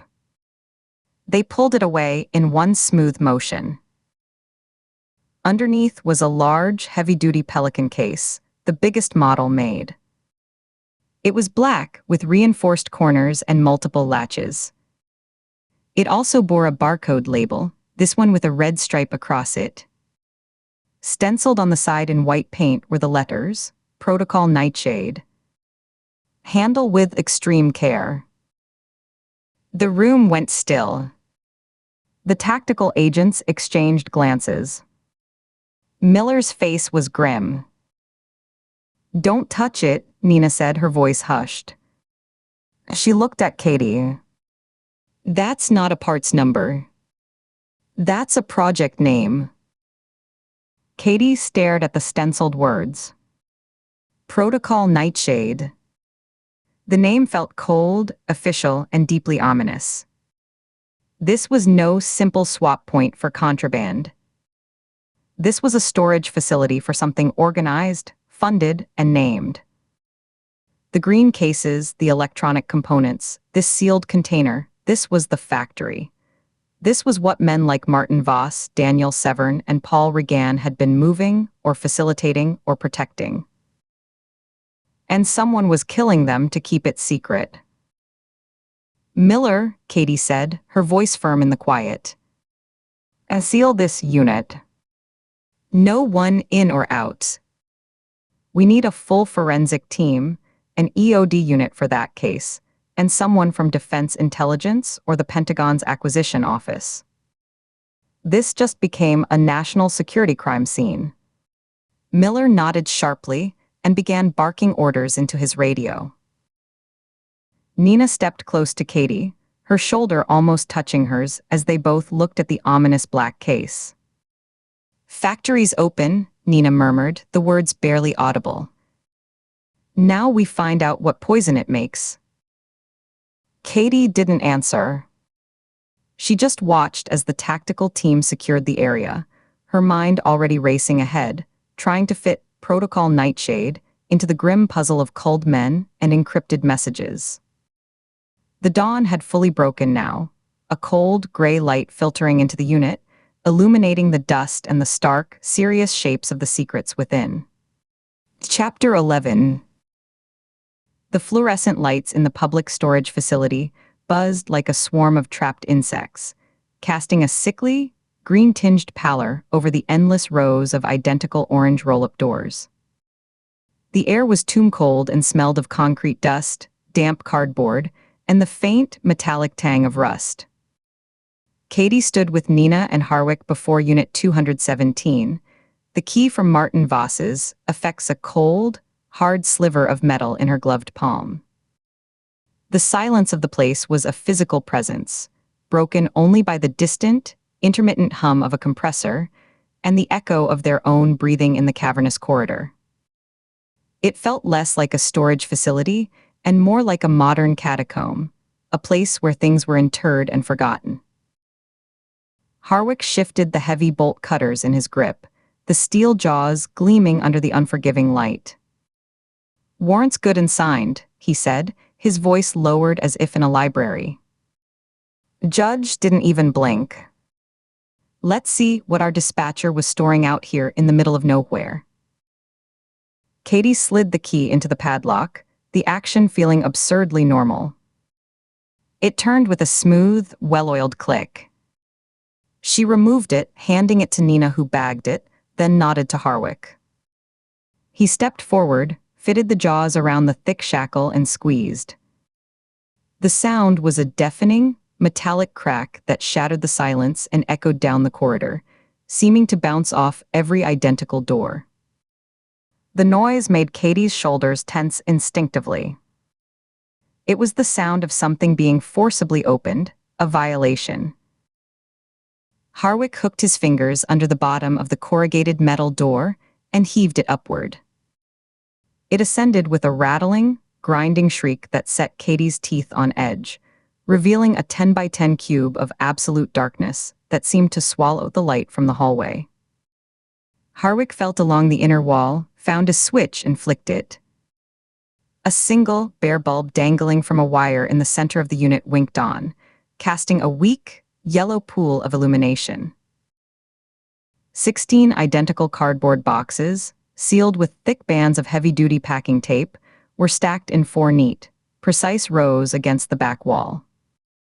They were unremarkable, medium-sized moving boxes. But each one bore a single piece of white printer paper, taped squarely to its side, with nothing but a 10-digit alphanumeric code printed in a clean, generic font. Katie stepped inside, the concrete floor gritty under her shoes. The air here was even colder, stale. "Shipping labels," she said, her voice tight. She leaned closer, not touching. No origin. No destination. No company logo. Just routing numbers. Like a tracking code for a ghost, Nina murmured from the doorway, her eyes scanning the sterile, ordered stacks. "Let's pull one," Harwick said, his pragmatism cutting through the tension. He moved to the nearest stack, at the front and to the left. He grunted slightly as he lifted the top box from the pile, the sound a soft whump as he set it down in the center of the empty floor space. Dust motes swirled in the bulb's light. Harwick pulled a utility knife from his pocket, the blade snicking out. He inserted the tip under a seam of the thick brown tape and sliced through it with a long, ripping sound that was oddly satisfying. He did the same on the other side, then folded back the cardboard flaps. On top, a layer of clear bubble wrap was neatly tucked over the contents.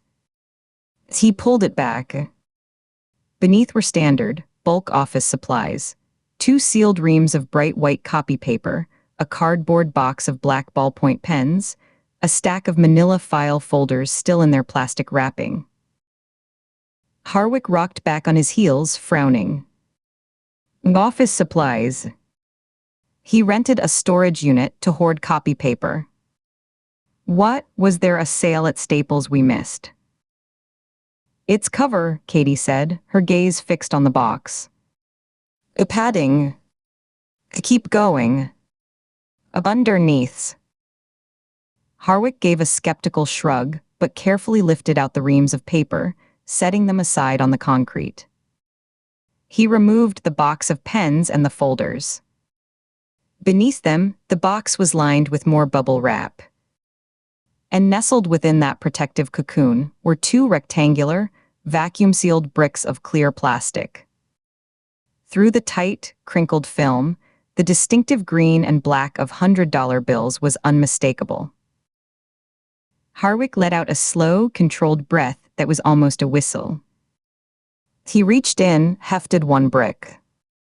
It was dense, about 2 inches thick, the size of a small hardcover book. The bills inside were pressed flat, their edges perfectly aligned. "Well, shit," he muttered, his earlier sarcasm gone. "Count it," Nina said, her voice low and steady. She had moved fully into the unit now, her presence close behind Katie. They worked with a silent, focused efficiency. Harwick produced a small digital scale from his kit, but the vacuum seal was too tight, the packaging too uniform. "Screw it," he said.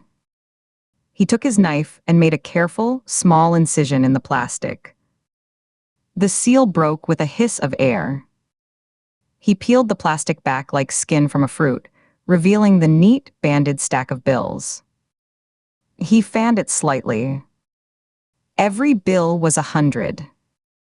He counted the stack methodically, his lips moving silently. 100 bills to a stack. 10 stacks, he looked up. $10,000 per stack, he counted the stacks within the brick. 5 stacks per brick, he did the mental math. $50,000 per brick. He looked into the box. There were 2 identical vacuum-sealed bricks. $100,000, Katie said, the number hanging in the cold air. In a box labeled as office supplies. "Open another," Nina commanded, her arms crossed tightly over her chest. The second box from a different stack was an exact replica. The same top layer of innocuous supplies, this time notepads and highlighters. The same protective bubble wrap. The same 2 dense, vacuum-sealed bricks of cash underneath. Harwick didn't bother to count the second one fully. He just hefted a brick, gauging the identical weight, and nodded. Same." Nina's eyes traveled from the 2 open boxes to the 14, still sealed and stacked against the wall. The silence stretched, filled only by the buzz of the lone bulb. If all 16 boxes are the same configuration, she trailed off, her mind visibly working. Katie finished it, the calculation cold and simple.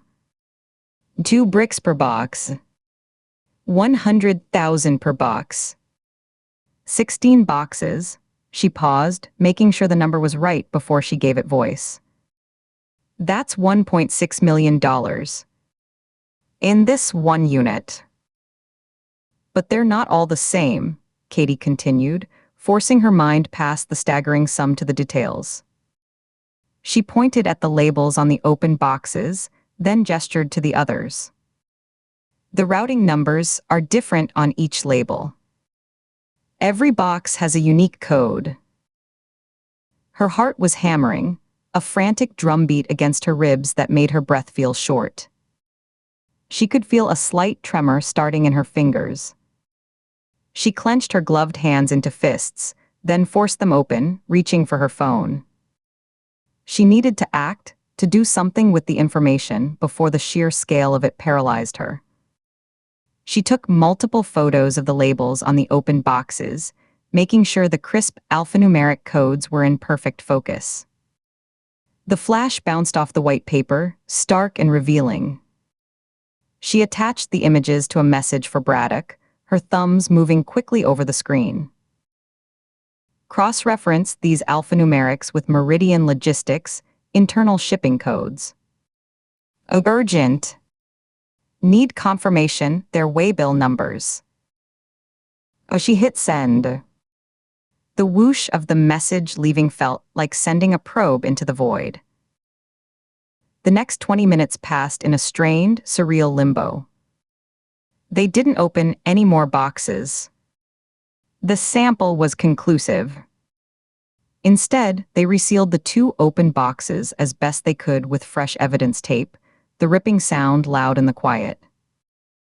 They rolled the heavy door down with another grating shriek, and Harwick secured it with a new FBI evidence lock, a bright yellow plastic seal that screamed official attention.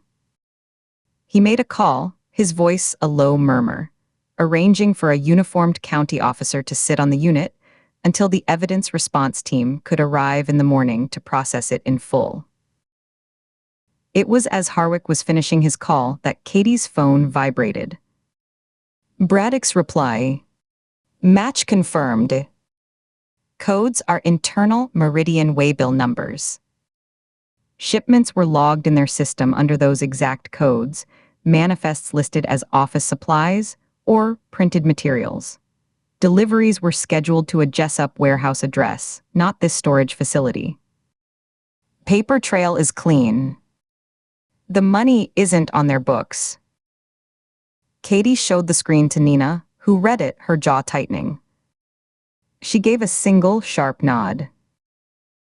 They walked back to the car in silence, the echo of their footsteps following them.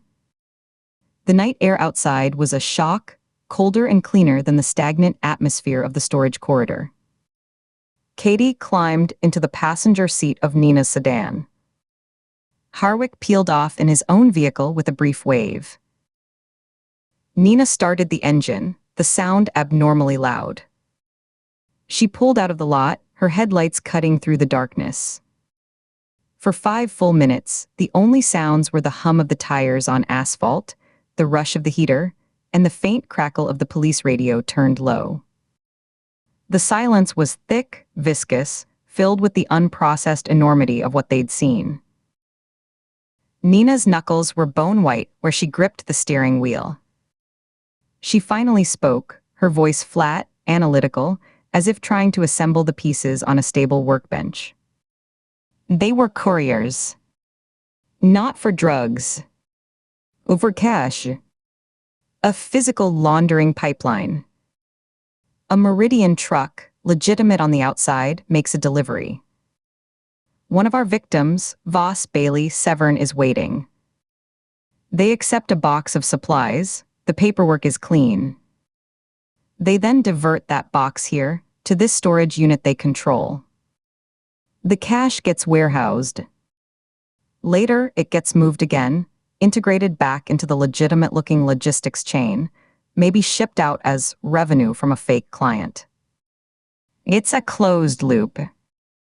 The company moves the money physically under the cover of its own legitimate operations.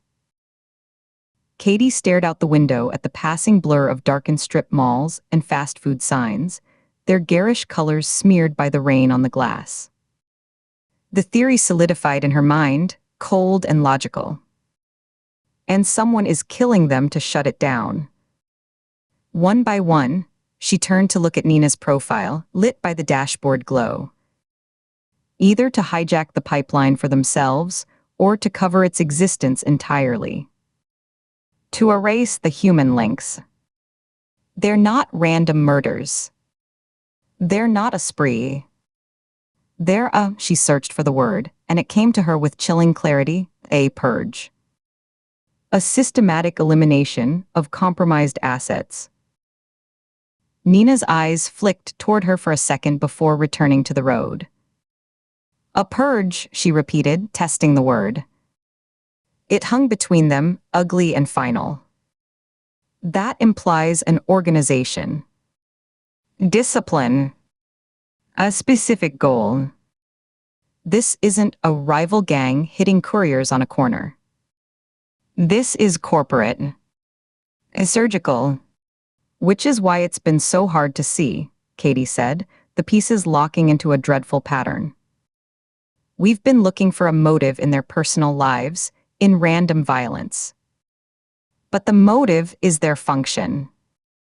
They were cogs in a machine, and someone is removing the cogs.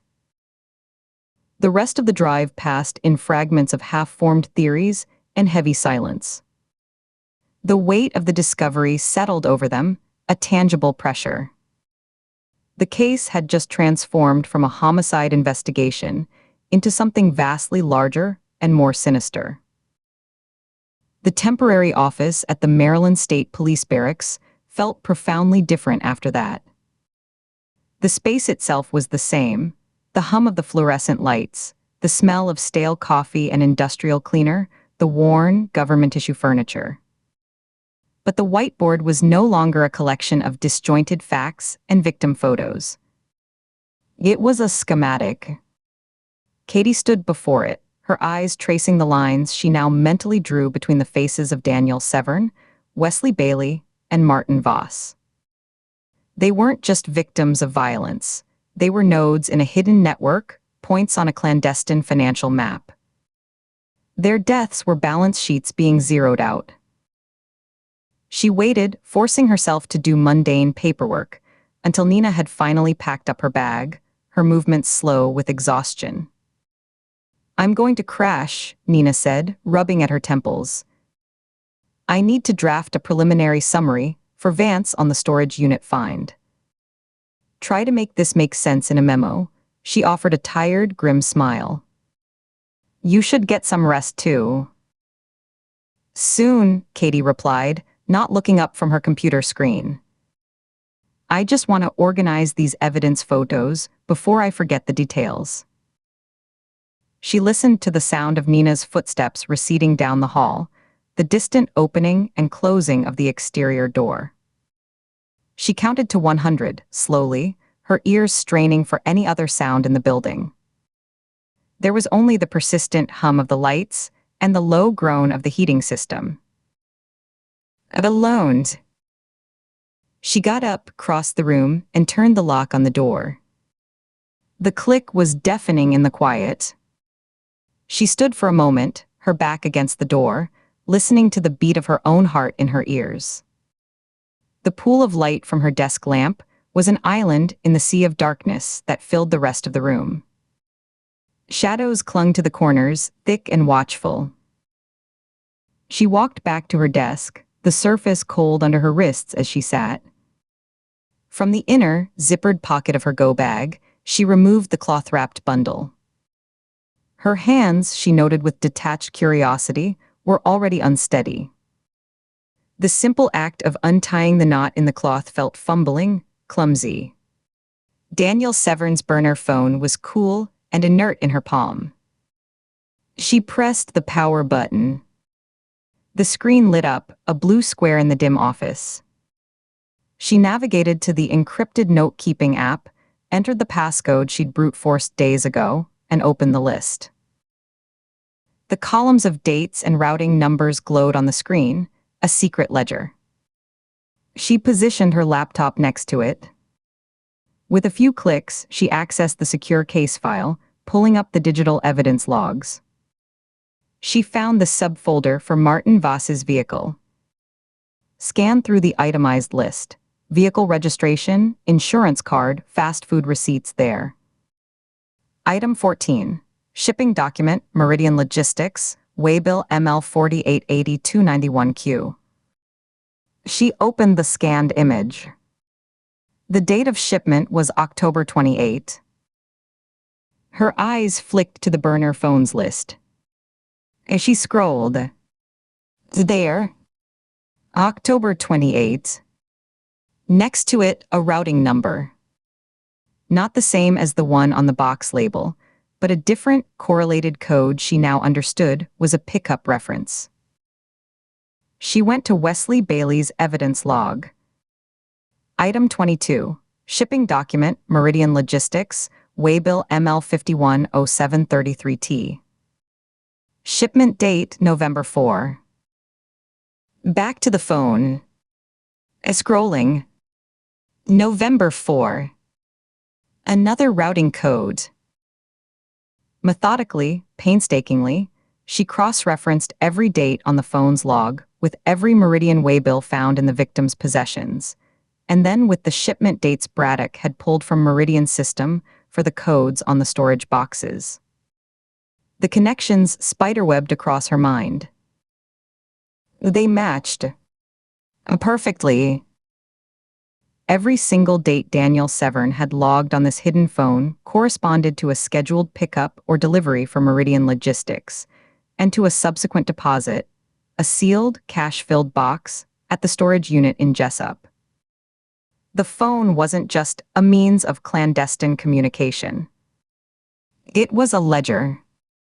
A meticulous, digital record of criminal transactions for a multi-million-dollar laundering enterprise. This was proof. Concrete, irrefutable proof that connected the victims directly to each other and to an organized, sophisticated financial crime apparatus. Proof that their murders were not crimes of passion or random acts of violence, but corporate actions. Cold, calculated, and professional. A purge of liabilities. And she was hiding it. The weight of the secret descended on her all at once, a physical pressure that compressed her lungs and made the base of her spine go cold with sweat. She had broken the chain of custody. She had concealed material evidence from a federal investigation. She had lied by omission to Nina, to Shaw, to Director Vance. Her justifications: it was a lead, it was personal, the system couldn't be trusted, echoed in her head, but they sounded thin and hollow against the stark reality of the law she was breaking. For what? Of a lead. It was more than that now. This phone was a direct thread, a single filament that connected these murders to the vast, shadowy mechanism that had killed her father. Giving it up meant handing it over to the very bureaucracy that had buried his case under a national security seal, that had prioritized secrets over justice. It would be entered into evidence, become part of the official record, and its trajectory would be controlled by Vance, by protocols, by the same machine that had failed her a decade ago. Her breath fogged slightly in the cold office air, a brief, ghostly plume in the lamplight. The decision crystallized, not in a flash of insight, but in a slow, sinking certainty. She could not give this up. With movements that felt both rushed and deliberate, she closed the encrypted app. She powered down the burner phone, watching the screen go black. She wrapped it carefully in its protective cloth, retying the knot with fingers that had finally stilled, their tremor replaced by a grim resolve. She tucked the bundle back into the inner pocket of her bag, her fingers brushing against the familiar, worn leather of her father's old notebook that lived in the same compartment. She was placing one ghost beside another. The official report she began to type was a masterpiece of selective truth. Her fingers flew over the keys, the clinical language a shield. It detailed the discovery of the storage unit at the public storage facility. It described the 16 boxes, the unique routing labels, the contents of 2 sample boxes, office supplies concealing vacuum-sealed bricks of U.S. currency totaling approximately $100,000 per box, with an estimated total value of $1.6 million on site.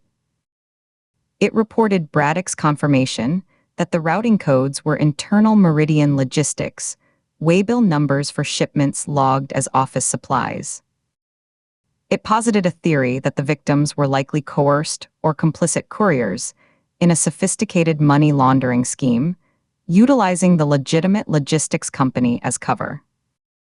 It recommended full forensic accounting of Meridian, interviews with all employees, and tracing of all shipments associated with the identified codes. Every word of it was true. It was a solid, professional report that would advance the investigation significantly. It just omitted the single, pivotal piece of evidence that made the case personal. The burner phone. The ledger. The thread that tied these killings not just to profit, but to the specific, shadowy mechanisms of power that had taken her father and that she knew were still in operation. By leaving it out, she was diverting the official investigation down one path, while reserving the true compass for herself. When she finished, she saved the document and attached it to an email to Vance and Shaw, her finger hovering over the trackpad. She took a deep, shuddering breath that did nothing to ease the tightness in her chest, and clicked send. The action left her drained. She leaned back in the chair, the cheap vinyl creaking. Her hands, now idle, began to shake again, a fine tremor that started in her fingertips and traveled up her wrists. She looked at them as if they belonged to someone else. She clasped them together on the cold desk, interlocking her fingers tightly, squeezing until the knuckles turned white and the trembling was forced to subside. The fluorescent light overhead hummed its eternal, tuneless note. Somewhere deeper in the empty barracks, a door clicked shut, the sound distant and lonesome. The building settled around her. She was in the labyrinth now. She had seen the official path, the one lit by procedure and protocol, and she had deliberately stepped away from it. She had chosen to hide her own thread, her own piece of string. The only way out, the only way to the center, to the truth, was to follow it alone into the dark. Chapter 12. The temporary office smelled of stale coffee and industrial cleaner, a scent that had baked into the walls and the worn, beige carpet over decades. The overhead fluorescents buzzed a low, steady note, their harsh light flattening the room's few colors into shades of gray and sickly yellow.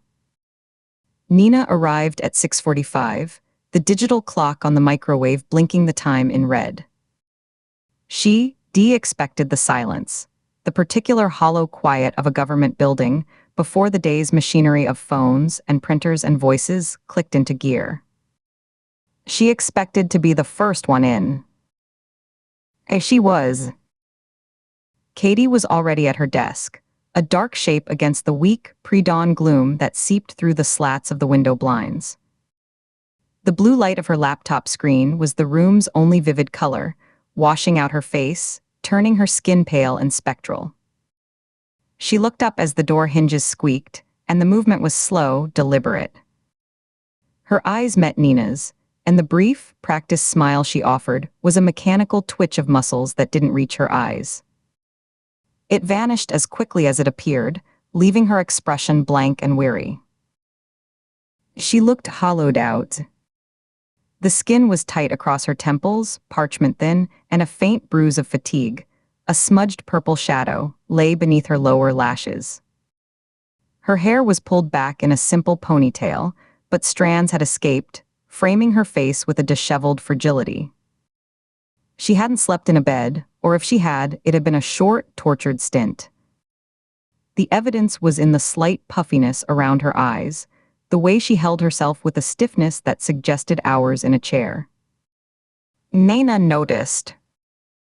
Her gaze, sharpened by years of interrogation and assessment, cataloged it all.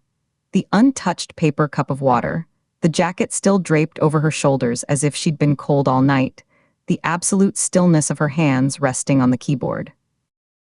She said nothing. "You're early," Nina said, her voice cutting through the hum. She shrugged off her own jacket, the movement stiff from the morning chill she'd brought in with her. She hung it on the back of her chair, the fabric rustling loudly in the quiet. Katie's gaze drifted back to the screen. "Couldn't sleep," she replied, her voice a little rough, unused. She cleared her throat softly, a dry, rasping sound. Her fingers, resting on the edge of the keyboard, twitched once, then stilled. Braddock emailed the corporate trace on Meridian Logistics. Came in about an hour ago. She didn't offer any more, her focus seemingly absorbed by the data. Nina walked to the small counter that served as a kitchenette. The glass carafe of the coffee maker held the dregs of yesterday's brew, a thick, black sludge at the bottom.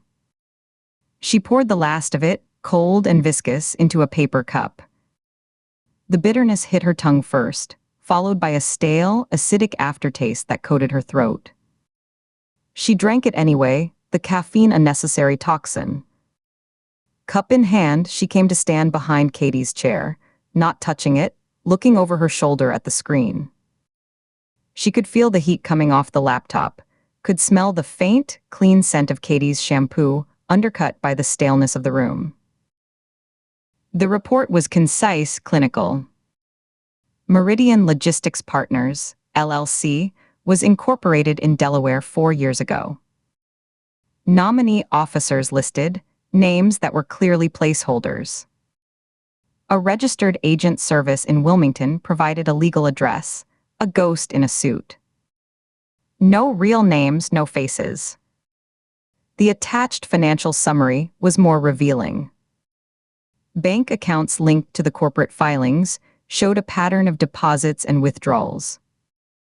The amounts, Braddock had noted in a bracketed comment, matched almost to the dollar the cash volumes they'd estimated from the storage unit boxes. It was a perfect, sterile loop.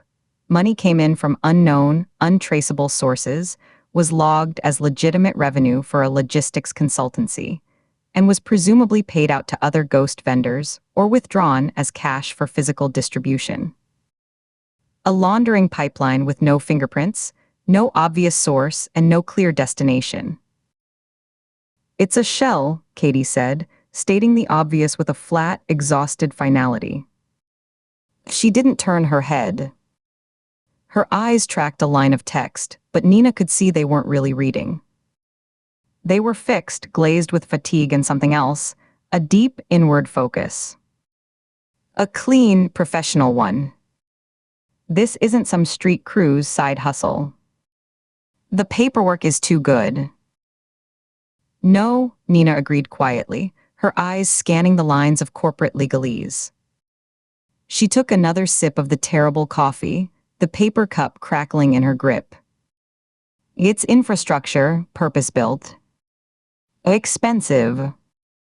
She shifted her focus from the screen to the side of Katie's face. The tension in her jaw was visible, a hard line where muscle clenched bone. The blue light glinted off the fine hairs at her temple. You get anything else from the burner phone data? Any patterns in the server pings before they went dark? A barely perceptible hesitation. A fraction of a second where Katie's eyes stopped moving across the screen. Her shoulders, under the draped jacket, lifted a quarter-inch in a tiny, defensive hitch. Still cross-referencing, she said, her tone deliberately even, each word measured and placed. She still didn't look away from the laptop, as if breaking eye contact with the data would be a confession. The preliminary match is solid. The dates on the waybills from the unit match the dates of the encrypted message bursts on Severn's phone. It's the same pattern for all three. They were given a job, a pickup, a delivery, something logged on a waybill. They completed it. They received a cash delivery, logged in the ledger. Then they died. She finally leaned back, a small, weary motion that made the chair creak, and rubbed at the bridge of her nose with thumb and forefinger, pressing hard as if to push back a headache. The logic is airtight. And cold. The pieces were locking into place, forming a shape they couldn't quite see yet, a silhouette against a bright light. A mechanism. The why was still a shadow, the motive obscured by layers of professional obfuscation. They had the how of the murders, and now the how of the payment. The connection was the thing in the middle, the cargo, the reason for the pipeline. Nina's own phone buzzed in her pocket, a sharp vibration against her hip. She pulled it out. Braddock. The call ID glowed on the screen. She gave Katie's rigid posture one last, lingering glance. The hunched shoulders, the way her free hand had curled into a loose fist on the desk, the pale knuckles, then moved toward the doorway. I need to take this, she said, already stepping into the hall. She didn't wait for a response, pulling the door shut behind her with a soft but definitive click. The corridor was a tunnel of pale green paint and scuffed linoleum, lit by the same relentless fluorescence. It was empty, stretching toward distant fire doors in a long, silent perspective that seemed to amplify her solitude. The acoustic tiles absorbed sound, creating a dead, pressurized quiet where a whisper could feel too loud. Nina leaned a shoulder against the cool, painted cinderblock wall, the surface slightly gritty under her jacket. She could feel the vibration of a distant generator or air handler through the block, a faint, subaudible thrum. As she answered, Shaw. Agent Shaw. Braddock's voice was its usual careful, neutral tone, the diction precise. But there was a new undercurrent, a slight tautness in the delivery, a clipped quality to the syllables. I have an update, but it's procedural in nature. Go ahead, Nina kept her own voice flat, giving him nothing. Director Vance's office contacted me directly this morning. At 6:20. Nina stilled. She adjusted her stance, her shoulder pressing more firmly into the wall as if for grounding. The rough texture of the paint snagged the wool of her jacket. The coffee churned, cold and acidic in her stomach. That's early for a standard status request. He usually goes through the ASAC or the section chief. She made it a statement, not a question, forcing him to confirm the abnormality. That was my understanding as well. Braddock paused, and in the silence, Nina could hear the faint sound of his breathing, controlled and even. She pictured him in his pristine DC office, sitting ramrod straight, his eyes on a blank wall as he navigated the call. It wasn't a request for a written report. It was a direct inquiry for a verbal, immediate update on your and Agent Ford's progress. I provided the facts as I knew them. The Meridian corporate trace, the storage unit findings, the financial correlation. Okay, Nina said, her voice flat. She waited, her gaze fixed on a scuff mark on the opposite wall, a long black streak from a piece of equipment being dragged. It was unusual, but Vance was a hands-on director. He had a reputation for diving into the weeds on high-profile or sensitive cases. Sometimes he reached down. The explanation was plausible. But her instincts, honed in the political minefield of the Hoover Building, were prickling, a cold sensation spreading across the back of her neck.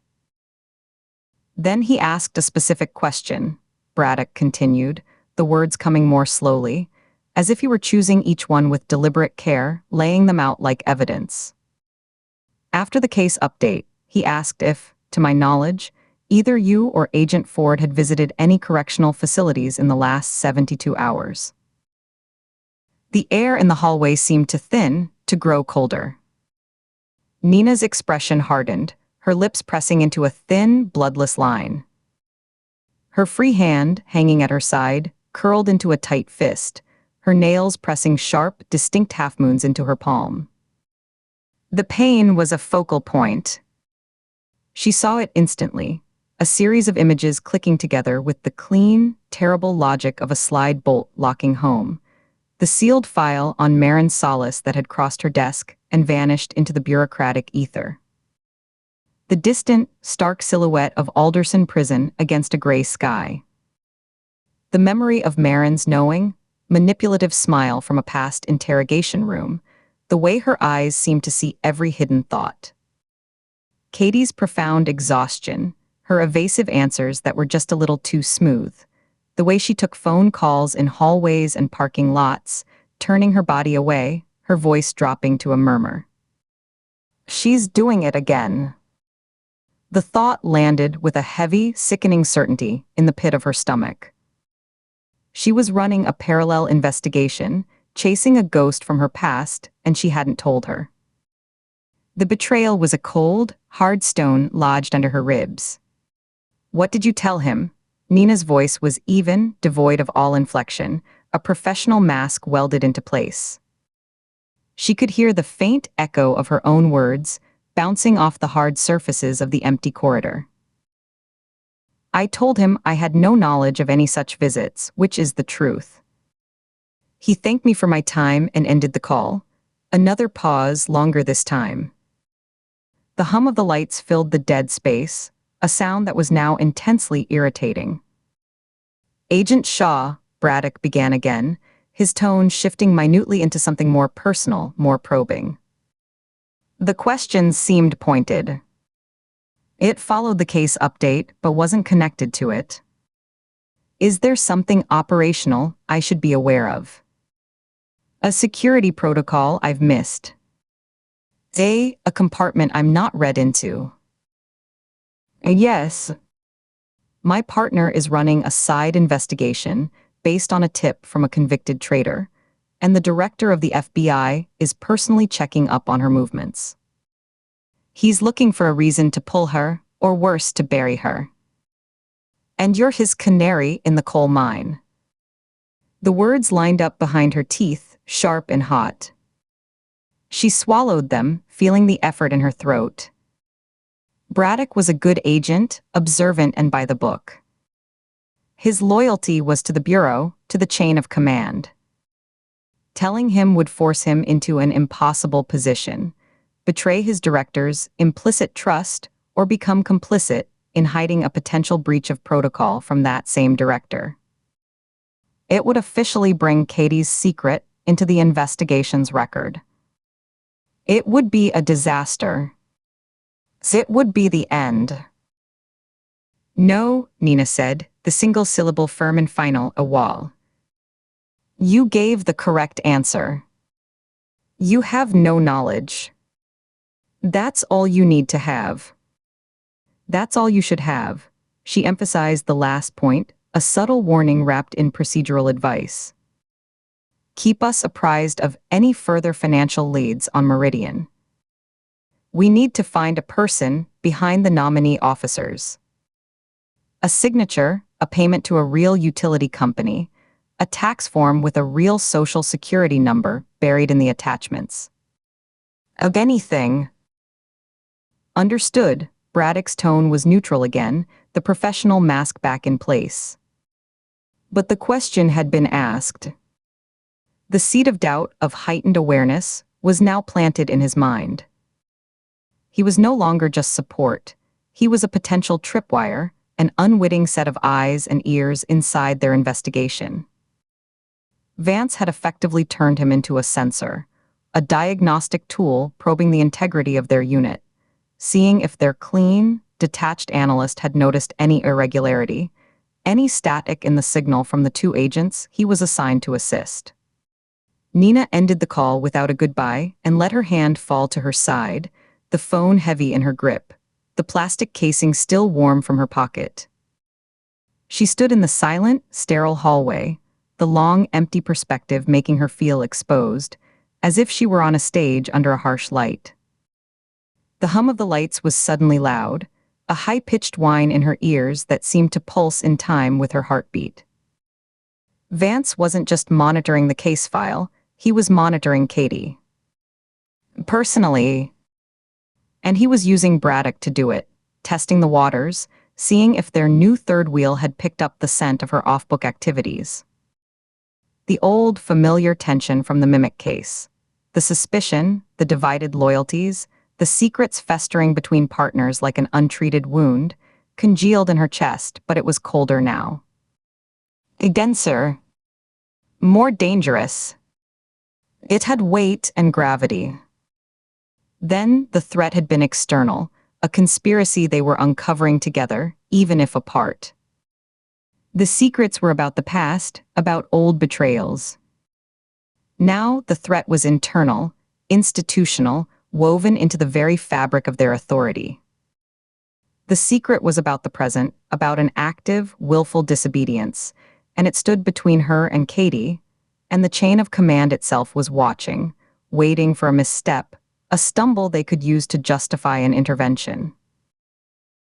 She took a slow, controlled breath, feeling it expand her lungs against the tightness in her ribs, a band of iron that had cinched itself around her. She held it for a 3 count, then let it out through her nose, a silent, steady stream. She pushed off the wall, the rough texture of the cinder block tugging at her jacket sleeve with a faint scraping sound. She walked back to the office door, her footsteps measured and quiet on the linoleum, each step a conscious decision. She placed her hand on the cool metal handle, felt the slight give of the mechanism, and pushed. Katie was still at her desk, but the pretense of studying the screen had dropped.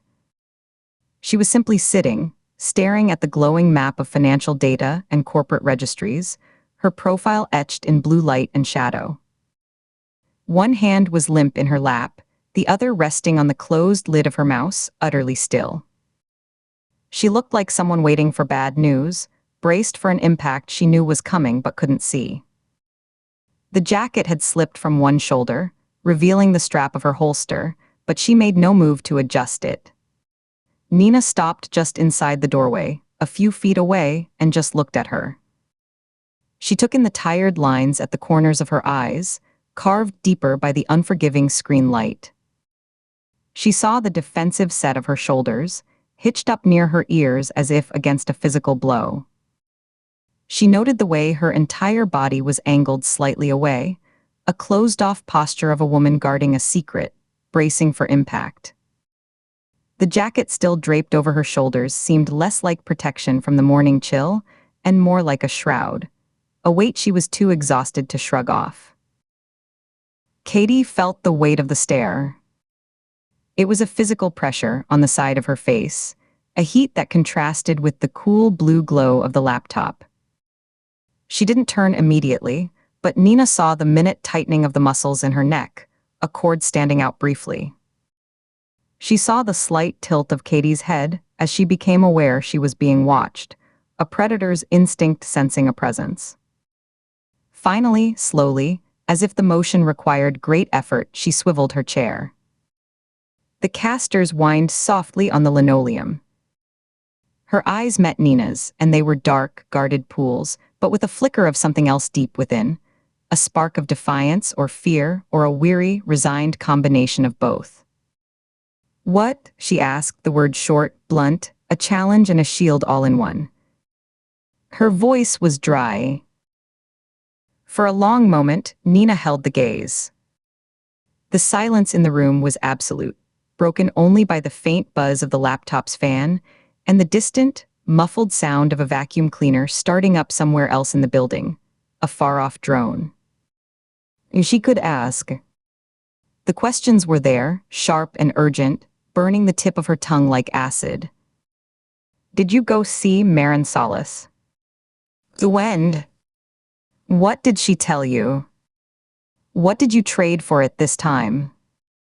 Why is Vance asking Braddock about prison visits? What have you dragged into the middle of my investigation?" She could demand answers right here, right now, clear the air, force the secret into the open between them.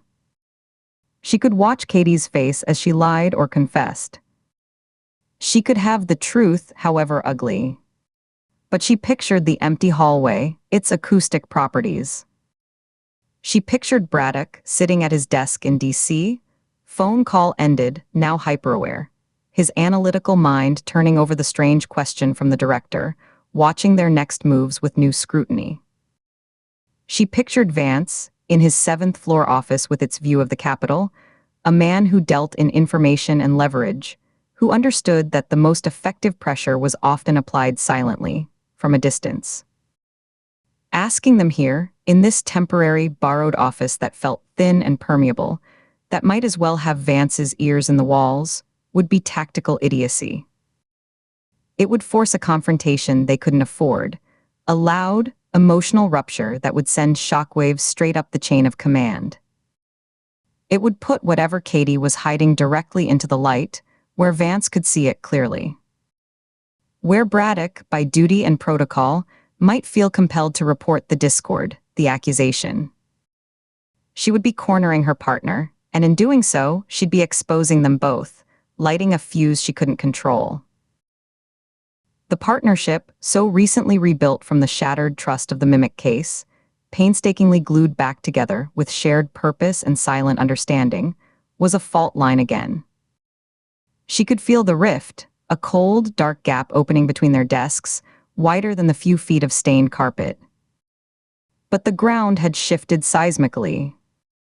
The danger wasn't just across from her, contained in Katie's choices and secrets.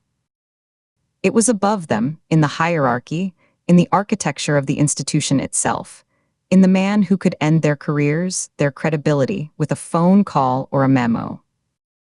He was watching. He was listening. And he had just signaled, through Braddock, that he was looking for a reason. A reason to separate them, to sideline Katie, to take control of the case and bury whatever inconvenient truth she was chasing. The partnership was now a shared secret in itself, a fragile, silent alliance in a monitored space. To protect it, she had to pretend it wasn't fractured. To protect Katie from Vance, from herself, she had to pretend she didn't know.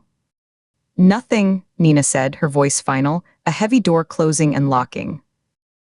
She let none of the internal calculation show on her face. Her expression was a mask of professional detachment, slightly weary, focused on the case, the same face she'd worn walking in. She turned abruptly, the movement sharp, breaking the tense eye contact. She grabbed her jacket from the back of her chair with a swift, decisive motion, the sleeves snagging on the plastic knob of the chair back for a second before pulling free. She shrugged into it, the fabric rustling loudly in the quiet room, her arms thrusting through the sleeves with a sense of purpose that was almost violent. "Let's go interview Voss's wife. We're spinning wheels here staring at screens. We need to know what her husband thought he was carrying in those trucks. What he told her, what he didn't tell her. The cargo is the key. It's the only thing that makes sense of the money, of the murders, of this whole goddamn pipeline." She was already moving for the door as she spoke, her steps brisk and purposeful, a performance of forward momentum. She didn't look back, didn't check to see if Katie was following, didn't offer a chance for further conversation, for an explanation for a lie. The action was a directive, a retreat from the dangerous silence, and a protection all at once. She was leading them out of the monitored room, into the field, into a space where they could move, where conversations could happen in the privacy of a moving car, away from the buzzing lights and the feeling of exposed walls. Behind her, she heard the soft, reluctant scrape of a chair on linoleum, the definitive click of a laptop being closed and latched, the faint jingle of keys being pulled from a desk drawer. Katie was following, but the space between them as they moved into the corridor was palpable, a buffer zone of unspoken accusations and defensive silence. The silence that settled as they walked side by side toward the exit, their footsteps out of sync on the hard floor, was no longer just strained from exhaustion and a difficult case. It was charged, electrically alive with everything unsaid, a current running between them. It was a live wire strung across the crumbling ground of trust, sparking against the new, oppressive reality of surveillance. And at the other end of that wire, a new, unknown variable now sat at a polished desk in Washington, D.C., a man with immense power, listening intently through his proxies for the sound of a misstep, a lie, a partner's confession, or the simple, telling crack of a partnership breaking under the weight of its own secrets. Chapter 13. The hotel room smelled of stale coffee and recycled air, undercut by the faint, chemical tang of industrial cleaner. Katie sat cross-legged on the bed, the scratchy polyester bedspread a makeshift desk, its geometric pattern digging into her bare calves. Her laptop glowed, a pale blue island in the dark Maryland night, casting sharp shadows that hollowed out her eyes and made the lines of her face seem deeper. Case files were fanned out around her like a morbid hand of cards, the corners of the paper catching on the rough fabric. On one side lay the burner phone from Cynthia Severn, its screen a dark, ominous slab. On the other, her personal phone displayed the grainy, slightly blurred screenshots of the delivery schedules she'd photographed from Cynthia Severn's kitchen, the dates and times swimming before her tired eyes. She had Braddock's email open on the laptop, the subject line stark, FWD, Metadata Analysis, Signal Vault App, Severn/Bailey/Voss. The body of the email was clinical, a list of timestamps, anonymized user IDs, and server handshakes from the night Severn was killed. Beside it, a digital notepad held her own scrawled observations from the other scenes. Bailey, Jessup, driver's side window 2 down. Voss, Northgate, no forced entry, keys and ignition.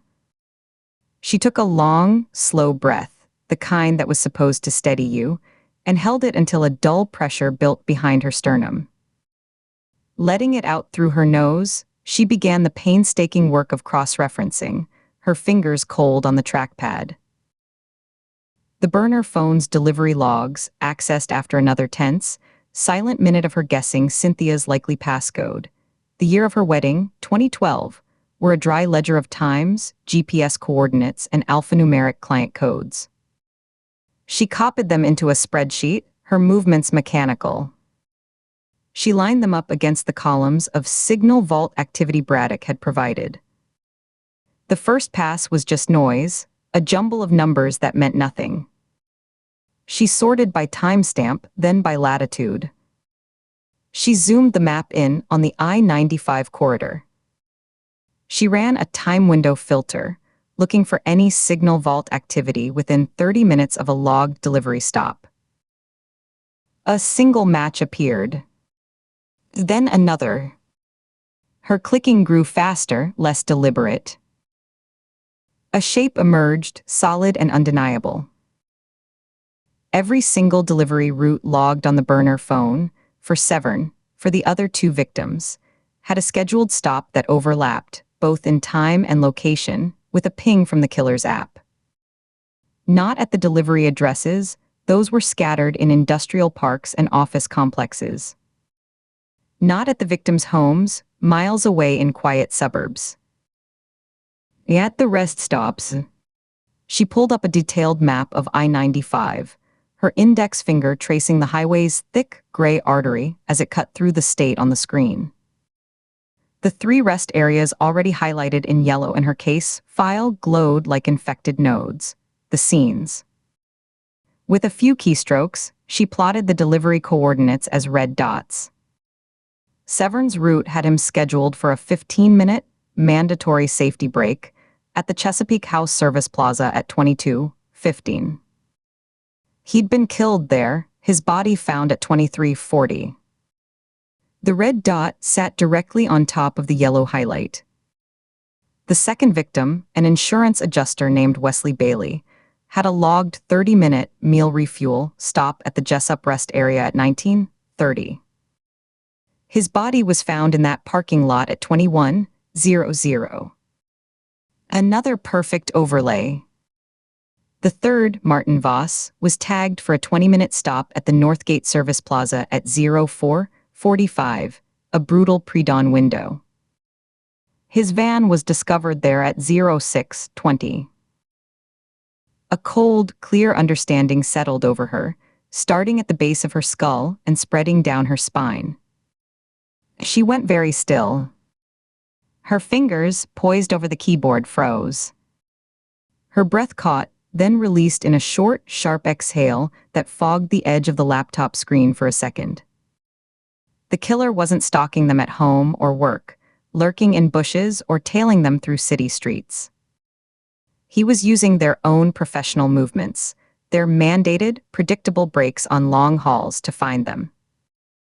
He knew where they would be, and when, because he had their schedules. The app wasn't for tracking. It was the confirmation, the final beacon sent to a phone already waiting at the location, telling the killer the target is here now. He was hunting them through the mundane, clockwork machinery of their jobs, turning logistics into a weapon. Her heart hammered against her ribs, a frantic, percussive beat she could feel in her throat and in the pulse at her temples. The contractors list, the one Marin had whispered about. 5 names. 3 were dead, their schedules now forever frozen in her spreadsheet. She had 2 left. This thought propelled her forward. She hunched over the laptop, the blue light washing out her skin. Switching tabs, she navigated to the SEC database's public portal, her login credentials autofilled from muscle memory. She searched for Meridian Logistics Partners LLC's public annual reports, the most recent 2 years.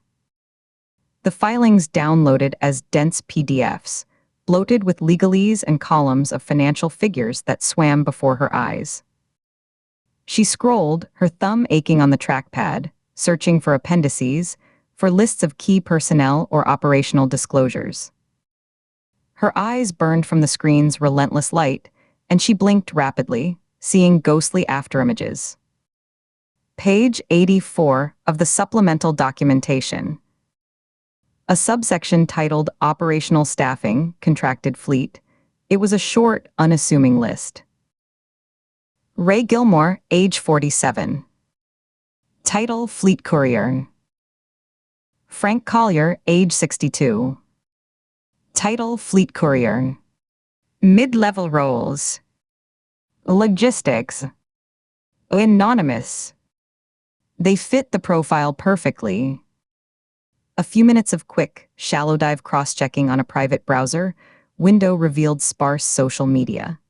A profile picture of Gilmore with a woman and two teenagers at a beach. A listing from a farm equipment auction 2 years back, Collier's name signed under a photo of a prize hog. Married. Homeowners probably. Clean records, no doubt. They were the remaining targets, their names sitting in a corporate filing, while a man in a motel room somewhere prepared a garrote or a vial of succinylcholine. The killer's calendar was ticking down, and these two men had no idea they were already circled in red. Katie leaned back slowly, the cheap wooden headboard digging into her spine through the thin pillow. The weight of the choice was immediate and physical. It felt like a lead apron had been draped over her shoulders. She brought a hand up, pressing her fingertips against her closed eyelids, seeing bursts of color in the darkness. A deep ache, part fatigue and part dread, settled in the space between her shoulder blades. She could call it in. Right now. Pick up her FBI phone, speed dial Nina, wait through the rings, and lay out the pattern in a calm, professional tone. Then call Vance, repeat the briefing, name the targets. It was the procedure. It was clean. It was what an agent sworn to uphold the law should do, without hesitation or deviation. It would trigger an immediate protective detail, a flurry of activity that might, if they were fast and lucky, save 2 lives. It would also mean revealing the burner phone. She would have to hold it up in an evidence bag and explain how she came by it, how she had entered a witness's home under a pretext and taken it, how she had withheld this critical piece of evidence from her own partner and her director for days. The explanation would be a grenade rolling into the middle of the investigation. It would mean the end of her own quiet, off-the-books inquiry into Calvin's whisper, into the manipulation at the prison, into the question of who had sent Marin Solace to her. It would likely mean the end of her career, or at the very least a suspension, a desk so far in the basement she'd need a map to find it. The case would be taken from her, the protection detail for Gilmore and Collier handed to a fresh team. The connection to whatever game was being played with her would be severed, buried under a mountain of disciplinary paperwork and official reprimand. Nor she could go off book. The thought was a quiet, terrifying whisper in the silent room. It didn't shout, it insinuated. She could find them herself. Use her skills, her access, to locate Ray Gilmore and Frank Collier. Warn them. Protect them, or have them protected through channels that wouldn't lead back to the burner phone, without exposing the source. She could keep the thread to Calvin alive, keep pulling at it, feeling for a weakness, while still trying to stop a murderer. It was a violation of a dozen protocols, a breach of the foundational trust of the Bureau. It was a betrayal of Nina's trust, a personal wound she would have to carry. It was also, in the brutal, immediate calculus of the moment, with 2 men's lives in the balance and a clock ticking somewhere, the only way to see both threats clearly, to keep her hands on all the strings. She looked back at the 2 names on the screen, glowing in the dark. Ray Gilmore. Frank Collier. Not just profiles. Real people. A man who took his family to the beach. A man who'd spent a lifetime hauling freight and thought he was done with all of it. They were living their last normal days, grumbling about traffic, planning weekends, completely unaware of the shadow that had fallen across their routines. There was no choice. The realization was absolute, a door clicking shut in a distant part of her mind. The path of procedure was a dead end that led to more bodies and buried truths. The other path was a tightrope over a chasm, but it was the only one that moved forward. She picked up her personal phone, the device feeling suddenly heavy and alien in her hand. The screen lit up, showing the time, 2:17 a.m., and her wallpaper, a generic landscape she'd never bothered to change. Her thumbs hovered over the glass keyboard, a tremor in her fingers that she willed away by clenching her hand into a fist and then releasing it. She opened her messages, selected Cole Braddock's contact. She composed the text slowly, each word measured, stripped of any urgency or emotional inflection that could raise flags if anyone ever looked. Braddock need a favor. Background on 2 Meridian Logistics employees for potential witness list. Ray Gilmore and Frank Collier. DMV records, registered vehicles, home addresses. Low priority, just dotting I's. Thanks. A Ford. She read it 3 times.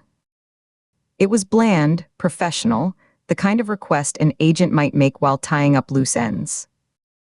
The use of low priority was a calculated risk, meant to dampen curiosity, to make it seem like busy work. She pictured Braddock receiving it, his sharp eyes scanning the words, his mind possibly filing it as a minor task for the morning. Her thumb hovered over the send button. The pad of her thumb was dry. She pressed it against her lips for a second to moisten it. This was the threshold. On this side, she was an FBI agent following the rules. On the other, she was something else. She hit send. The soft whoosh sound effect was absurdly cheerful. The message vanished into the ether, a tiny, deniable sin. A transaction of trust and deception. She stared at the screen, at the green bubble containing her words, as if it might somehow retract.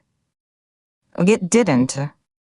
The finality of it was a cold splash.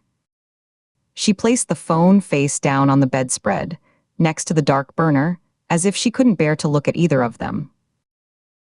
Putting the phone down, she lay back on the bed, the mattress sighing under her weight. She stared at the textured ceiling, a swirl of popcorn stucco that in the gloom looked like a frozen, gray sea. The silence of the room was absolute, broken only by the low, persistent hum of the HVAC unit under the window, a sound she only now became aware of. In that artificial quiet, the weight of what she had just set in motion settled over her, dense and smothering. She had crossed a line, not with a dramatic, shouting leap, but with a single, careful, silent step in the dark. She was operating in the shadows now, playing a game with rules she was writing herself as she went along, and the rule book of the FBI was closed on the nightstand. The pressure was a tangible thing, a cold hand on her chest, making each breath feel shallow and insufficient. She could feel the constriction in her throat, a tight band across her shoulders that no amount of shifting could ease. She became hyper-aware of her body in the cheap hotel bed, the itch of the polyester sheets, the ache in her healing shoulder, the dry taste of old coffee on her tongue. A distant metallic clang echoed from somewhere in the hotel, a vending machine door, making her flinch. Sleep was impossible. It was a continent away.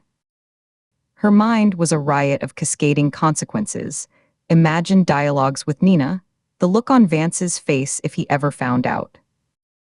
She watched the faint, sodium orange light from a crack in the blackout curtains trace a pale, narrow stripe across the ceiling. It started near the door and crept with glacial slowness toward the center of the room, marking the slow, relentless turn of the night. Outside, the occasional growl of a truck on the distant highway filtered through the glass, a reminder of the road where it was all happening. The ice machine in the alcove down the hall cycled on with a sudden rumble and a clatter of cubes, causing her heart to skip. She counted the cycles. She listened to the plumbing groan in the walls as someone in another room flushed a toilet. The laptop screen went dark, plunging her corner of the room into deeper shadow. She didn't move to wake it. The files were seared into her vision anyway. The two names. The map. The overlapping dots. She closed her eyes, but the afterimage remained, a blue-tinged ghost on the inside of her lids. Time stretched, elastic and cruel. The stripe of light widened slightly as dawn approached, its color leaching from orange to a dirty yellow. She thought about Ray Gilmore, asleep next to his wife. She thought about Frank Collier, retired and unsuspecting out on his quiet farm. She thought about the contractor, awake too, somewhere, checking his tools, consulting a schedule, a man for whom this was just a job. She was the only one who saw the full board, and the knowledge was a solitary, crushing burden. Her right hand crept to her side, where her service weapon would normally be holstered. It was locked in the safe in the trunk of her car, a protocol for overnight stays. She felt its absence like a missing limb, a vulnerability. She finally moved when the stripe of light had reached the center of the ceiling and begun to fade into the general grayness of morning. She pushed herself up, her joints stiff, her mouth cottony. She swung her legs over the side of the bed and sat on the edge, her head in her hands, elbows on her knees. She took several long, deep breaths, trying to oxygenate the dread out of her system. It didn't work. Standing, she walked to the window, her bare feet silent on the coarse, low-pile carpet. She didn't open the curtains, just stood beside them, feeling the chill of the glass seep through. She could see the faint outline of the parking lot, the shapes of cars, the neon sign of a nearby diner blinking off as daylight took hold. The decision was made. The text was sent. There was no walking it back. The only direction was forward, into the gray area she had chosen. She had to be sharper now, more careful than she'd ever been. She had to outthink the killer, outmaneuver her own organization, and all while keeping her face a mask of professional composure. She turned from the window, her reflection a pale ghost in the dark TV screen. The room was a crime scene now, the scene of her own conspiracy. The bed with its fanned-out files, the two phones side by side, the dormant laptop. She moved methodically, gathering the paper files into a neat stack. She slotted the burner phone into a shielded pouch and buried it at the bottom of her go bag. She packed her laptop away. She erased the browser history on the hotel's Wi-Fi network, a simple but necessary precaution. By the time she was done, the room was just a room again, anonymous and empty. The only evidence of the night's work was the data now stored in her mind, and the request winging its way to Cole Braddock's inbox. She showered in water as hot as she could stand, scrubbing at her skin as if she could wash away the tension, the subterfuge. She dressed in fresh, professional clothes, dark slacks, a blouse, a blazer that hid the bulk of her shoulder brace. She looked at herself in the steamed-up mirror. Her eyes were shadowed, but her gaze was steady. She practiced a neutral expression, the face of Agent Katie Ford going to work. She checked her FBI phone. No calls. No messages from Nina. The world hadn't ended in the night. The game was still on, and she was now a player with a hidden card. The cold hand was still on her chest, but she had learned to breathe around it. She picked up her keycard, her bag, and opened the door to the hallway, stepping out of the silent, stale-aired room and into the bright, fluorescent glare of the new day. Chapter 14. The Meridian Logistics Partners warehouse sat on a scrubby industrial lot off Route 1 in Jessup, a corrugated metal box baking under a flat, white sky that leached the color from everything. The lot was a patchwork of cracked asphalt and stubborn weeds, littered with faded plastic wrappers that skittered in the hot breeze. The only signs of life were a few tractor-trailers, their trailers empty and hitched at a listless angle to the loading docks, and a single, dusty sedan parked by a small front office door. The air smelled of hot tar, diesel fumes, and the distant metallic tang from a scrapyard a few blocks over. Katie cut the engine, and the silence after the highway roar felt heavy and expectant, broken only by the ticking of the cooling engine and the low, industrial hum from somewhere down the street. "Charming," Nina said, her voice dry as she pushed open her door and stepped out into the stifling heat. She squinted at the building, her hand instinctively moving to the small of her back where her weapon was holstered. "Looks like the place dreams go to die. Let's see who's home." Katie joined her, the sun warm on her shoulders. They walked across the uneven pavement, their footsteps the only sound in the quiet lot. The front office was a prefabricated box tacked onto the main warehouse like an afterthought, its cheap siding bleached by the sun. A window unit air conditioner jutted from one wall, humming and rattling with a strained, laborious noise, dripping a steady patter of condensation into a dark, wet patch on the ground. Inside, through the smudged glass, Katie could see the blurred shape of a person at a desk. The door opened with a faint whine of hinges. The blast of overcooled air was a physical shock, carrying with it the smells of stale coffee, dust, and the faint, sweet chemical scent of printer toner. A young man with a thin, anxious face and a polo shirt bearing a faded Meridian logo looked up from a computer monitor, his fingers freezing over the keyboard. His eyes widened slightly, taking in their professional dress, their purposeful stance. The room was small, holding a cheap laminate desk littered with invoices, 2 gray filing cabinets, and a water cooler with a half-full bottle.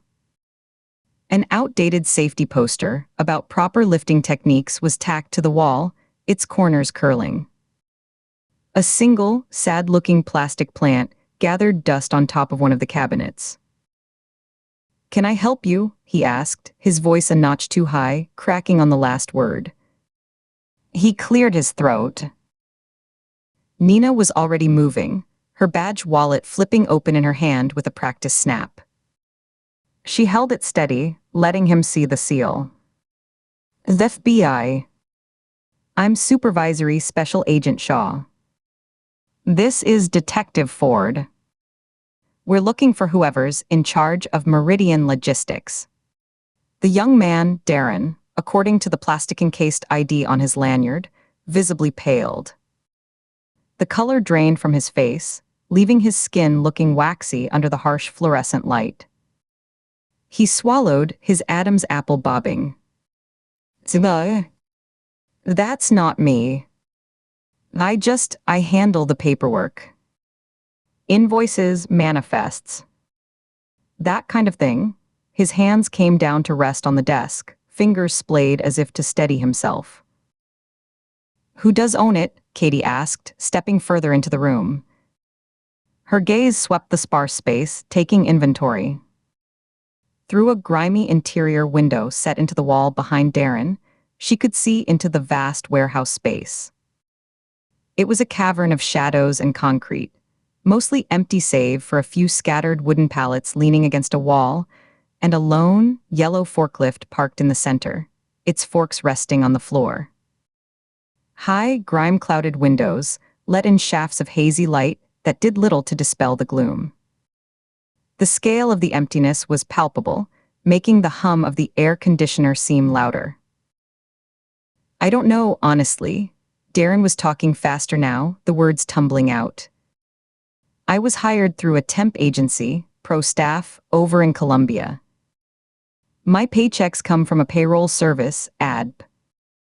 I've never met an owner. I've never even spoken to one on the phone." His eyes darted between them, a trapped animal looking for an exit. Nina had positioned herself casually against the doorframe, one arm braced on the jamb, subtly blocking the only way out. "So who do you report to?" Nina asked, her tone conversational, almost friendly, but her posture remained solid, unmoving. "The regional manager. He comes in once a week, usually on Thursdays." He brings the work orders, the shipping manifests. I process the outbounds, file the copies. That's it. He picks up the originals when he comes back. Darren's shoulders were hunched, his polo shirt seeming a size too large. What's his name? Katie pressed. Mr. Vickers. He never gave a first name. Just Vickers.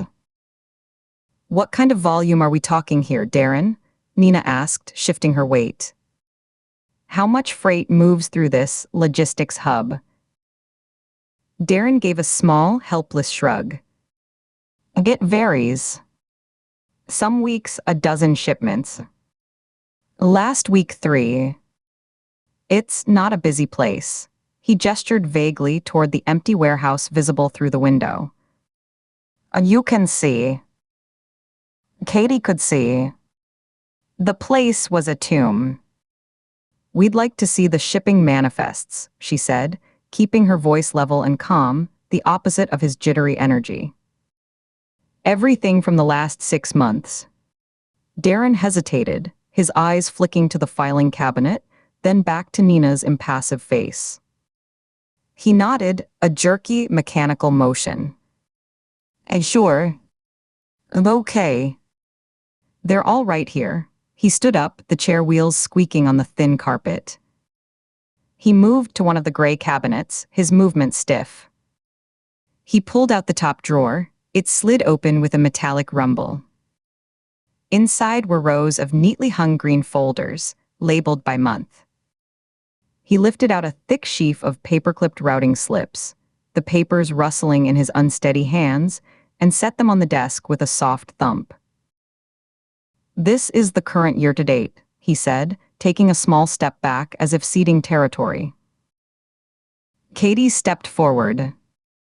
The air in the office felt suddenly colder, sharper. She picked up the top bundle, the paper cool under her fingertips. She flipped past the first few pages, her eyes scanning. And then her breath hitched, just a tiny, almost imperceptible catch in her throat. A cold jolt, like a trickle of ice water, ran down her spine. She forced herself to keep flipping, to keep her expression a bland mask of professional interest, but her mind was screaming. The format was instantly, unmistakably familiar. The layout, the font, the specific fields. A contractor code in the upper left, a route number, scheduled departure and arrival times with military precision, and a column for designated mandatory rest stops, their codes listed in abbreviated form. CH for Chesapeake House. MH for Maryland House. It was the exact same template she'd seen scrolling on the burner phone in Cynthia Severn's kitchen. The digital data that had spelled out a death sentence for Daniel Severn and Martin Voss was here, rendered in black ink on cheap, triplicate paper. Her heart began a slow, heavy hammer against her ribs. She couldn't say a word. Not here. Not with Darren watching, not with Nina standing right beside her. She turned another page, then another, her fingers feeling thick and clumsy. Out of the corner of her eye, she saw Nina take out her phone. Heard the soft, artificial shutter click as Nina began photographing the top pages, methodically capturing each one. Katie kept her head down, her focus apparently on the paperwork, using the action to hide the calculation racing behind her eyes. You process all these yourself? Nina asked Darren, not looking up from her phone's screen. Yes, ma'am. Darren's voice had taken on a rehearsed quality, like he was reciting a script. The manager drops them off. I enter the data into the system, generate the bills of lading, file the copies here. He takes the originals when he comes. He's very particular about the files being in order. And where do the shipments go? Katie asked. She was proud of the steadiness in her own voice, how it betrayed none of the adrenaline coursing through her. She set the bundle down and looked at him, forcing her face into an expression of mild curiosity. All over. Northeast Corridor mostly. New Jersey, New York, Ohio, Pennsylvania. The bills of lading just say general freight, machinery parts, palletized goods. I don't see the actual trucks get loaded. The drivers, they're independent contractors, they check in with me for the paperwork, then they back up to the dock. The loading crew, they come with the manager. They're different guys each time, day laborers, I think. They load up, seal the trailer, and that's it. The driver leaves. So you never verify what's inside the trailers? Nina clarified, lowering her phone. No, ma'am. That's not my job. I just handle the paperwork. He repeated it like a mantra, a shield against their questions. Katie's gaze was drawn past Darren, through the grimy window and into the vast, echoing warehouse. She tracked the lines of the concrete floor, the distant roll-up doors, the shadows gathering in the corners. Then she saw it. At the far back wall, opposite the giant doors, was a standard interior door. But it was wrong. It was reinforced with dull steel plating around the frame, and a sleek, modern keypad lock, a silver-gray model with a blue LED light, gleamed on its face. It looked utterly out of place in the dilapidated building. "What's in the back office?" she asked, pointing, her finger tracing a line in the air toward the window. Darren turned, following her gesture. His shoulders tensed. He swallowed again, the sound audible in the quiet room. "That's the manager's office. Mr. Vickers's office. No one goes in there but him. I don't have the code." "Never," Nina's voice was sharp now, the friendly pretense dropping away. "Never. He's very specific about it. Even the cleaning crew, they come on Wednesday mornings before he gets here, they aren't allowed to go in. He handles whatever's in there himself. He's got a small briefcase he carries in and out." Darren was wringing his hands now, a slow, nervous motion. "Once, I had to ask him a question about a routing code, and I knocked. He opened the door just a crack, barely enough to see his face. He was not happy." Katie exchanged a look with Nina. It was a swift, silent communication. A nearly empty warehouse. A temp clerk paid through a series of shells. A locked and fortified room in the back of a hollow building. This wasn't a logistics company. It was a closet. A secure holding cell for secrets. Nina straightened up from the doorframe, her entire demeanor shifting into one of formal authority. "Darren, we're going to need to see inside that room. We'll be securing a federal warrant for this entire premises. Until that warrant is executed, this site is frozen.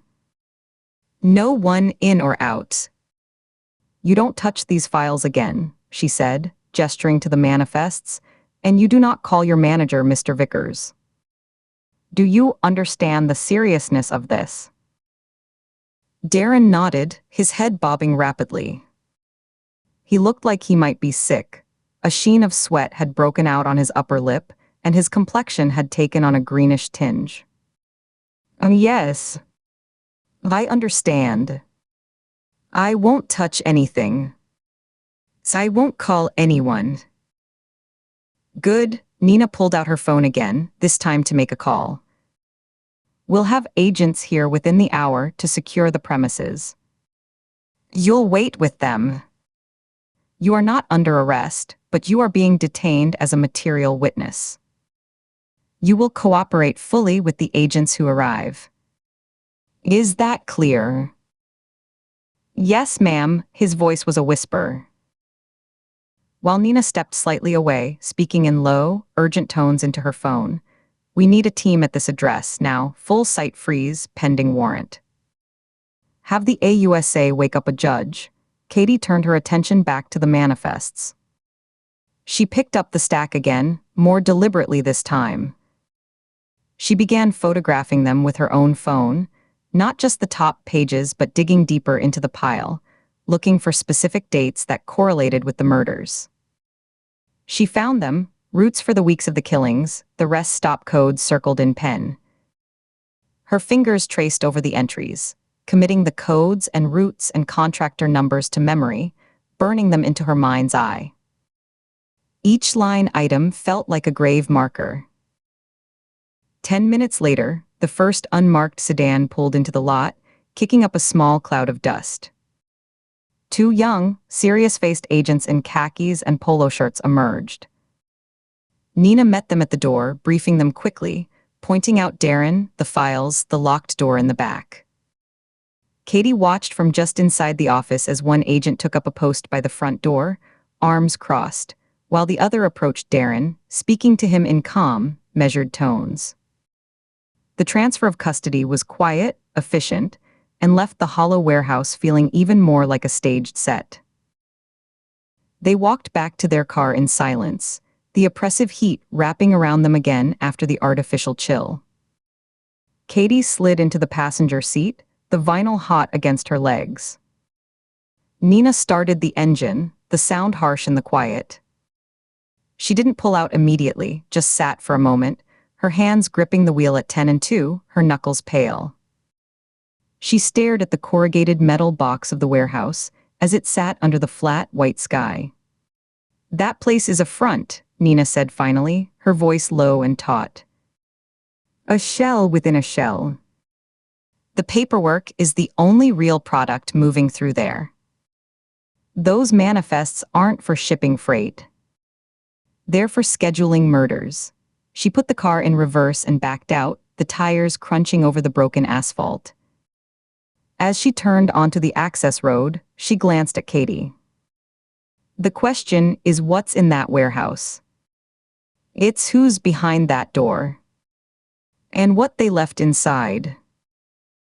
Katie nodded, staring straight ahead at the highway unfolding before them. The image of those routing slips was burned behind her eyes, overlaying the road. The connection was solid now, a tangible, physical thread between the killer's digital research and this hollowed-out shell of a company. The manifests were the bridge. But who was on the other side? Who was turning the cold data into a hit list? The absent regional manager, Vickers. Or was he just another cog, a facilitator for someone far above him, someone who used companies like Meridian as disposable gloves? The weight of the unshared truth about the burner phone sat between them in the car like a third passenger, dense and silent. Katie could feel its presence with every mile that passed. She kept her hands still in her lap, but her fingers wanted to curl into fists.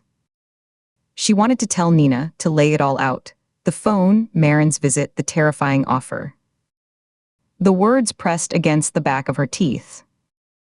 But she saw the tight line of Nina's jaw, the focused intensity in her eyes as she drove, the exhaustion that had settled into the new, finer lines on her face since she'd quit drinking. This was Nina's case, her command. Bringing in a compromised, secret source now would not just break trust. It could shatter the investigation and get them both pulled from it. So she stayed quiet. The silence stretched, filled only by the drone of the engine and the rush of air past the windows. It wasn't a comfortable silence. It was charged, pregnant with all the things unsaid. After several minutes, Nina spoke again, her tone shifting to analytical. "We need that warrant fast. That room gets cleaned out the second Vickers gets spooked. Darren will crack if pressured. We need to pull his temp agency records, his bank statements, see if he's really as clueless as he looks, or if he's getting a little extra on the side for his selective blindness." He seemed genuinely scared, Katie offered, watching the landscape blur past. "Not guilty, just in over his head." Maybe. Fear makes people do stupid things. He might decide calling Vickers for guidance is worth the risk. Nina's hands flexed on the wheel. Braddock needs to run Vickers through every database we have. It's an alias. Has to be. And we need the corporate trail for Meridian. Who owns the land? Who pays the electric bill? There's a paper trail somewhere. It just leads to another shell, and another, but we have to follow it. The manifests are the key, Katie said, choosing her words carefully, sticking to the shared evidence. They connect the victims directly to this location. The killer had to have access to these, or the data they contain. Either he works here, or he's the one giving the orders to someone who does. Or he's a client, Nina said, her eyes narrowing in thought. Buying a specific service. The service of knowing exactly where a certain trucker will be, parked and alone, at a precise time on a precise night. She shook her head, a grimace of disgust on her face. It's so clean. So clinical. They're not people to him. They're entries on a routing slip. Katie felt a fresh chill that had nothing to do with the car's air conditioning. Him. They kept saying him, the contractor in her mind, the ghost from the rest stops, the man with the garrote and the chemical agents. He was out there, right now, maybe reviewing his next target. And they were here, chasing his shadow through corporate filings and a terrified temp clerk. We get into that room, Katie said, her voice firm. That's the next step. Whatever is in there, computers, records, cash, it's the heart of this. It's what turns the data into action. Nina nodded, a sharp, decisive dip of her chin. I'll light a fire under the AUSA. We'll have the warrant by tonight. I want to hit that door at dawn tomorrow, before this Vickers even thinks about his Thursday visit. She glanced at Katie, a flicker of assessment in her gaze. You good for that? Shoulder holding up. I'm good, Katie said, and it was mostly true. The ache was a constant, low-grade throb, a reminder of her vulnerability, but it wouldn't stop her. Nothing would stop her from seeing what was behind that steel-plated door. The rest of the drive passed in sporadic bursts of tactical planning and longer stretches of heavy quiet. Katie watched the exits flash by, her mind circling the locked room, the manifests, the pattern on the burner phone. She had the next piece, a hard, physical piece of the puzzle. And it pointed to a locked door that might hold the answer to who was pulling the trigger. Or, a darker voice whispered in her head, it might hold a deeper, more dangerous question, one she wasn't sure she was ready to face. The weight in the car didn't lessen. It grew with every mile, every silent minute. It was the weight of the secret she carried, and the dread of what they would find when they finally broke the lock. Chapter 15. The rain had stopped, leaving the motel parking lot a black mirror under a bruised sky. Katie sat in her car, engine off, watching the neon vacancy sign bleed red light across the puddles. The air inside was cold enough to see her breath, a faint plume that appeared and vanished with each exhale. On the passenger seat lay the prepaid burner phone, still in its blister pack, purchased with cash from a big box store 40 miles from D.C. That purchase had been its own small, tense operation. She'd driven the back roads into Virginia, the sky threatening more rain, her eyes constantly checking the mirrors. The store was a vast, overlit cavern near a highway interchange. She parked at the far end of the lot, away from the security lamps, and walked quickly across the asphalt, her shoulders hunched against a damp wind that plucked at her jacket. Inside, she avoided the electronics section at first, moving through automotive, then home goods, a circuitous route to the prepaid phone display. Her fingers had been steady as she selected the cheapest model, a generic black rectangle. At the self-checkout, she kept her head down, shielding the scanner with her body as she passed the cash, 2 20s and a 10, under the glass partition. The machine word spat out her receipt. She didn't look at the overhead cameras, but she felt them, a prickling at the nape of her neck. Back in the car, she'd placed the unopened package on the passenger seat and driven for another 20 minutes before pulling into this motel lot. A different chain, a different exit. The absurdity of the ritual was not lost on her, but the necessity was a cold, hard stone in her gut. She de-circled the lot twice, noting the other vehicles. A work van with ladders, a sedan with a cracked taillight, a pickup truck frosted with construction dust. All empty. All still. Only then had she killed the engine and let the silence press in. Now, her fingers were stiff with cold as she tore the plastic open. The brittle packaging crackled loudly in the silent car, a sound like breaking bones. She powered the phone on, its cheap screen glowing a garish blue in the dark. The light reflected off the windshield, casting a sickly pallor on her hands, making the tendons stand out. The number for the Federal Correctional Facility's inmate call system was memorized, a string of digits etched alongside other emergency protocols. She dialed, the plastic keys giving a faint, mushy click under her thumb. Each press felt too loud. She listened to the automated prompts, a flat, computerized female voice guiding her through a maze of options. Press 1 for English. Press 2 to accept charges. She entered the inmate ID and PIN Marin had given her years ago. On a scrap of paper passed across a cafe table, the numbers whispered, not written. For emergencies only. When there's no other path. Each tone, as she pressed the keypad, sounded like a hammer fall. A different recorded voice, this one stern and official, informed her the call was subject to monitoring and recording. All inmate calls are recorded and may be monitored for security purposes. Katie knew that better than anyone. She had reviewed hundreds of such recordings, listening for the cracks in stories, the fear in a breath. Now she was the one creating the record. She shifted on the cold vinyl seat, the material creaking under her weight.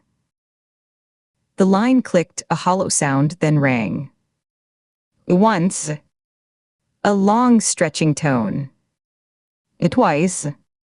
She counted the rings, her eyes fixed on a droplet of water tracing a slow path down the outside of her windshield.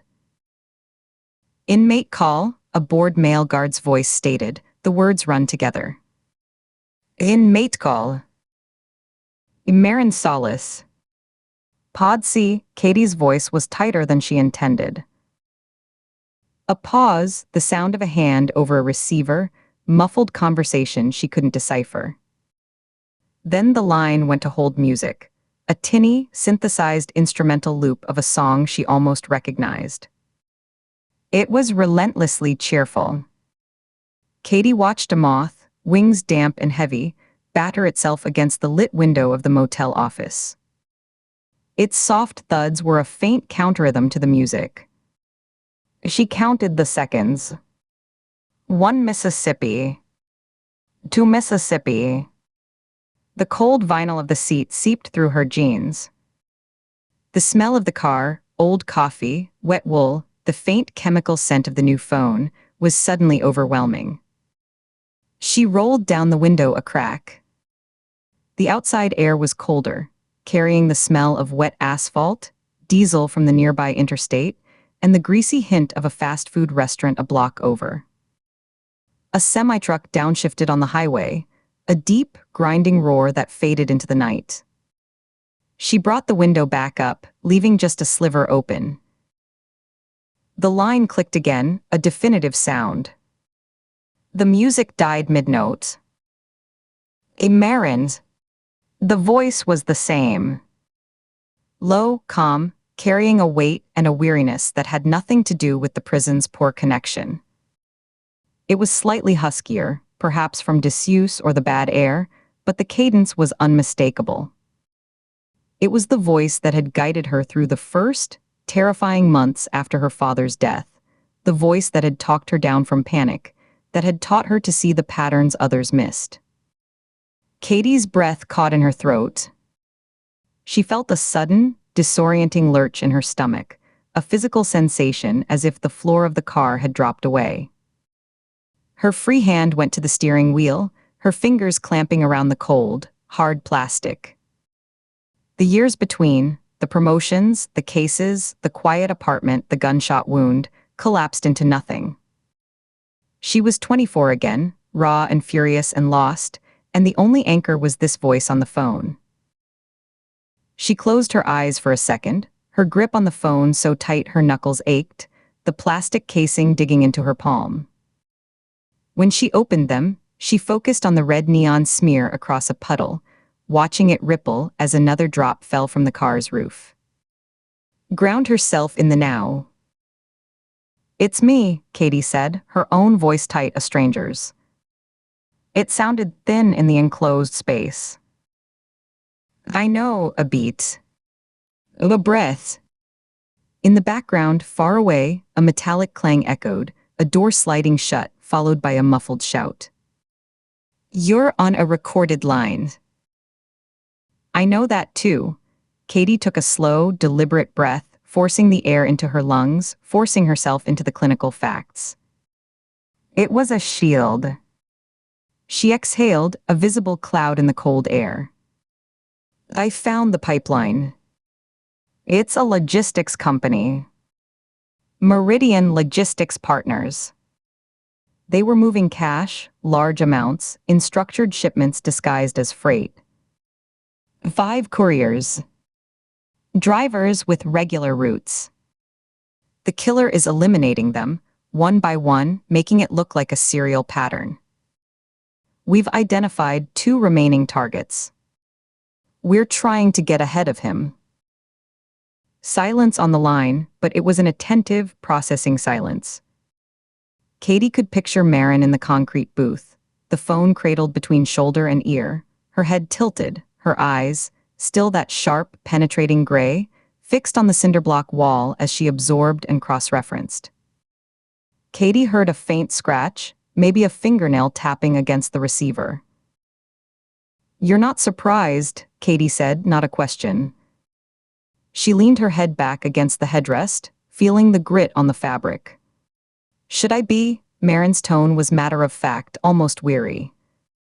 "It's the same pattern. Different scale, maybe. Cleaner packaging. More corporate. The principles don't change." There was a rustle, fabric against the receiver, like she was adjusting her position. "Meridian is a node. One of several. The people who ran the Sonoma County cover-ups in the 90s, the ones from Mimic who managed the fallout, they didn't retire. They didn't fade away.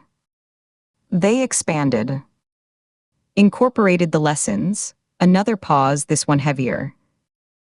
"After your father was killed, after that particular operation was compromised, they needed a more robust system. More layers. More deniable. Meridian is part of that next-generation architecture." Katie's grip tightened on the phone, the plastic casing creaking in protest.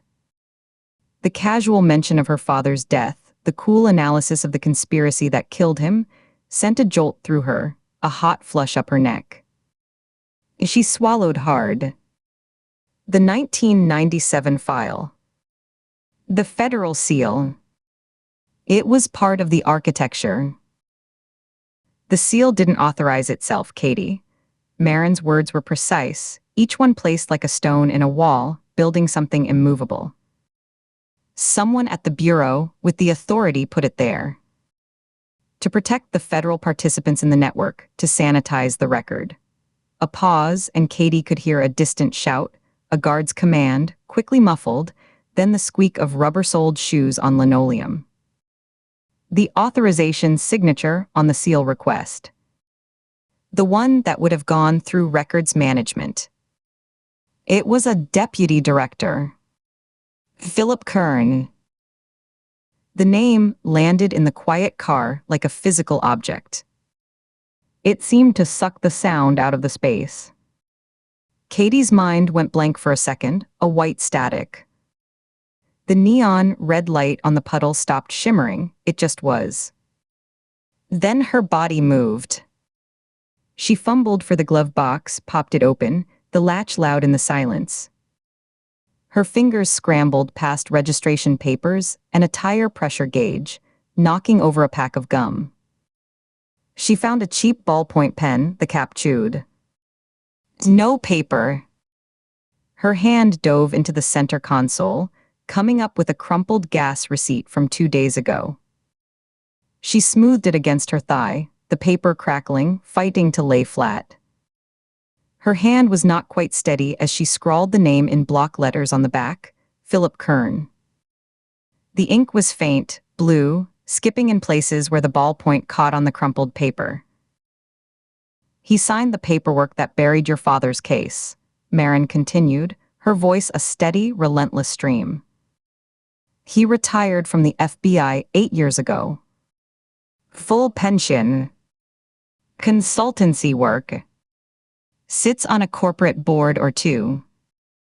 Lives in Annapolis now. A nice house near the water, I'm told. Plays a lot of golf, from what I understand. How do you know this? Katie whispered, her eyes fixed on the name. The question was instinctive, a professional's demand for sourcing, even as her heart hammered against her ribs, a frantic drumbeat she felt in her ears. She pressed her palm flat against her chest, as if to quiet it. A long exhale filled the line, a sigh that carried the weight of concrete and steel bars. You spend enough time in a place like this, you learn to listen. You learn who to listen to. People talk. They brag to their cellmates. They confess in the yard. The guards talk. The lawyers who visit, they have loose lips after a long drive. Her voice took on a dry, bitter edge. The ones who put you here, or who work for the ones who put you here, they want you to know they're still out there. Living their lives. Eating steak. Playing golf. It's a form of control. Kern is a name that came up. More than once. Tied to the mimic old guard. Tied to the money flows that used to go through shell companies in the Bay Area. Tied, specifically, to the authorization of the seal on the 1997 file. It was a favor for a friend, a piece of administrative housekeeping. That's how it was discussed. Katie stared at the name on the receipt. The blue letters seemed to pulse in the uneven light. A real name. A retired deputy director. A man with a house and a golf handicap. It made the vast, shapeless conspiracy she'd been chasing, the ghost in the machine, the hidden hand, suddenly terrifyingly concrete. It had a face. It had a daily routine. It had a trash can that went out to the curb on Tuesdays. The horror of it was in its banality. This wasn't a shadowy cabal in a bunker.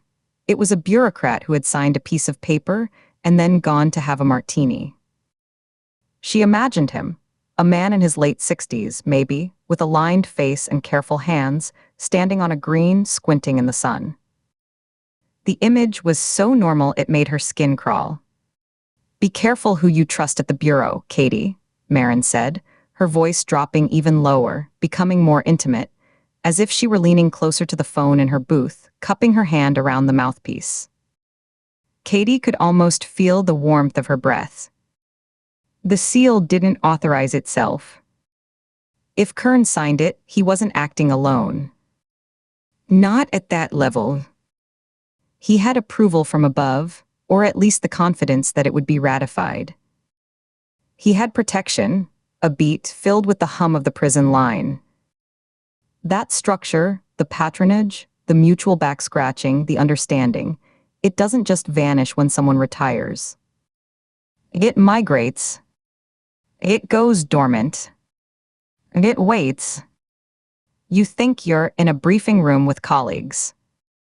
You might be in a room with someone who reports to someone who owes Kern a favor. Or who is afraid of what he knows. You follow a lead, and someone upstairs slows the paperwork. A warrant gets misplaced. A forensic report comes back inconclusive due to procedural error. It's a soft wall. You'll never see it hit you. You'll just run out of road. The warning hung in the static-filled air between them, thick and cold. It confirmed every silent suspicion Katie had carried, since Director Vance had handed her the file with a too-casual demeanor. It explained the collective hesitation in the conference room, the way certain questions from Shaw or Braddock seemed to hit an invisible wall. It wasn't just institutional inertia. It was a live wire, and some of them knew not to touch it.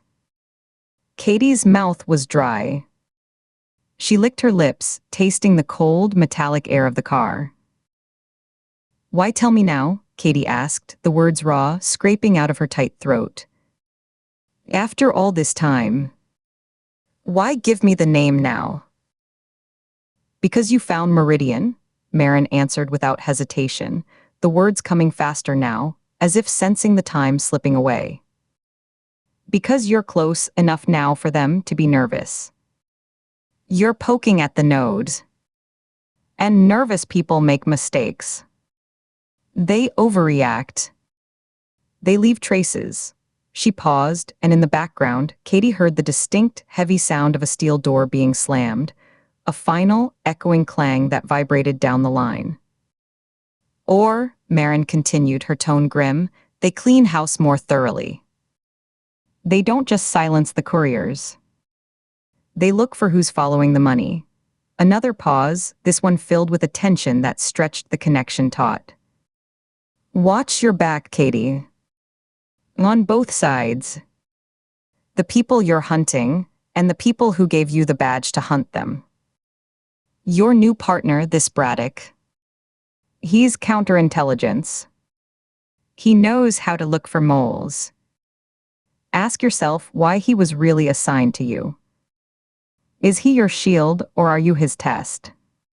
The finality in her tone was clear, edged with a concern that was more frightening than any outright threat. The call was over. The recorded line would cut them off soon. The automated system was unforgiving with its time limits. Katie could feel it coming, a severance.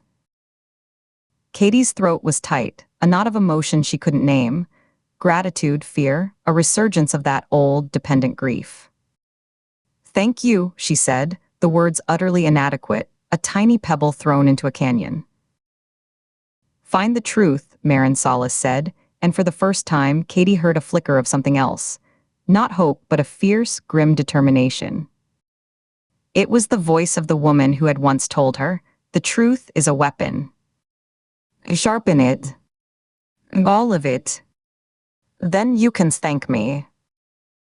The line went dead with a soft click, not a dial tone at first, just an absolute cessation of sound, as if the connection to that concrete booth had been severed with a wire cutter. Then the dial tone came, a monotonous, accusatory hum. Then silence as Katie's finger, numb with cold, found the end button and pressed it. She lowered the phone into her lap. She sat in the dark car for a long time, motionless. The only light was the pulsing red of the vacancy sign, washing over the dashboard in regular waves, illuminating the dust on the speedometer, the empty coffee cup in the holder, the gas receipt in her hand. The cold had seeped through her coat and into her bones, a deep, settling chill. A truck rumbled by on the service road, its headlights sweeping through the car, illuminating the dust motes swirling in the air like agitated ghosts, then plunging her back into red-tinged darkness. Somewhere, a train whistle sounded, a long, lonely cry in the night that faded into a mournful echo. She became aware of her own breathing, shallow and quick. She made herself take a deeper breath, filling her lungs until they ached, then letting it out slowly, watching the plume of vapor form and dissipate. She looked down at the receipt in her hand. The name was there, a simple arrangement of letters that felt more dangerous than any weapon. The paper was warm where her hand had been clutching it. Philip Kern. A node. A signature. A retired man in Annapolis. The target. Her mind began to work, the shock giving way to a cold, focused clarity. She needed everything on him. His career timeline. His post-retirement affiliations. His friends. His golf partners. Who had he protected? Who had protected him? She needed to pull his 201 file, his personnel records, his travel vouchers. She needed to see who he'd promoted, who he'd buried. She needed to find the money, the consultancy fees, the board stipends, the unexplained deposits. The practical next steps unfolded in her mind, a checklist to keep the fear at bay, a ladder to climb out of the paralyzing cold. But beneath it, the dread settled, heavy and cold in the pit of her stomach. Marin was right. A name was a door. And she had no idea what was on the other side, an empty room, a trap, or a monster. Worse, she had no idea who was standing behind her in the hallway, watching her reach for the handle, waiting to see if she was brave enough or foolish enough to turn it. Braddock's observant eyes flashed in her memory. Shaw's exhausted, determined face. Vance's unreadable calm. Were they in the hallway with her? Or were they part of the door itself? With deliberate, almost ritualistic movements, she broke the spell of stillness. First, she folded the gas receipt carefully, twice, so the name was hidden inside, and tucked it into the inner pocket of her jacket against her chest. Then she picked up the burner phone. It was still warm from her hand and the electronics. She powered it off, holding the button down, watching the garish blue screen flicker, display a goodbye message, and then wink into blackness, reflecting her own pale face for an instant before going dark. She pried off the back cover, her nails finding the seam, working it until it popped free with a small snap. The battery was a small, flat rectangle, still slightly warm. She popped it out, feeling the slight resistance give way. She slid the phone body into the left pocket of her jacket. The battery went into the right.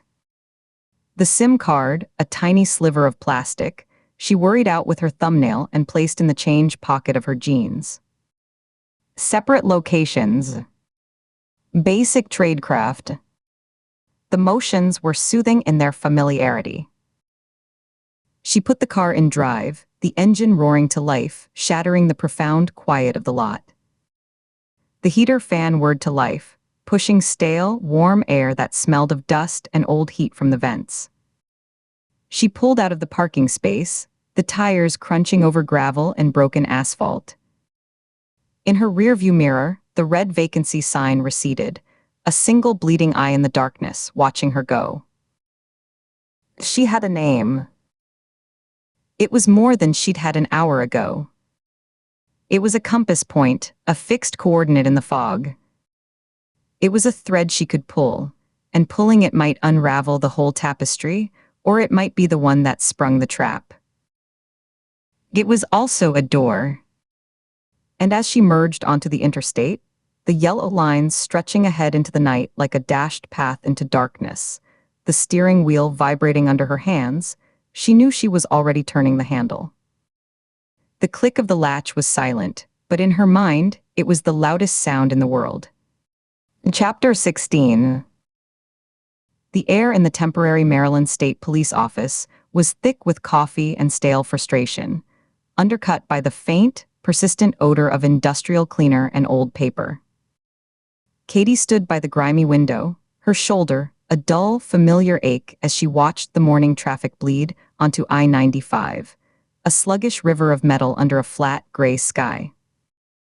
The room was a borrowed mess: scuffed linoleum, filing cabinets shoved against beige walls streaked with ghostly marks from removed tape, a whiteboard smeared with the erased ghosts of yesterday's theories. The fluorescent lights buzzed and flickered, casting a sickly pallor over the worn conference table, its surface scarred by cup rings and the impatient taps of a dozen previous investigations. Harwick was wedged into a corner, his back to a tower of outdated case files, his voice a low, persistent drone into his phone. Nina was perfectly still in a stiff-backed chair, her hands flat on the table, her eyes fixed on the laptop screen set up at the head. The only movement was the slow blink of her eyes, waiting. The video call connected with a soft digital chime. Braddock's face filled the screen, the image crisp and high definition, making the drabness of their room feel even more pronounced. His usual bureaucratic calm was gone, replaced by a sharp, focused energy that tightened the skin around his eyes. "Isha. Ford. We have it." "Have what exactly?" Nina asked, her voice level but her body leaning forward an inch, elbows coming off the table. "A forensic wedge." Braddock's gaze was direct, speaking to the camera. Cyber Division spent the last 72 hours on a targeted penetration of signal vaults, message routing architecture. 3 shifts full court press. It wasn't easy. We couldn't break the full encryption on the user accounts, but we found a vulnerability in the way the app handles its central routing nodes for message queuing. We exploited it, and we accessed the handler's node. Katie felt the atmosphere in the room compress, the very air seeming to grow denser. Harwick ended his call with a muttered, "I'll call you back," and the click of the disconnect was loud in the sudden quiet. He moved to stand behind her, his presence a solid weight at her back. She could hear the faint rustle of his jacket. On screen, Braddock waited, letting the significance land. "What did you get?" Katie asked, turning from the window to face the laptop directly. Her voice was tighter than she intended. "Partial content. Fragments, but they're operational. We recovered 3 directive sets." Braddock's eyes flicked down as he read from a separate screen, his brow furrowing slightly. "Each follows the same, rigid format. A target identifier, Courier 4, Courier 5. A geographic location, precise to a specific highway rest stop or truck stop, including designations like southbound or main lot. And a timing window, always expressed in military time, usually a 2-hour block at night. The victim's mandatory stops," Nina said, almost to herself, her finger tracing an invisible line on the tabletop. "They're regulated breaks. It's not where they live or work. It's where they have to be." "Exactly," Braddock's nod was sharp. "The language is clinical. Iters. No extraneous words. I'll read one verbatim, Courier 4. Jessup southbound rest area. Window 2300-100. Confirm, the confirmation replies are just one word, acknowledged or complete. That's the entire exchange." "That's not a serial killer's chatter," Katie said. The pieces, scattered and grotesque, began to snap into a different, more terrifying shape. Her mind rejected the old profile, the lurking predator, the psychosexual motive, and forced the new configuration into place. It felt cold and mechanical. She crossed her arms, a defensive gesture against the chill of the understanding. "No," Braddock agreed, his tone leaving no room for doubt. "It's not. We ran the linguistic patterns and communication signatures against our databases. The syntax, the brevity, the strict use of military time format and confirmation protocols. It's highly consistent with patterns used by private military contractors and intelligence assets for secure, minimal field communications. This isn't ad hoc. This is a professional protocol. A heavy silence settled over the room, broken only by the persistent hum of the laptop fan and the distant, muffled roar of the highway. Harwick let out a long, slow breath behind her. Nina's lips pressed into a thin, bloodless line. Katie watched the screen, watching Braddock watch them, the digital connection humming with the weight of the revelation. Nina broke the silence, her voice low, flat, and definitive. This isn't a serial killer. This is an assassination campaign. Someone hired a professional, the contractor, to eliminate 5 specific men in a way that looks like the work of a highway predator. She said it not as a question, but as a verdict, placing it on the table for them all to see. Katie's mind raced, following the new, brutal trajectory. The mutilation. The staged lack of theft. It's not a signature. It's deliberate misdirection. A costume. She turned to face Nina and Harwick, her movements quick, driven by the surge of clarity. The handler wants us, needs us to build a serial killer profile. The more time we spend on offender characteristics, geographic profiling, psychosexual motives, the more manpower we waste canvassing for a phantom, the further we are from the real investigation. It's a delay tactic. A sophisticated one. Harwick ran a thick hand over his jaw, the sound of his stubble rasping in the quiet room. His eyes were narrowed, recalibrating. Okay. All right. So let's walk it. Who has the resources and the motive to hire a military-grade contractor to kill 5 cash couriers? And what's the endgame? If you want to shut down a pipeline, you intercept the cash, you arrest the couriers. You don't systematically erase them. Katie knew the answer. It had been taking form since the prison visiting room, since the scent of bleach and the sound of Marin Solace whispering Philip Kern into the phone. She delivered it to the room, carefully shaping the truth brick by brick. Someone who needs the pipeline shut down. Permanently.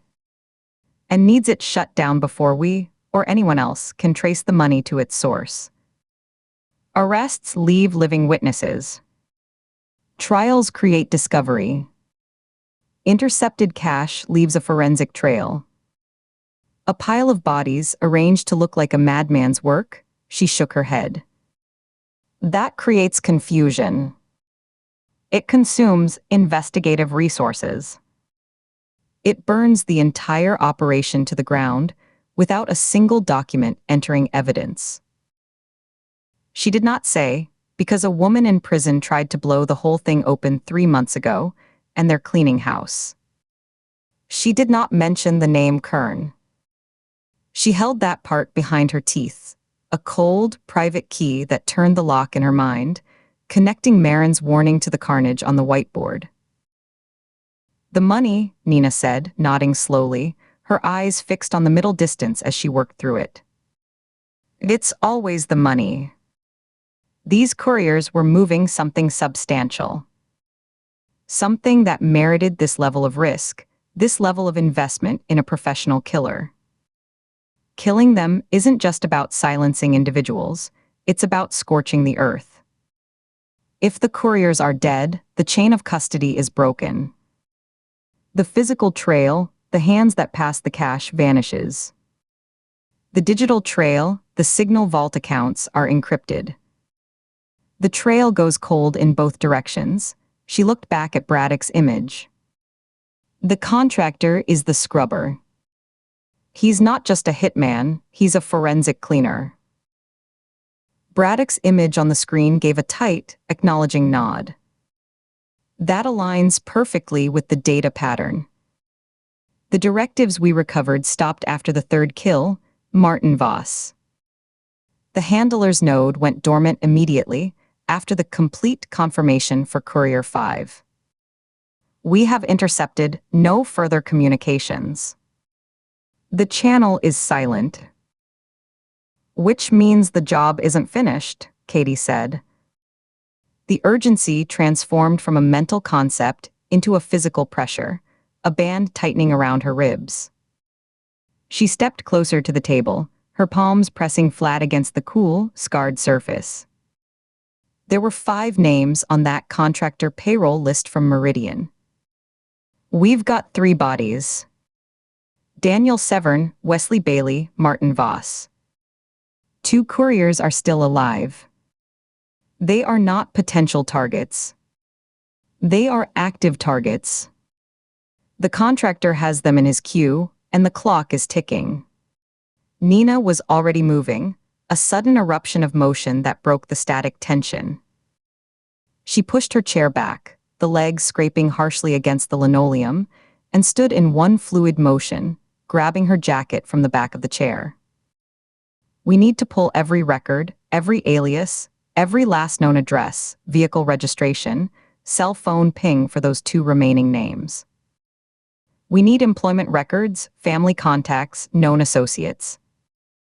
We need protective details on them yesterday. Harwick, coordinate with MSP for immediate home visits. Braddock, dig deeper into their digital footprints, any utility records, credit card last uses, anything that places them in the last 24 hours. It may not be that simple, Braddock cautioned, his voice cutting through Nina's operational momentum. I think it's through. If these men are part of an active, illicit cash pipeline, they are likely paranoid by trade.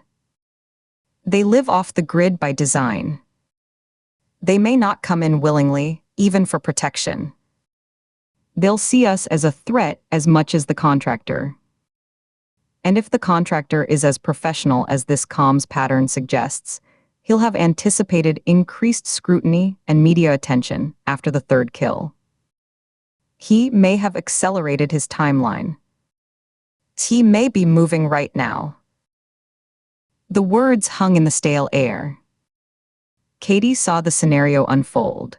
A wary man, perhaps already spooked by the news of his colleagues' deaths, refusing to answer the door for a police officer, slipping out a back alley, making himself even more vulnerable, more isolated.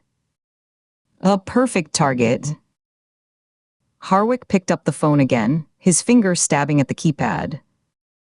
I'll get state police to put out bolos, try to locate and detain them for their own safety. But if they're in the wind, if they've gone to ground... He didn't finish, turning his back to them as he spoke into the receiver, his voice assuming the clipped, authoritative tone of a request that was really an order. Yeah, this is Detective Harwick, Task Force. I need 2 bolos, priority 1. Katie looked back at the whiteboard at the photos of the 3 dead men, Severn's DMV smile, Bailey's candid shot, Voss's tired eyes. They weren't victims of a monster's compulsion. They were casualties of a corporate decision. A strategic calculation. A cost-benefit analysis made in some quiet office, over a spreadsheet that weighed human life against exposure risk.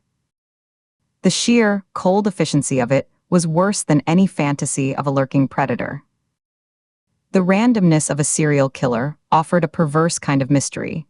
This offered only a bleak, transactional certainty. The predator was real, but he was a tool, a precision instrument. The hand holding him, the mind that aimed him, that was what mattered. We find them first, Katie said, her voice leaving no room for debate, low but carrying across the room. She turned from the whiteboard, her gaze sweeping over Nina, then to Braddock on the screen, and finally to Harwick's back. We don't have time for warrants that take hours. We don't have time for jurisdictional debates. We use everything right now. Traffic cameras around their last known addresses. Tag their family members, see if they've made contact. Check bus stations, train stations, cheap motels along the I-95 corridor. He's hunting them where they have to stop. We need to find where they might choose to stop while they're running. Nina had shrugged into her jacket, her movements efficient and final. Braddock, email the full cyber report and those two names to me, Ford and Harwick. Now. Then get back on with cyber and the NSA liaison. I want any cell signal that even whispers near the identity of those two men in the last week. Harwick, the second you're off that call, you're with me. We're taking 2 MSB cruisers and hitting the addresses we have. Katie, she paused, meeting Katie's eyes. You work the board.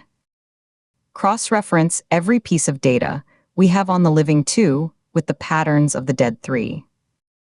Find the common thread in their movements, their habits beyond the rest stops. Something we can use to predict where they might be, not where they have to be. Katie gave a single, sharp nod. The division of labor was clear. The team pivoting from a group hunting a phantom to a unit racing against a clock. The analytical part of her mind, the part that lived in patterns and probabilities, engaged fully. She walked to the whiteboard, picked up a red dry erase marker, and circled the 2 names that were not yet accompanied by crime scene photos.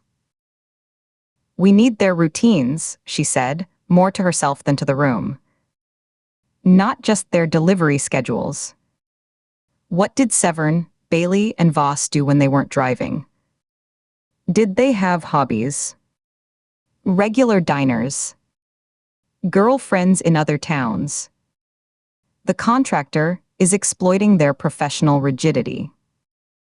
We need to find their personal flexibility. On the laptop screen, Braddock was typing rapidly, his eyes on a secondary monitor. Sending the data now. And I'll push for the cell tower dumps. We'll have to lean hard on the FISA court authority, argue imminent threat to life.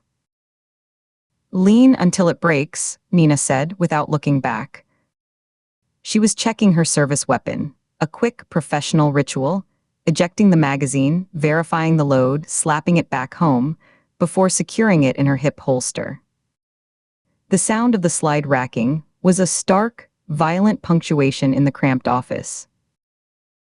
Harwick finished his call and turned, his face grim. Bolos are going out statewide Maryland and Virginia, with alerts to Pennsylvania and Delaware. Descriptions: last known vehicles. Troopers are being dispatched to the home addresses. They'll call in the second they have eyes on. We won't wait for the call, Nina said, heading for the door. We'll meet them there. Katie, you have the fort. Keep the line to Braddock open. Katie nodded again, the marker still in her hand.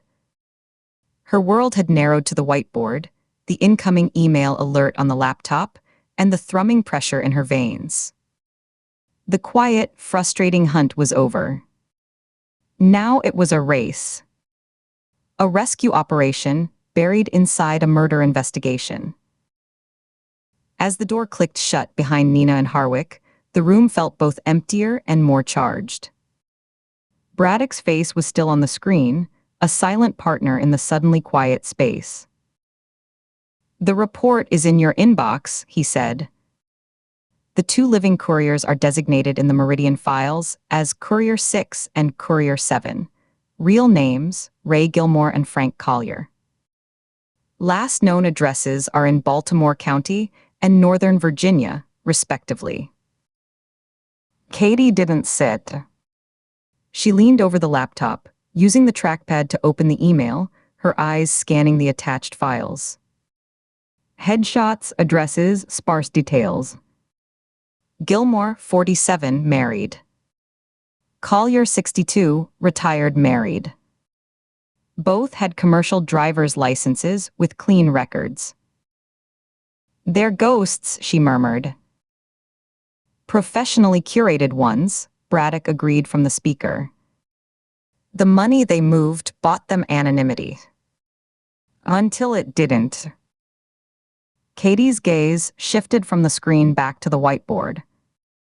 She looked at the photos of the dead men, then at the two names she'd circled in red. A 5-man team. A network. You don't just kill a network, you dismantle it node by node. The contractor was a systematic eraser.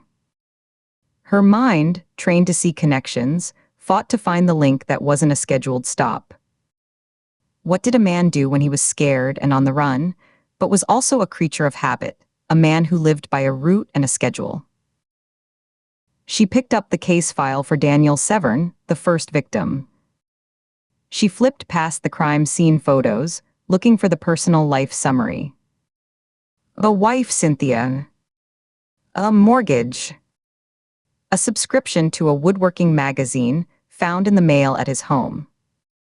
Wesley Bailey. Married to Elaine, 2 sons. Receipts for a youth soccer league, for a home coffee subscription. Martin Voss. Family man. Receipts for a toy store, for children's allergy medicine. They had lives. Small, quiet, mundane anchors. "Braddock," she said, her voice focused. "I need you to run purchases. For Gilmore and Collier. Anything you can find from the last month. Credit card, debit card, even if it's prepaid. Look for patterns. Not gas stations, everyone buys gas. Look for repeats. A specific brand of cigarette bought at the same convenience store every Tuesday. A weekly takeout order from the same Chinese restaurant. A regular cash withdrawal at the same ATM on Friday afternoons. These are men of routine. The killer knows their professional routine. We need to find their personal one." "On it," Braddock said, and she heard the rapid clatter of his keyboard through the speakers. "It'll take some time. These aren't men who live on credit." "We don't have time," Katie said, echoing her own statement, the truth of it a cold stone in her gut. She stared at the red circles on the board. Ray Gilmore. Frank Collier. 2 men, likely unaware that their names were now the only thing standing between a professional and the completion of his contract. 2 men living on borrowed time, measured not in days, but in the meticulous, patient movements of a hunter who had already proven he could find them wherever they were required to be. The hum of the laptop fan seemed to grow louder again, a constant, urgent whir in the silent room. Katie picked up her own phone, scrolling for the direct line to the MSB dispatcher Harwick had been using. She couldn't just work the board. She had to create noise, generate leads, shake the tree. Every patrol car, every trooper, was now an extension of her search. She began to dial, her eyes never leaving the 2 names in red, willing a detail, a fragment, a crack in their ghostly facades to appear. The predator was a tool. But so were they. And they had just become the only tools left to stop him. Chapter 17. The split-level house in Glen Burnie was exactly what Katie had pictured from the file. Neat, modest, a trimmed lawn under a gray afternoon sky that promised an early dusk. She parked at the curb, the engine ticking as it cooled. Her eyes scanned the quiet street, methodical and slow. No unusual vehicles, just a minivan, a sedan, a pickup truck with a landscaping logo. No movement behind the blinds of the neighboring houses, though a curtain in the picture, window 2 doors down, twitched and fell still. She took a breath, the air cool and damp with the scent of cut grass and distant rain, then climbed the 3 concrete steps, her shoes scuffing lightly on the gritty surface. She knocked twice on the aluminum storm door, the sound sharp and hollow. From inside came the muffled sound of a television, a game show audience's laughter. Then footsteps, approaching with a hesitant shuffle. The inner door opened, and a woman in her 50s peered out through the storm door's mesh. She was wiping her hands on a floral-patterned dish towel, her face pale under the porch light she'd left on against the gloom. She had the tired, vigilant eyes of someone who waited up nights, dark smudges beneath them, a permanent crease of worry between her brows. Mrs. Gilmore, Katie held her credentials up to the mesh. I'm Agent Ford, FBI. I'm looking for Ray. The woman's posture stiffened, her shoulders drawing up toward her ears. Her fingers tightened on the dish towel, twisting the fabric.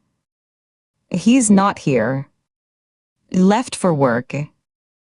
3 hours ago, her voice was thin, strained. Does he usually go in this early? For the night route, yeah. He likes to beat the bridge traffic. But he always answers his phone when I call. Always, she swallowed, the motion visible in her thin neck. He didn't answer at his first break.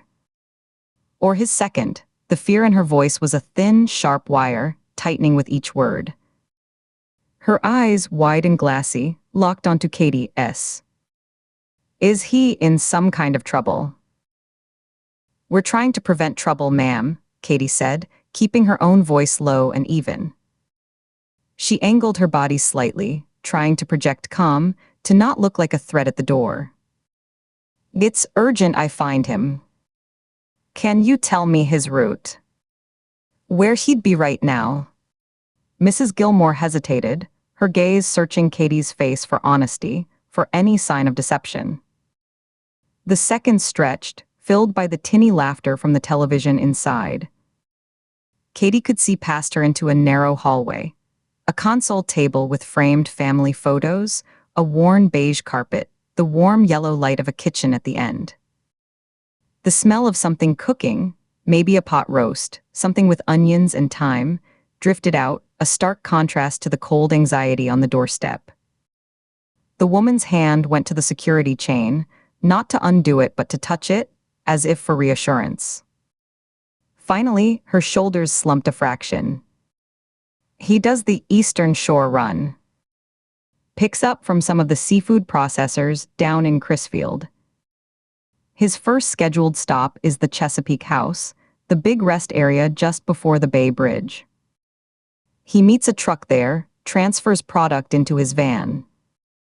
He should be there, loading up. But if he's not answering, her voice trailed off, choked by the unspoken possibility. Katie was already turning, her mind mapping the route. Thank you. Lock your door. Don't open it for anyone. I'll call you as soon as I know something.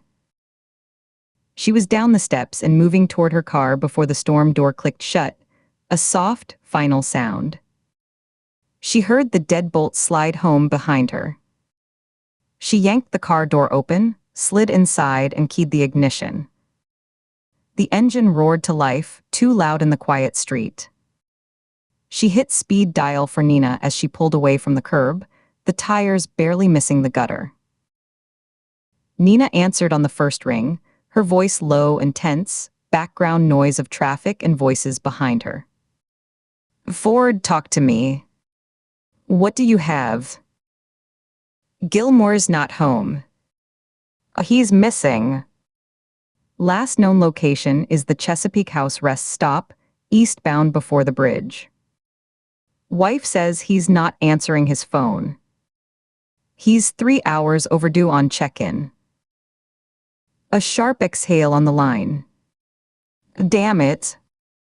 I'm already reaching out to Harwick and Braddock. Go. They're cleaning house, Katie said, her voice flat as she merged onto I-695, the traffic thickening around her. She cut off a sedan, earning a short horn blast, and accelerated into the center lane. The contractor is tying off the last loose ends. Gilmore's out there on his route, completely exposed. A moving target on a schedule. I'm calling Harwick now for backup. You heading to the rest stop? Yes. I need backup. Local PD stat. Can you call it in? I'll get Harwick to coordinate with Maryland State Police. They'll have a barracks closer than our field office. Nina's tone shifted, became pointed, deliberate. Katie, listen to me. Do not approach alone. If this is a professional, and it is, it'll be a hit, not an abduction. A quick, quiet termination. You hear me? You go in hot, you could get him killed. Or yourself. I hear you, Katie's grip tightened on the wheel. Just get someone there fast. She ended the call and pressed the accelerator, feeling the car surge forward. The suburbs of Glen Burnie fell away, replaced by the commercial sprawl of highway exits. Big box stores, gas stations, hotel signs glowing in the fading light. Her mind raced ahead to the rest stop, a vast, sprawling complex she knew from 100 drives. Multiple parking lots tiered for cars and trucks, a sprawling food court, fuel islands, restrooms. 1,000 places for a man to vanish, or for a kill to be made in the blind spot between security cameras. 1,000 places for a contractor to melt away into the stream of travelers.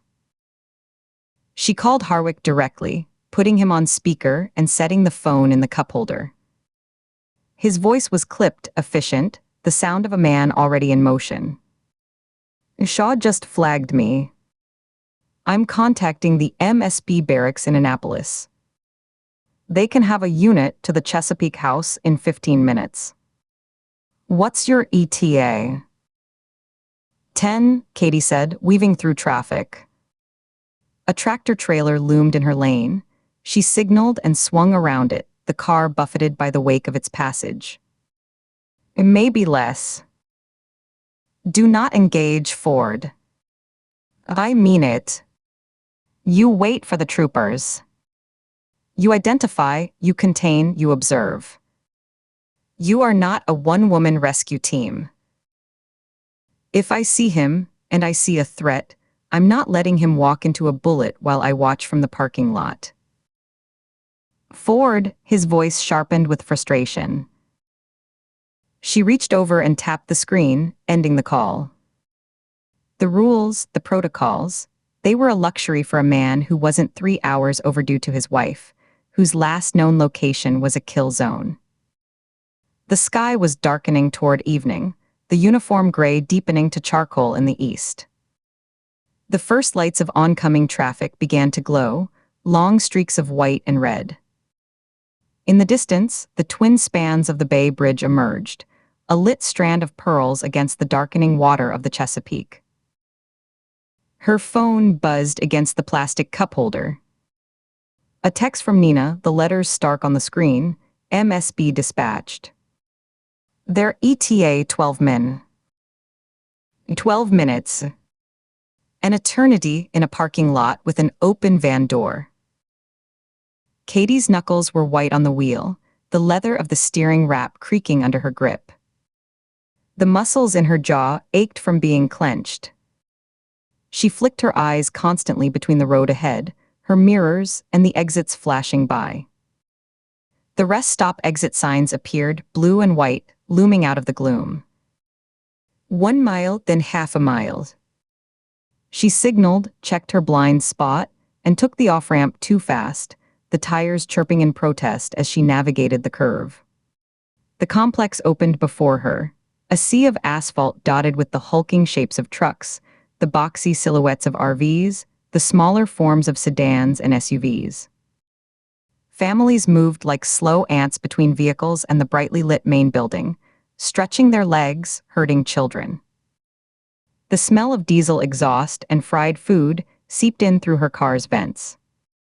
She slowed to a crawl, cruising past rows of vehicles, her eyes scanning each one, looking for the specific shape, the color.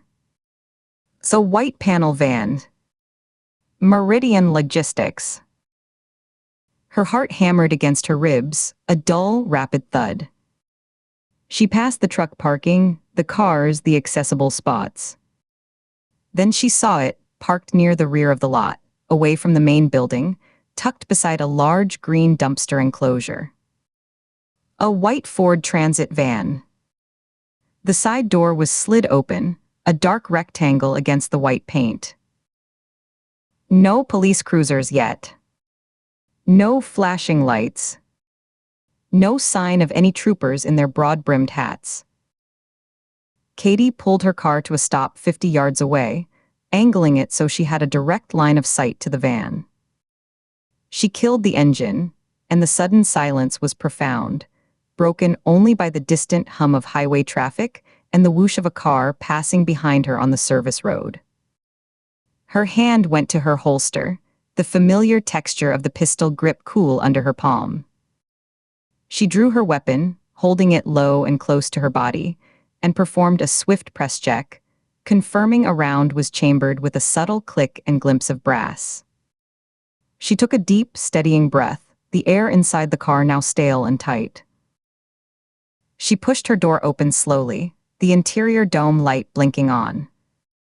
She cursed silently and quickly hit the switch to kill it, plunging herself back into shadow. She stepped out, keeping her body behind the bulk of the open door, using it as minimal cover. The asphalt was cold and gritty under her shoes. The evening air was cooler here, carrying the damp, muddy scent of the nearby bay.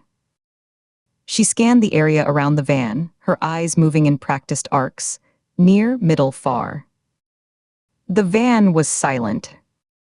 No movement inside the open door. No shadow shifted within. No sign of Ray Gilmore standing nearby, having a smoke or talking on a phone. The dumpster enclosure offered a dozen places to hide. The rows of parked vehicles to the left and right were a maze of potential ambush points. The clock in her head, which had been ticking since she left Glen Burnie, now hammered, each second a physical pulse in her temples. The 12-minute ETA for the troopers felt like a lifetime stretching into a dark future.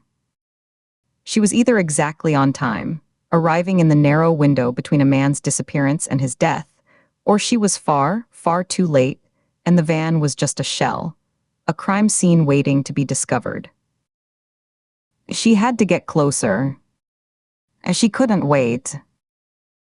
Keeping low, she moved from the cover of her car door to the front fender, then to the bumper. She paused, listening. A truck engine rumbled to life several rows over. A car door slammed. Laughter echoed from the direction of the building. Normal rest stop sounds. Nothing that screamed of violence. Her phone vibrated in her pocket. A call. She ignored it. All her focus was on that open door, that slice of darkness. She began to advance, moving in a crouch from the perceived cover of one parked vehicle to the next, a minivan, a pickup, a sedan with out-of-state plates. Each step was deliberate, her weight balanced, her weapon up and ready in a two-handed grip, finger indexed along the frame. She kept the van's open door in her sight line, watching for any flicker, any change. The smell from the dumpsters grew stronger, sour garbage, spilled soda decay. 20 yards from the van now. She could see inside the open door. The cargo area was empty. No boxes, no pallets. Just bare, ribbed metal flooring. Of a sound. Not from the van. From behind the dumpster enclosure. Of a scrape. Like a shoe on asphalt. Katie froze, pivoting slightly, bringing her weapon to bear on the corner of the green metal enclosure. Her breath fogged slightly in the cool air. FBI, she called out, her voice cutting through the ambient noise. And show yourself. A silence. Then a whimper. Human, weak, terrified. She moved, no longer concerned with perfect cover, closing the distance to the enclosure in a few swift strides. She rounded the corner, weapon leading.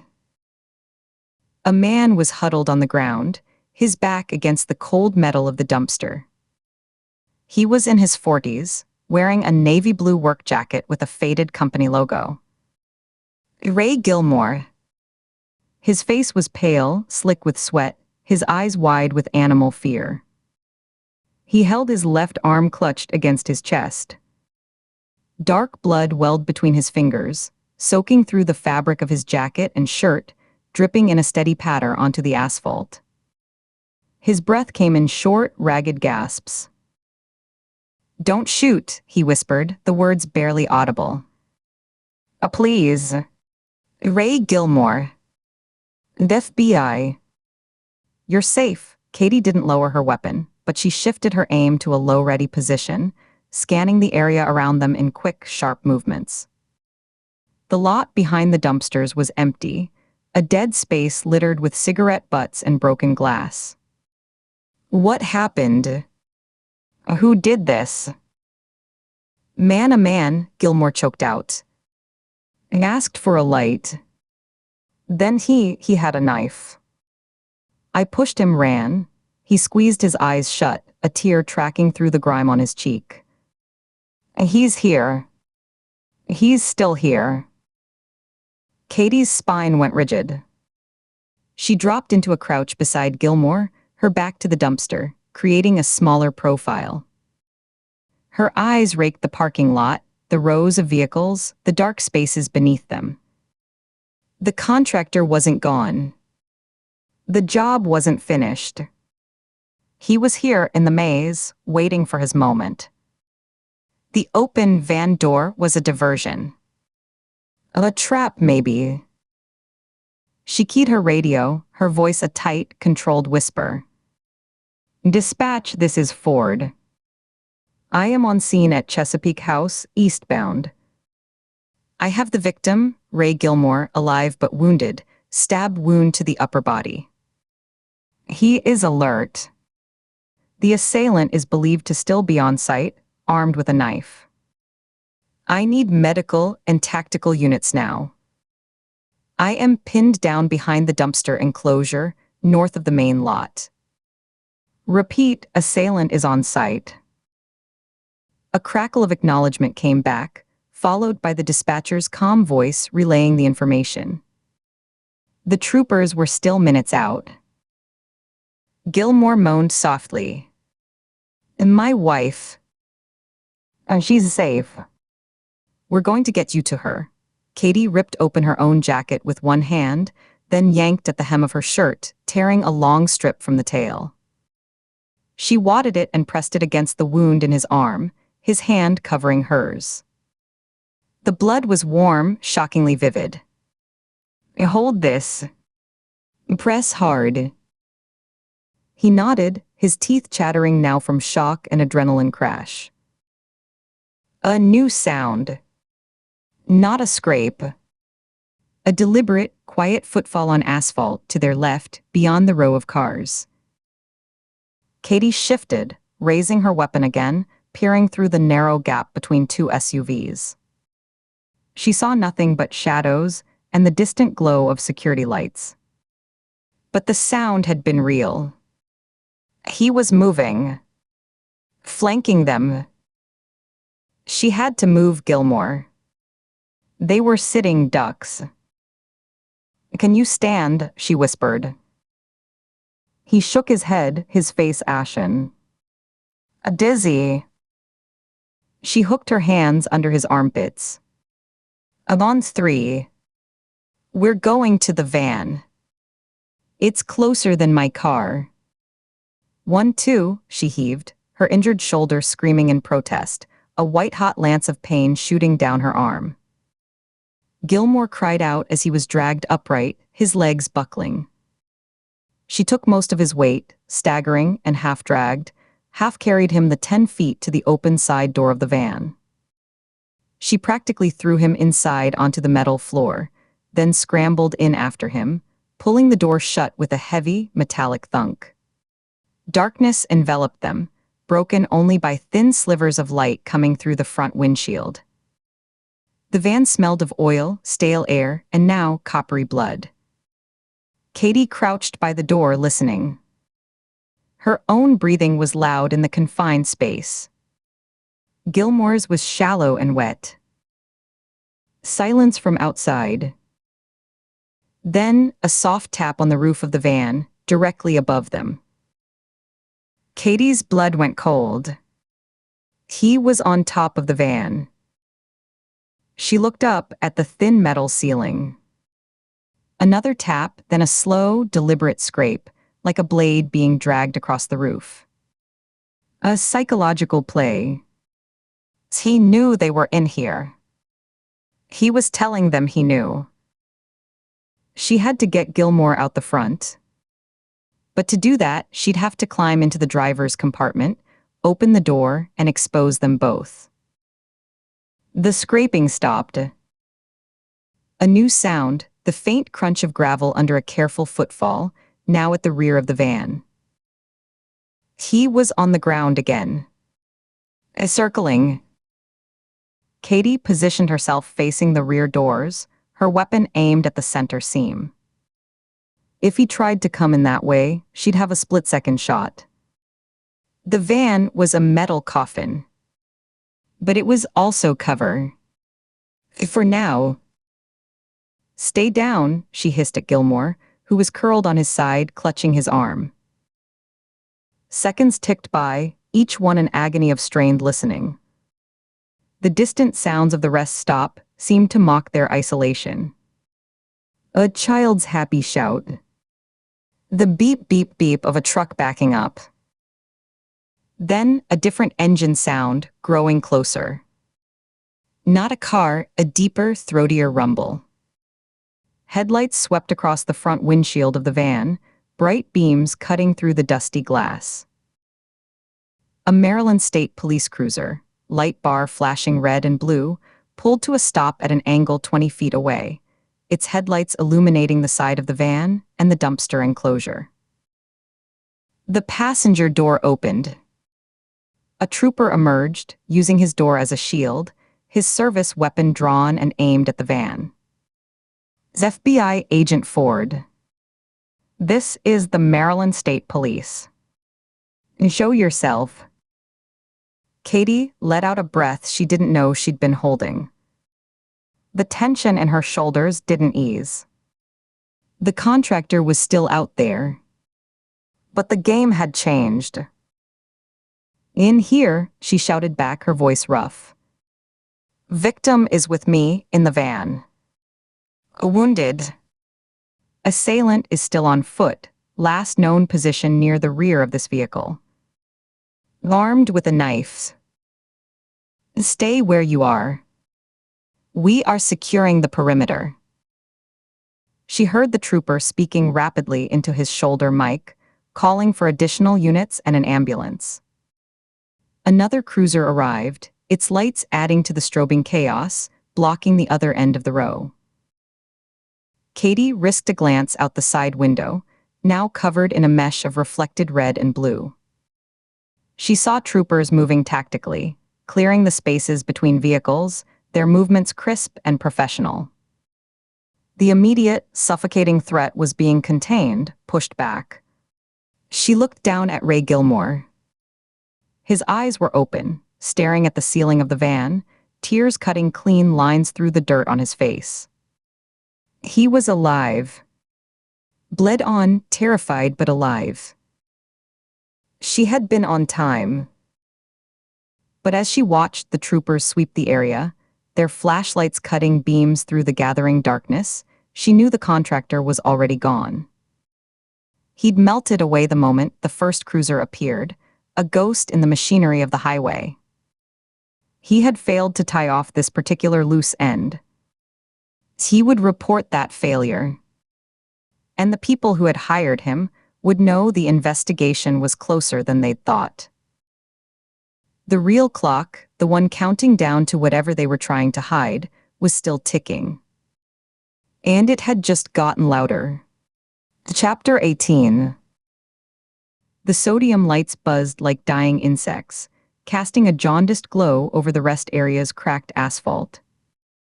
The light pooled in oily puddles and left the spaces between vehicles in deep, impenetrable shadow.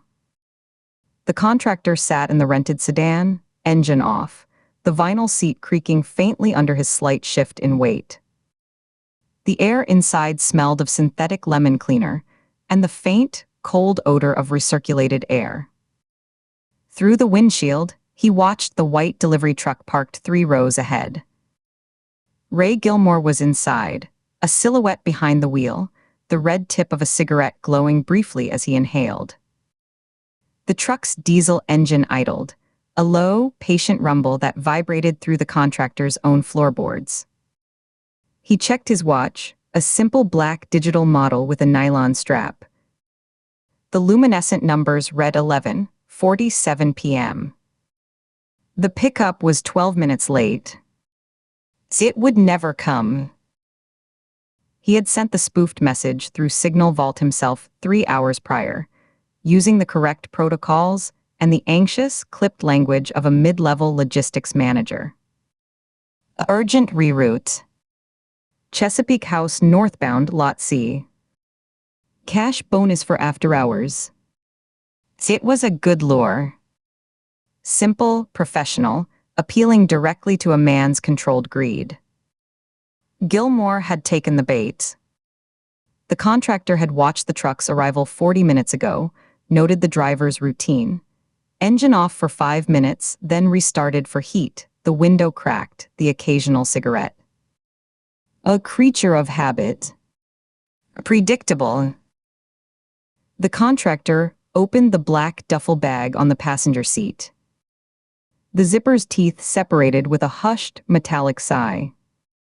Inside, nestled in molded foam cutouts, were his tools. He bypassed the garrote, the vials, the lockpicks. His fingers found the oilcloth bundle. He lifted it out, the weight familiar and comforting in his palm. Unfolding the thick, waxed cloth on his thigh, revealed the fixed-blade knife. The 6-inch blade was a flat, dark matte, non-reflective, the serrations near the hilt sharp and precise. The handle was textured G10, black, designed for a solid grip in all conditions. He did not touch the blade yet. First, he studied the target vehicle through the windshield, his eyes moving in a practiced grid. Driver's side. The window was indeed cracked open, a 2-inch gap. A thin plume of cigarette smoke escaped intermittently, catching the sodium light before dissipating. A detail not in the file. An opportunity, but also a variable. Smoke meant the driver was awake, alert, his hands occupied. The contractor assessed the rhythm. Inhale, glow, exhale, smoke. A 15-second cycle. The approach would need to coincide with the inhale, the moment of distraction when the driver's eyes might close for a half-second, his attention turned inward. The approach was clear. He visualized it step by step, his body remaining perfectly still in the driver's seat. Exit vehicle, duffel left behind. Walk with the loose, rolling gait of a long-haul driver stiff from hours behind the wheel. Hands in pockets, head down as if against a chill. Pass the truck's front bumper. As he drew even with the driver's door, a casual glance left, confirming the window gap. Right hand leaves pocket, reaches through the gap, fast, smooth, no hesitation. Fingers find the manual lock pin, pull up. The door would open inward. Left hand already moving to grip the handle, pull. His body would pivot, blocking the sightline from the distant restroom building and the 2 sleeping rigs near the tree line. He would be inside the cab in one fluid motion. The serrated part of the blade was for the initial penetration through clothing, the smooth length for the deep, upward push. 30 seconds from curb to completion. Perhaps less. He ran the visualization a second time, identifying pressure points. The sound of the lock pin popping up, the groan of the truck's door hinge, the driver's possible reaction time. All within acceptable parameters.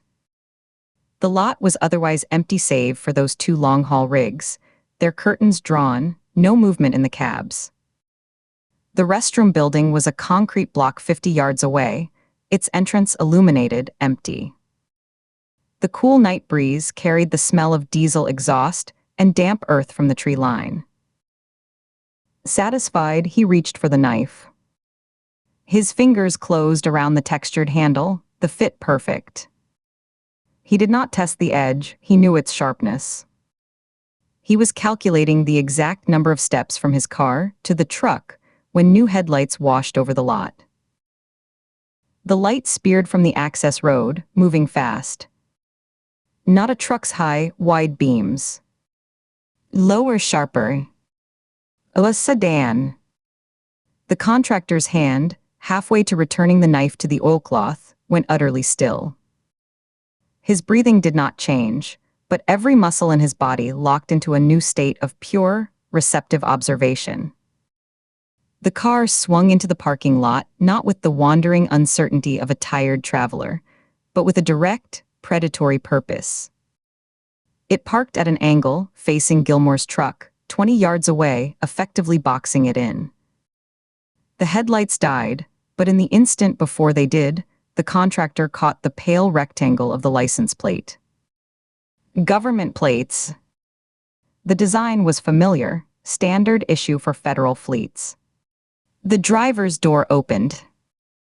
The woman got out alone. She didn't pause to look around, didn't stretch or glance at a phone. She moved directly toward the idling delivery truck, her stride economical and sure, covering ground without appearing to hurry. Even in the poor, jaundiced light, her posture was unmistakable. The balanced readiness, the slight turn of the shoulders that scanned the environment without the head moving, the way her jacket hung clear of her hip. Law enforcement.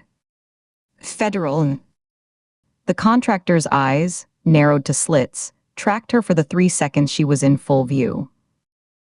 Dark hair pulled back. Pale, focused face. Her expression was not anxious, but determined, a laser of intent pointed at the white truck. The contractor's mind processed the variable. It took less than a second. The arrival was not random. It was a response. The target was under protection, or, worse, under surveillance. The odds of a clean, undetected engagement plummeted to near zero. The risk of exposure, of his face, his vehicle, his method, spiked. The calculation was binary, the verdict instantaneous. Abort. His movements now were a study in reversed precision. There was no hurry, because hurry drew the eye. There was only deliberate, smooth action. He placed the knife back into its oilcloth nest. His fingers folded the cloth over the blade with neat, overlapping turns, tucking in the ends.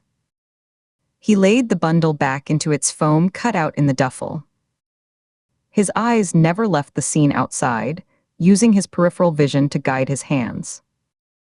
The woman was at the driver's window of the truck now, tapping on the glass. The contractor's left hand found the zipper pull of the duffel and drew it closed. The sound was a whisper lost in the idling diesel's rumble. He set the bag carefully on the floor behind the passenger seat, out of sight.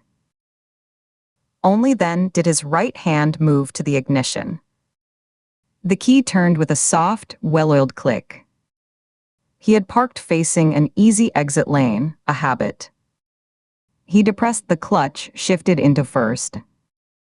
The sedan's engine purred to life, a modest, anonymous sound. He did not turn on the headlights. He released the parking brake and let the car roll forward, using the idle creep to gain momentum. He steered behind a large, rust-spotted dumpster, using its shadow to mask his vehicle's movement from the woman and the truck. As he cleared the dumpster and began a slow, wide turn toward the exit lane, he passed within 30 feet of the two vehicles. He did not look at the woman again. He kept his face in profile, a tired man staring blankly ahead at the road he was about to take. His hands were at 10 and 2 on the wheel, his posture slumped just enough to sell the fatigue.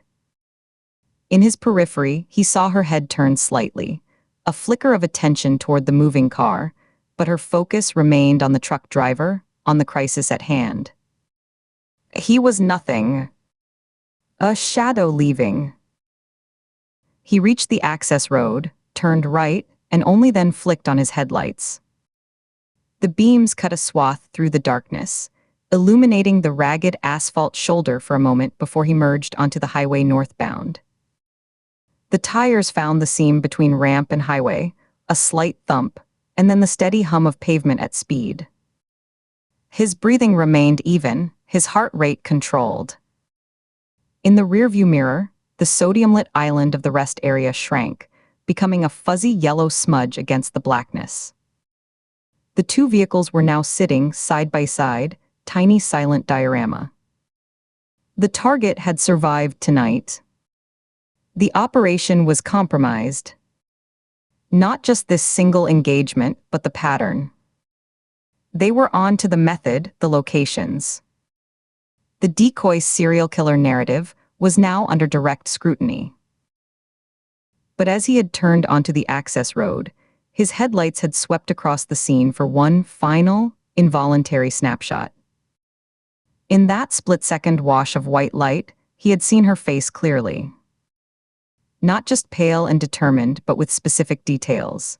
The sharp angle of her cheekbone, the tight line of her mouth, the intensity in her eyes that was neither fear nor anger, but a kind of cold, operational resolve. Dark hair pulled back severely from a high forehead. He replayed the image in his mind, fixing it. He assigned it a mental file, cross-referenced it with the government plates, the professional demeanor, the timing of the intervention. He drove north, the highway unspooling before him, his mind already working on the next steps. Contingencies. Adjustments to the timeline for the remaining two targets. The need for enhanced counter-surveillance. The woman was a variable. An active, intelligent variable who had just interposed herself between him and a designated objective. Variables disrupted equations. Variables introduced chaos.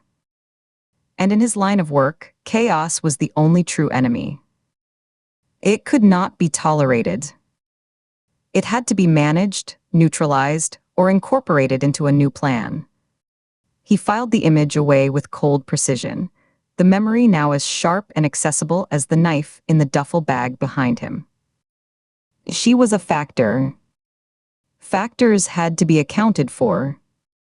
The process of accounting began now, in the quiet hum of the rental car, as the last glow of the rest area vanished behind him, swallowed by the night and the endless stream of anonymous traffic. Chapter 19. The Chesapeake House rest area was a sprawling complex of brick and glass, a monument to convenience off the I-95 corridor. The late afternoon sun slanted across the vast parking lot, glinting off windshields and warming the asphalt, casting long, distorted shadows from the light poles. Katie's rental car wove through the lanes, her eyes methodically scanning each row for a white Meridian logistics van. Her neck was stiff from tension, her shoulders hunched near her ears. The air through her cracked window carried a faint, briny tang from the bay, mixed with the exhaust fumes of idling trucks and the distant fryer grease from the food court. The spoofed delivery alert had pinged this location 20 minutes ago. She was either too late or just in time. Her knuckles were white on the steering wheel, the synthetic leather cool and slightly tacky under her palms.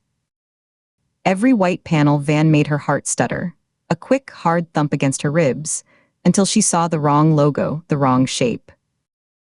She completed a slow circuit of the main building, the gas station with its rows of pumps, the fast food outlets with their glowing signs, her gaze sweeping over families stretching their legs and truckers on their mandatory breaks, their faces blank with road fatigue. Nothing.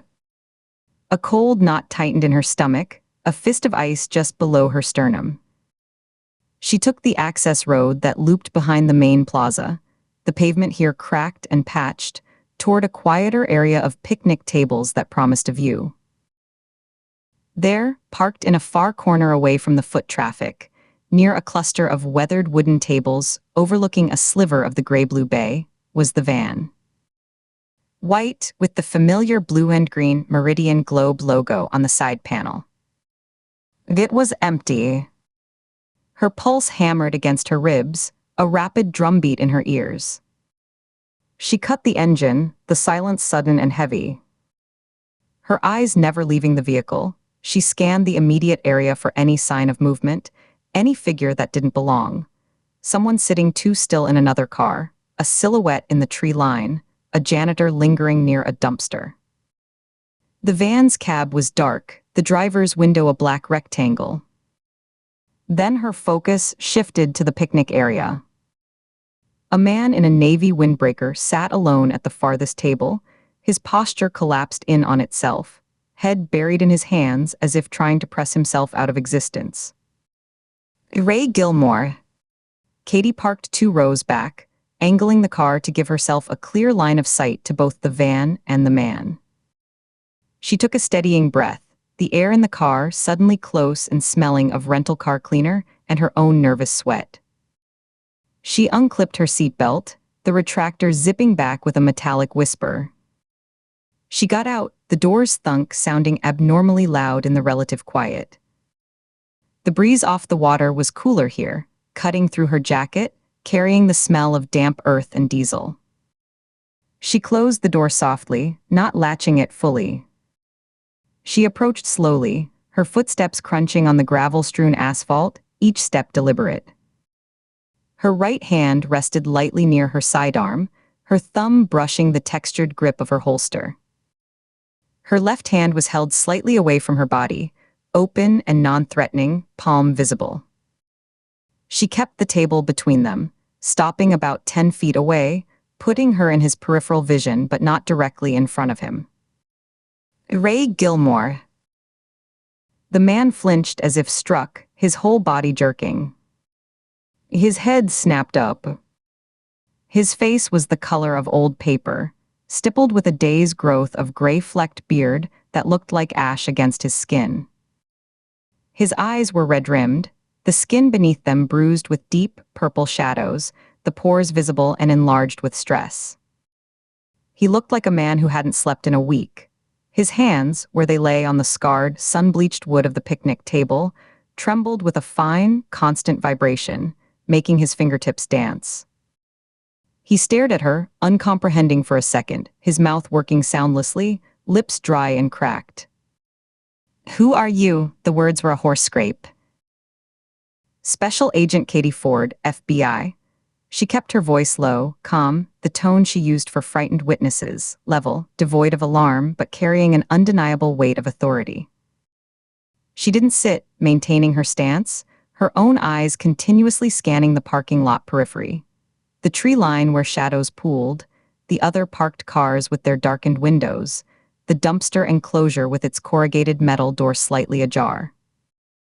You received a delivery notification. It was a trap.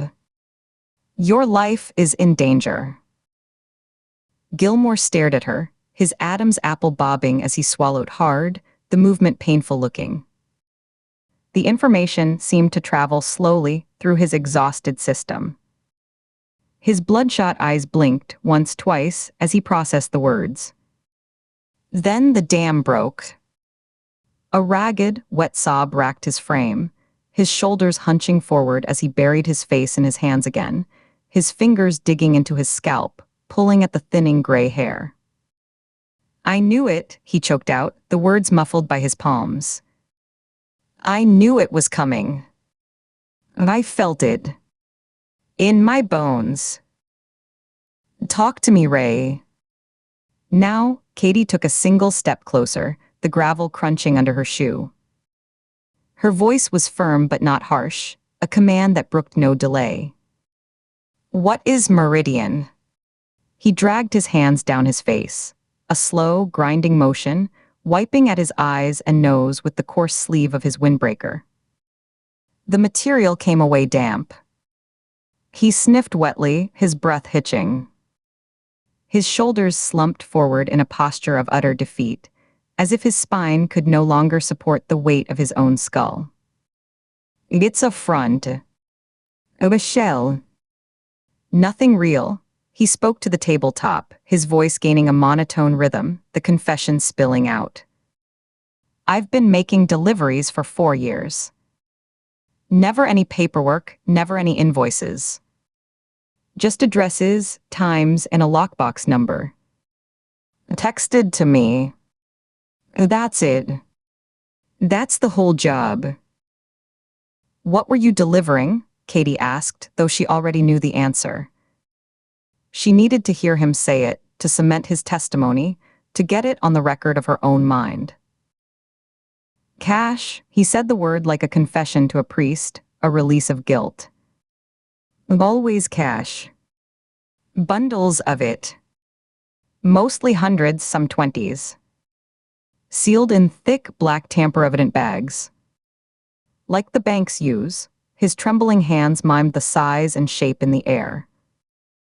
I'd pick up from a drop in Baltimore, a different parking garage every time, instructions texted an hour before, drive the route, leave the bag in a prearranged spot.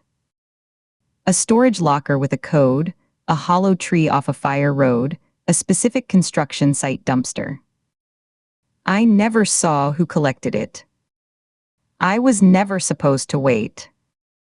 Just drop and go. Who recruited you? Katie pressed, her gaze flicking to the van and back. The bay water slapped softly against a rocky shore below them. The man. I never met him. Not in person. Gilmore's gaze drifted past her, toward the choppy, lead-colored water of the bay, seeing a memory projected on its surface.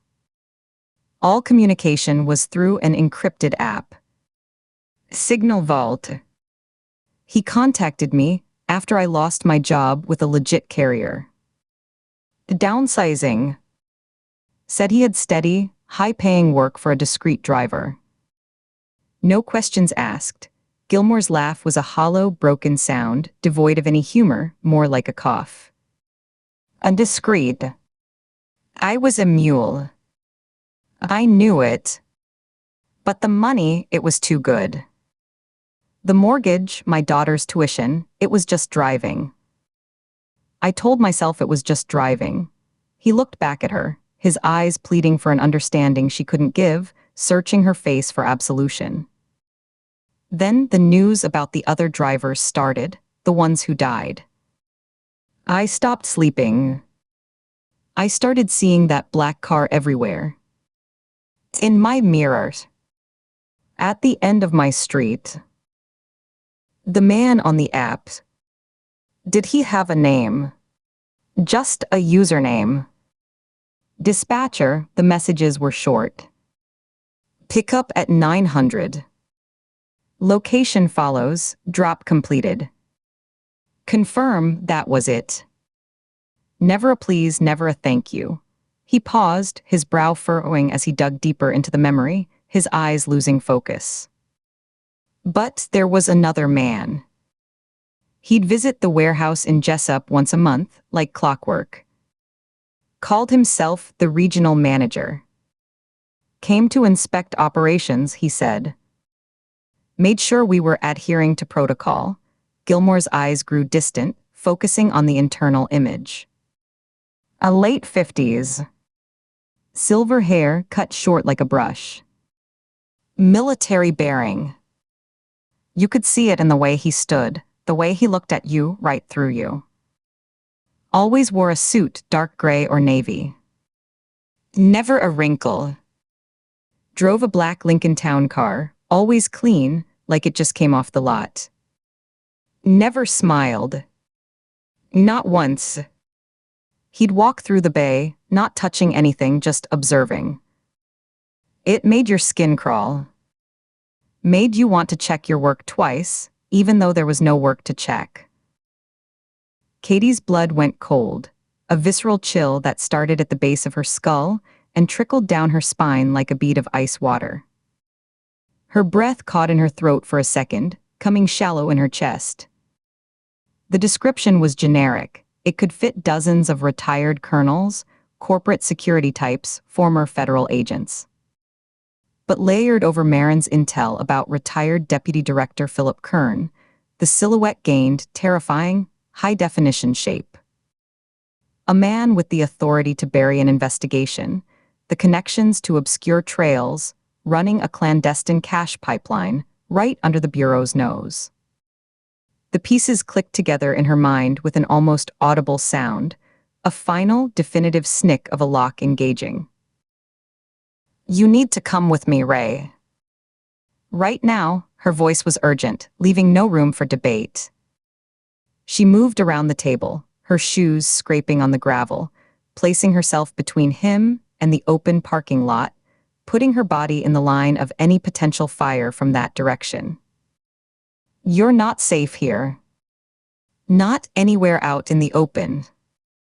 The person who sent that alert could be here, watching. He nodded, a numb, mechanical bob of the head. He placed his palms flat on the table and pushed himself up from the bench, his movements stiff, creaking like an old man. Katie kept a hand lightly on his elbow, not to restrain but to guide and steady, her body subtly shielding his as they turned and began to walk toward her car. Her head was on a swivel, checking the sightlines from the tree line, from the van, from the roof of the distant building, from the windows of the restaurant.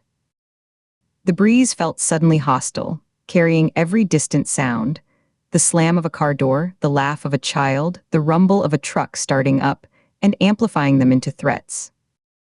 She opened the passenger door of her rental, the hinge groaning. She waited for him to slump inside, his body folding into the seat with a sigh of exhaustion, before she closed it firmly, the clunk solid and final.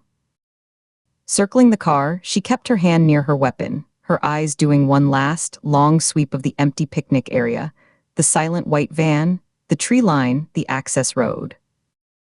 Then she slid behind the wheel, the seat leather cool, and locked all the doors with a decisive, electronic thunk thunk thunk thunk. The engine turned over with a purr. She pulled out of the space, gravel pinging softly in the wheel wells, and navigated back to the main exit. As she pulled onto the interstate, merging into the southbound traffic toward the Maryland barracks, the weight of the picture settled over her, heavy and suffocating as a wet blanket. In the passenger seat, Gilmore stared blankly out the window, his breathing shallow and irregular, fogging a small patch of glass that he didn't seem to notice. The hum of the tires on the pavement filled the silence, a steady, hypnotic drone. A front company, meticulously constructed. A network of unwitting, desperate couriers. A handler with a government pedigree and a killer's discipline. A professional assassin, methodically severing the pipeline to erase the evidence. This wasn't a serial killer's spree. It was a conspiracy in its death throes, and they were stepping into the blast zone. She could feel the pressure change in her ears.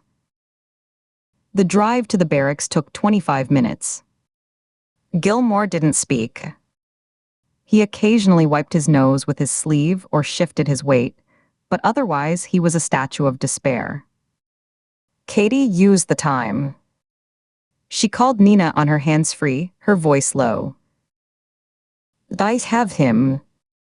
Gilmore. He is with me. He's confirmed the cash mule operation. He's given a physical description of a monthly inspector that matches Kern's profile. Nina's voice was tight.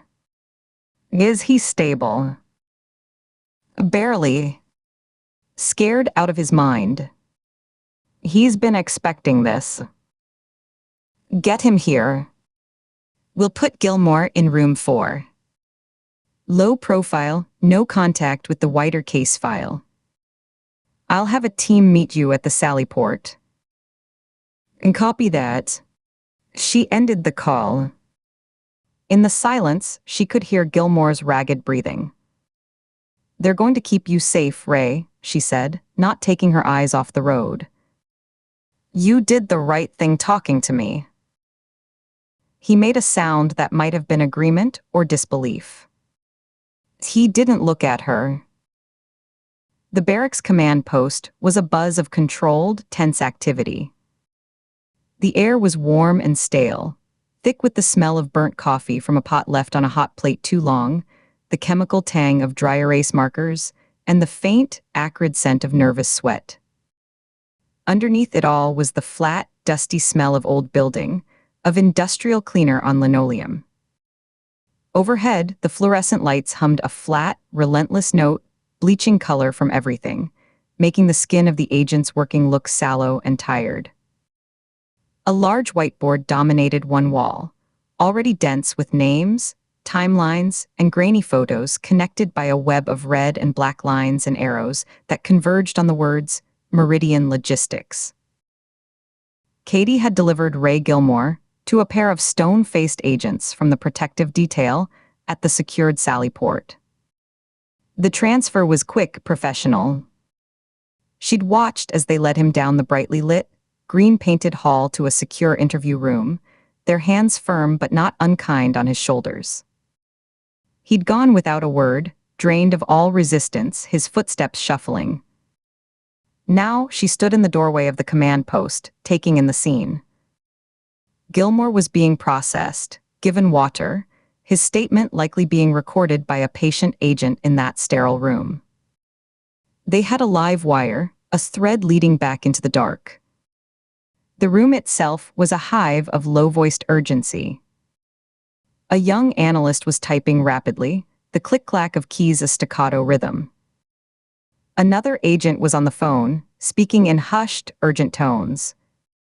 The whiteboard was the focal point. Nina was at the whiteboard, her back to the door.